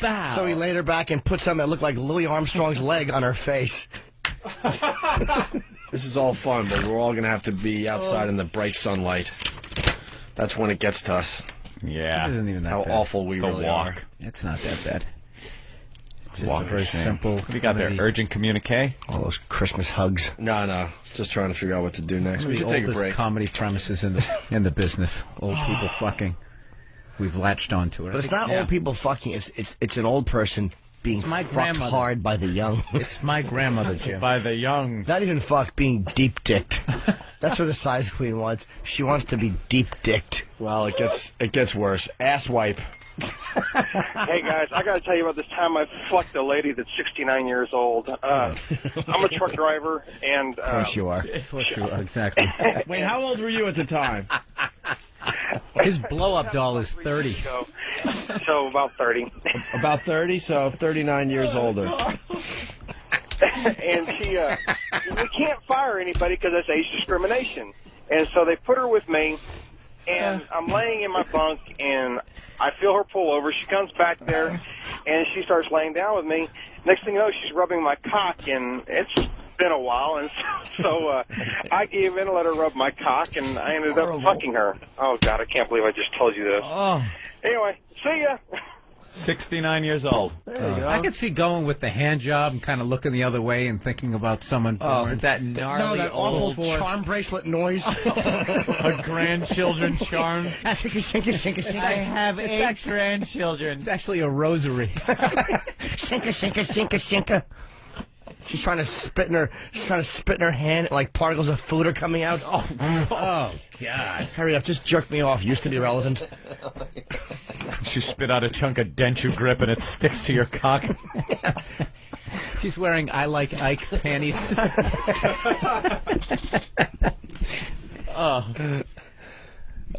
When she sucks your dick, she leans up and asks you if you could reach around and finger her bippy. She likes that. The bippy. Give the old bippy a fingering.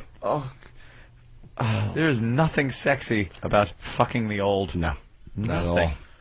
all. This conversation is really not hot. Yeah, good deep fuck. Good womb buster. Give her a good womb busting. Womb busting. Thing is long gone.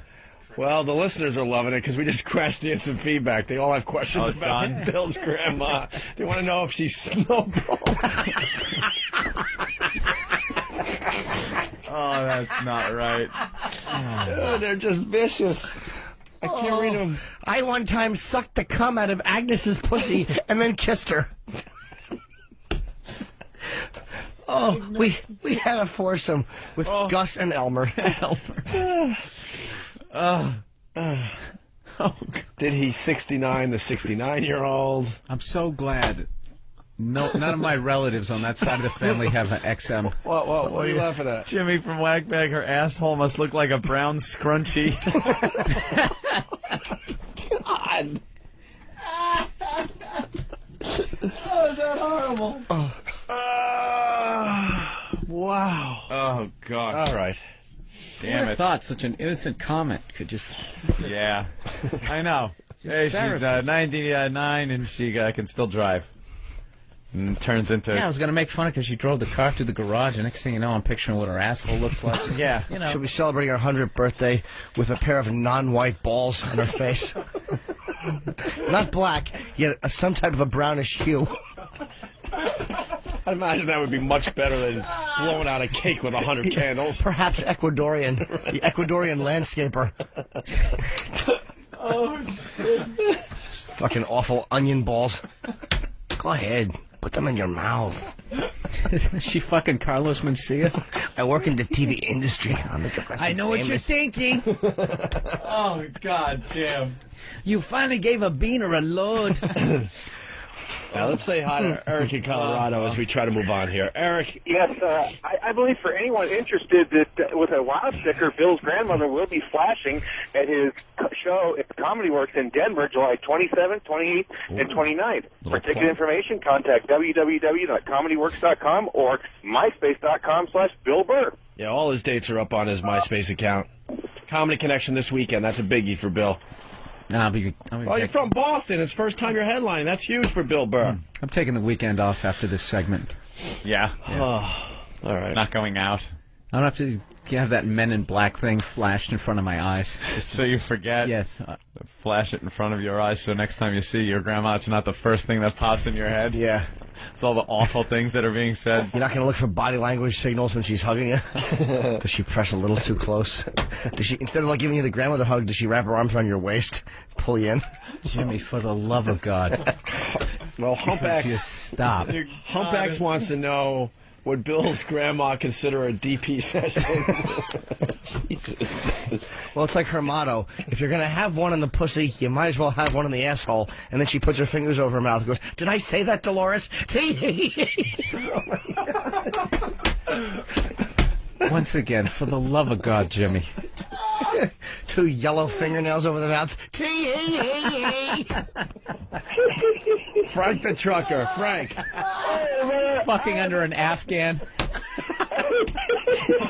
had to fuck my landlord because I couldn't pay the rent. I was 2 months behind. She's like 89, 90 years old, man. I had to do it. Hey, Frank's laughing through his story, but basically he had to fuck his landlord, and she was real old. Wasn't that in Kingpin? Yeah. Yeah, I think he stole that. All the young guys like to fuck the old 99-year-old because she's a cheap date. After you fuck her, you just got to give her some Alpo and tell her something else. What are you doing in there, dear? Making you a steak. And you hear the can opener. It's Meatloaf. 9 lives. This will help you live longer, you old whore. Oh, if she doesn't finger the asshole, she gets hit. Oh, shit. This is a new low. It really is. Sorry. Nobody's making eye contact with me. No. You know, it's very hard now to, We're using you for really good radio, I gotta be honest. Feel bad, I don't mean that. It's a horrible subject. My friend. It isn't, though. At the end of the day. It's true. Let's go to Dave in Tennessee. She loves it. Dave, what's up? Hey, good Jim morning, is extra guys. evil today. Hey, Anthony, it's going to be a long walk of shame with Bill today. Yeah, Bill, walk with Bill. No, this fucker, he won't even come near me. When there's 15 minutes left in the show, he starts crawling under the desk. Our last walk out, when that was, not suicide, Schizo Bill. Yeah, Schizo Bill. That was the last walk. You non-verbally said, fuck this guy. I said enough. The second the show's over, you're dead to me. I can't fucking deal with the walk where Bill then starts commiserating or trying to commiserate with me about how awful what we talked about was. No, not what we talked about. It was only a couple times I did it. I did it when that woman was naked, crawling over mouse traps. I'm a very normal fucking person. Yeah. That's very normal to So are we, man. to feel that. Say? Yeah. You know what I'm trying to say. We're normal. You're not, though. We're normal. No, we're not. You're not. You gotta be able to just, like, throw that shit out after the show. That's it. It's done. There was a show. You leave. I don't want to hear about it. Hey, you know, she was crawling around in mousetraps. I don't know. You feel like your humanity has just gone down the shitter and stuff. All right, Bill. Yeah, I'm at my car. Take it easy. Let's go to. I just want to ruin your ride home. Is that it? It doesn't work. It does, though. It does, because you avoid me now. If it didn't, I don't avoid. I really wouldn't avoid you. There's definitely avoidance. I'll walk with you today. Know what I do every day? Me and you. Every day, holding hands. Every day I just go, well, that was Sandy. fun. And just move on with my life. Oh, I'm not affected at all.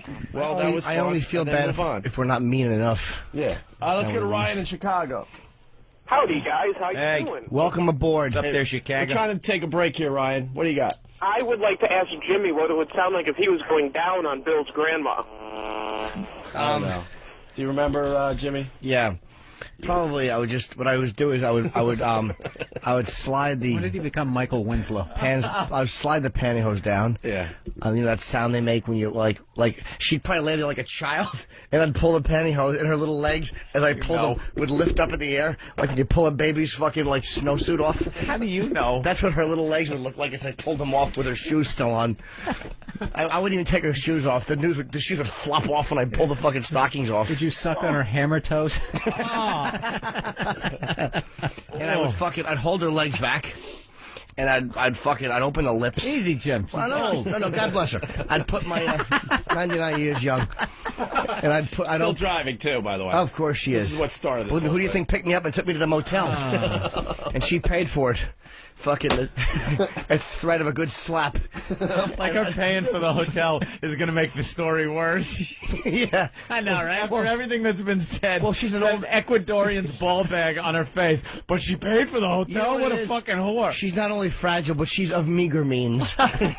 But she'll do anything for a good deep dicking. So then I open up those fucking pussy lips. It's like aristocrats all of a sudden. And I put my tongue by it and I go...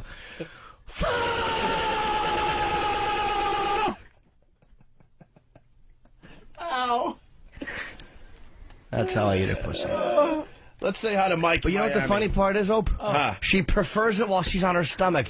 She likes the little nose tickle in the asshole while the lips are being slathered. Nose tickle in the vippy. She wants the lips to be slathered. So, Bill Burr, what's going on in the glamorous confines of a wonderful New York City cab? Isn't it? Hey, remember when we voted on these saying we didn't want them? Remember that? So they gave you a headache? I don't know. I resent the fact that I have to touch that filthy screen and shut it off. Because I don't want to watch it. Here we go. Watch this. Off. There we go. Oh, but we're going to miss our news updates and our AccuWeather forecasts. I don't know. I don't know what to tell you. That's, this is what today's economy, this is what it's brought. Right here. This is what kind of economy we're living in. I'm literally getting interviewed in the back of a cab with a guy holding a Viewmaster like this. Am I even in camera? Are you looking to see if I'm in focus? That's the thing about you. You've always been in focus in your comedy. Nice segue. Thank you. All right. Charlie Rose here. All right. Well, let's go. On with the questions. It's all going to be up to me to just riff. It's broad daylight. I'm a comedian. I'm half vampire. I'm not funny. I feel like during these hours. I feel like with your weekly podcast, that is what you do now. Is you just riff and somehow the material is I do that, but I make sure I have the curtains drawn and all that type of stuff. Yeah. So you're not just one take Burr. No. You prep it out. Sometimes I am, but sometimes they suck and I have to start over again. For those of you wondering, I do a podcast every Monday on my website, BillBurr.com, BURR. And it's also available on iTunes for free. I always say it's for free because some listeners said they found it annoying that I always mention it's for free. And I find it annoying that he brings that up, so it's my own little fuck you to one of my listeners. I'm up to 17 at this point. And you've just automatically made this video not safe for work. Thank you. Oh, I can't say No, that? you can. Oh, okay. I just need to tell people when they click on it. Oh, all right. Because if where, they're at work... And where can they see this? They can see this on thecomicscomic.com. There you go. Well, actually, if they're watching this, they're already there. But you can put it up on YouTube. Or they're on YouTube, yeah. Oh. They'll probably see it on YouTube first and then not click over because they're cheap Which bastards. means no one's watching this right now. They're just scrolling down, looking at everybody writing what a fucking douchebag I am. Do you ever get material that makes it from the podcast to stage? Yeah, occasionally. But a lot of it is just me riffing on people's questions and stuff, so it's not really stand-up kind of thing, you know what I mean? No, you shouldn't, because I just explained that terribly.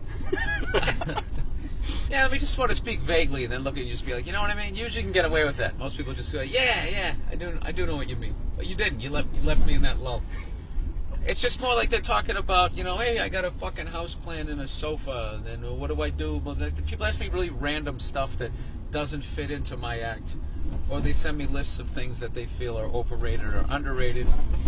And I don't really go off on any of that. I don't make fun of celebrities like that, like them being overrated. I just make fun of certain things, like shit that they do. It just doesn't fit in, dude. I don't know how many different ways I have to explain this to you. Sorry. I'm just gonna let you dig a hole. That's not hard for me to do, man. I'm a moron, so. You mentioned over lunch that you don't want to get caught up in Twitter and all the latest. Oh, Facebook hoo-has. and Twitter? Yeah, fuck all that. It's the same group of people that were on MySpace, right?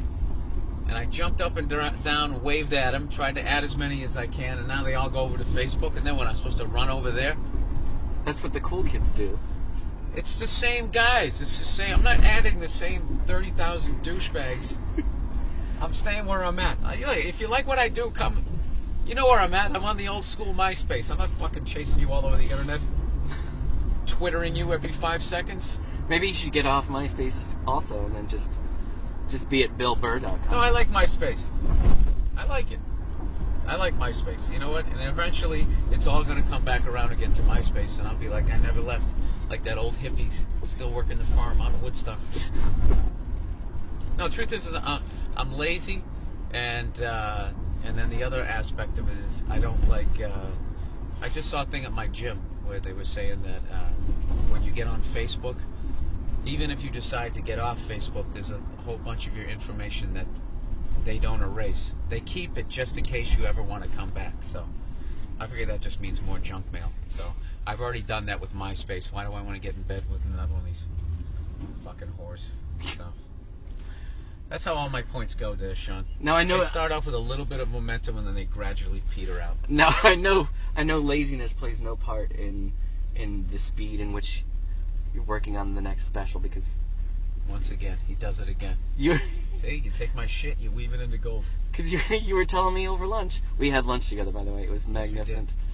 That you don't really have to do a special every year, even though it seems like every year. No, it seems like everybody's trying to rush to do the next thing. Yeah, well, I think people work on their own pace, and you shouldn't get caught up on how fast someone else is doing it. I think you should put it out there when you're ready to put it out there, but you should try to make sure it's memorable. I think if you just have one memorable special, you know what I mean, that you can ride that for a while. Like, people will keep coming back as long as you have like new material. And it's weird. Like, George Carlin did one every 2 years, and somehow he just kept having one memorable one after another. But you know, a lot of the greats will have like, you know, 1, 2, 3. They just have that one killer one, you know, which I've obviously yet to have. Or I wouldn't be doing an interview on a handheld, whatever, disposable camera in the back of a fucking cab. But that's the thing about all this technology. I get the sense that some comedians feel pressured because of the way fans have access to everything on the internet, that they have to come up with new material all the time. I don't think you do. I think I don't think you do. I'm holding on to that. Half of it is because I'm lazy, and then the other half is like, you know, I don't think you want to get to that point, like, where I don't know if you. I don't understand that Twitter thing. If every 5 seconds I'm finding out what Ashton Kutcher's doing, I don't know, at some point gonna not give a fuck about him. Then when he finally has a movie coming out, like, Jesus, this guy. Every 5 seconds with the I'm tying my sneakers shit, you know. Left side, please. And yet you do know enough about it to know that Ashton Kutcher is on Twitter every 5 seconds.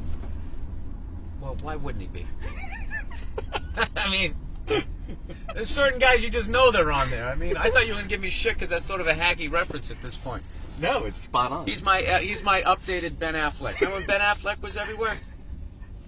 That's why I don't buy these celebrities when they bitch about the paparazzi, because it seems like when they want to be in front of them, they're in front of them, and then all of a sudden, when they don't want to be, they're not.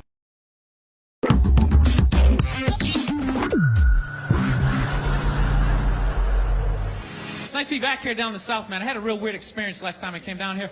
I was in Nashville, right? Sort of an awkward social situation, right? I'm sitting at this bar. There's this white dude sitting like 2 stools away. I don't know him. He doesn't know me. And that Terrell Owens story was in like sports news. So I try to make conversation. I'm like, man, look at this guy. This guy just signed a $40 million contract. He's already bitching, man. How much money do you need to make? And the dude looks at me. He's like, you know what I say? And then he looked over his shoulder, which I now know is the telltale sign that the N-word is coming, and it's coming hard.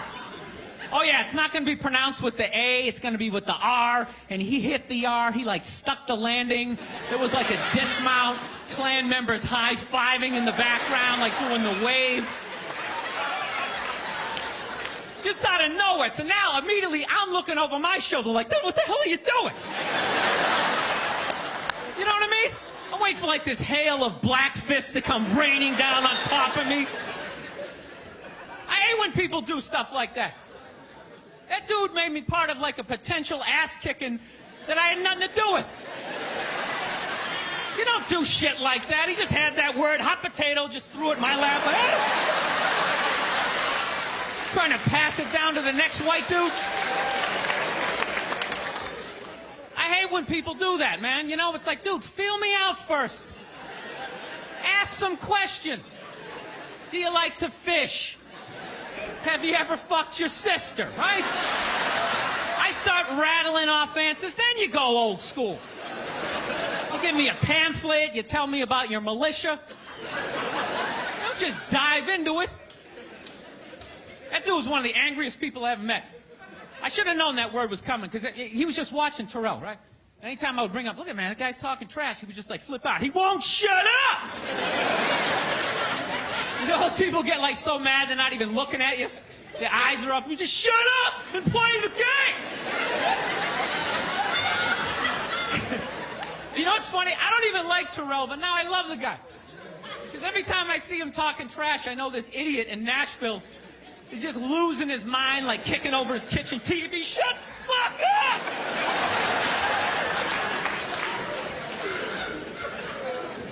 I like violence, man. I am. Not like when it happens to me or if I see it live. I like watching it on TV, you know? Watching people, you know, get attacked by animals. Just get blasted in the face or something, you know? Like, I'm a huge sports fan. You know my favorite, like, moment of, like, the last year was in sports? That Detroit Piston, Indiana Pacer bench clearing brawl. Wasn't that great? That was one of the greatest things I've ever seen. I was so confused when I watched ESPN that day. They were like, that was absolutely disgraceful. Basketball fans, they just must be... I'm sitting there looking like, I'm a basketball fan. I loved it. I thoroughly enjoyed watching out-of-shape civilians get the shit kicked out of them by professional athletes. It was fascinating. And I think as sports fans, we kind of had it coming, right? Because how many times you gone to a game, right? You got a little too drunk, you started screaming at some dude on the field who could clearly kick the shit out of you, right? If you saw him in the parking lot, you'd be like, hey, can you sign my stamp collection? I think you're awesome. You get in the game, you're all drunk, you're like, you suck, buddy! You're a piece of shit! And they're always calling him up, come on up here! No, come on up here! Well, they came up there. They did, and they kicked the shit out of everybody. It was great. It was like a cartoon. You're like beating up whole rows of people at once, like... I loved every second. I love how Ron Artest punched the wrong guy. Wasn't that great? He taught that dude a valuable lesson in life. When shit goes down, you don't just stand there like you're watching a movie like, wow, it's coming right at me. Must be in 3D or something. That was a 5'6", 110-pound white dude, had an angry 6'10" black dude running right at him. That had to have been in his top 3 nightmares all time. Right behind getting his dick cut off and being lit on fire. And he just stood there. He's like trying to explain himself. Well, I still have the liquid in my cup, so there's no way I could have... He's an idiot. So I've heard a lot of shit about Connecticut. That, you know, there's, all that J.P. Morgan money, the blue bloods. The guys, who like, their kids haven't worked for fucking generations. Haven't worked since, like, their initial, since that meeting on Devil's Island, they haven't fucking worked. There's some Klan members, higher level, no southern accents, pushing the pawns around. I've heard about that. I've heard that there's a mix of Patriots and Giants fans. And then I heard that there was some rough areas of Hartford. I definitely am just like, Hartford. I want to go look at it. So I looked it up on Wikipedia and said the Yale Bowl, they're claiming is actually the original bowl in this country. Fucking full of fiber. I'll go take a walk down to the Yale Bowl. Go check this motherfucker out. It's a mile and a half away. I'm on an Ivy League campus. How can I go wrong, right? I got about 2 blocks in. There's that amazing thing where you suddenly, as a white person, realize that you're walking into the hood. There's those subtle signs, you know, that make you nervous. First thing you see is probably a check cashing place. You know what I mean? Funeral home, Baptist church, you know, less white people, and you start going, fuck. And I'm thinking, well, it's only a mile and a half away. How bad can it fucking get? Plus, it's during the day. So I never had a problem during the day. During the day, it's the regular people. It's at night, right around 7 o'clock. I've always said when that second shift comes out, the hustlers, the zombies, and all that fucking shit, that's when you don't want to be there.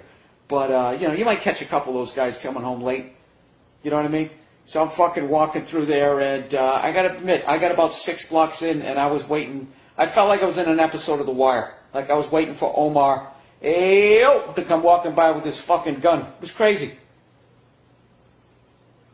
I also figured out why black people walk so slow when they're walking down the street. I get it.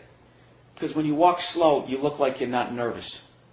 Okay? If you're walking fast like I was, you look like either a narc or a fucking victim. You look like you're scared. People just were staring out because my fucking red face. I think I really freaked out a lot of people because there was nobody down there that looked like me. So I finally got through all this fucking shit. And I get down to the Yale Bowl because I want to look at this thing, thinking it's going to look like the one at Harvard, right? That's basically a rip-off of, what is that place over there in Italy? What, yeah, the place where they threw all the Christians to the lions. And that fat guy who was balding. And he'd do the thumbs up, thumbs down. It wasn't Pontius Pilate. He took out the hippie.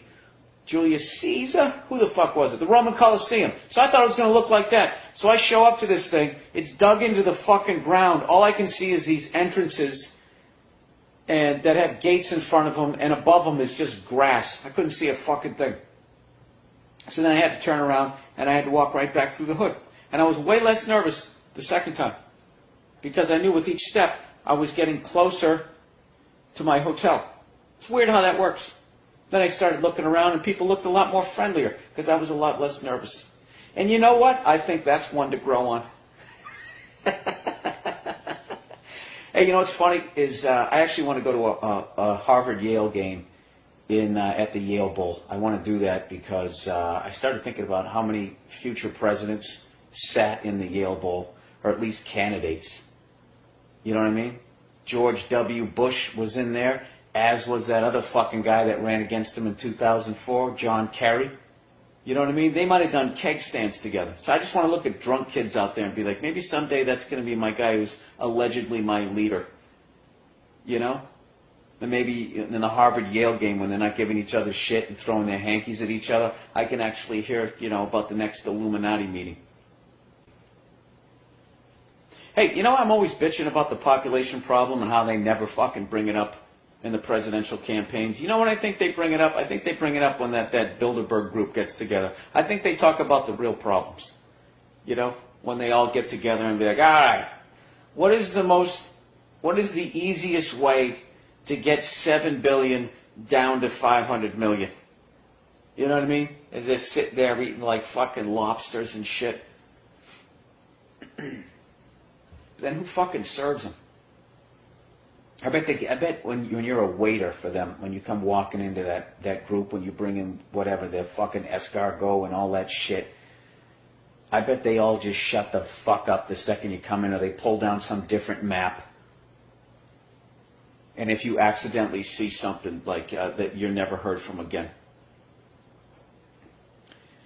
Am I slowly losing my mind? I don't fucking know. Oh, Jesus. Oh, Jesus. Oh, Jesus. Oh, Jesus. Oh, Jesus. Oh, Jesus. But oh, Jesus. Oh, Jesus. Oh, Jesus. Oh, Jesus. Oh, Jesus. Oh, Jesus. So, Jesus. Oh, Jesus. Oh, Jesus. Oh, Jesus. Oh, Jesus. Oh, Jesus. Oh, Jesus. The year of our Lord. Oh, Jesus. Oh, Jesus. Oh, Jesus. Oh, Jesus. Jesus is flying by. It's destroying her relationship with Christ. Oh, Jesus.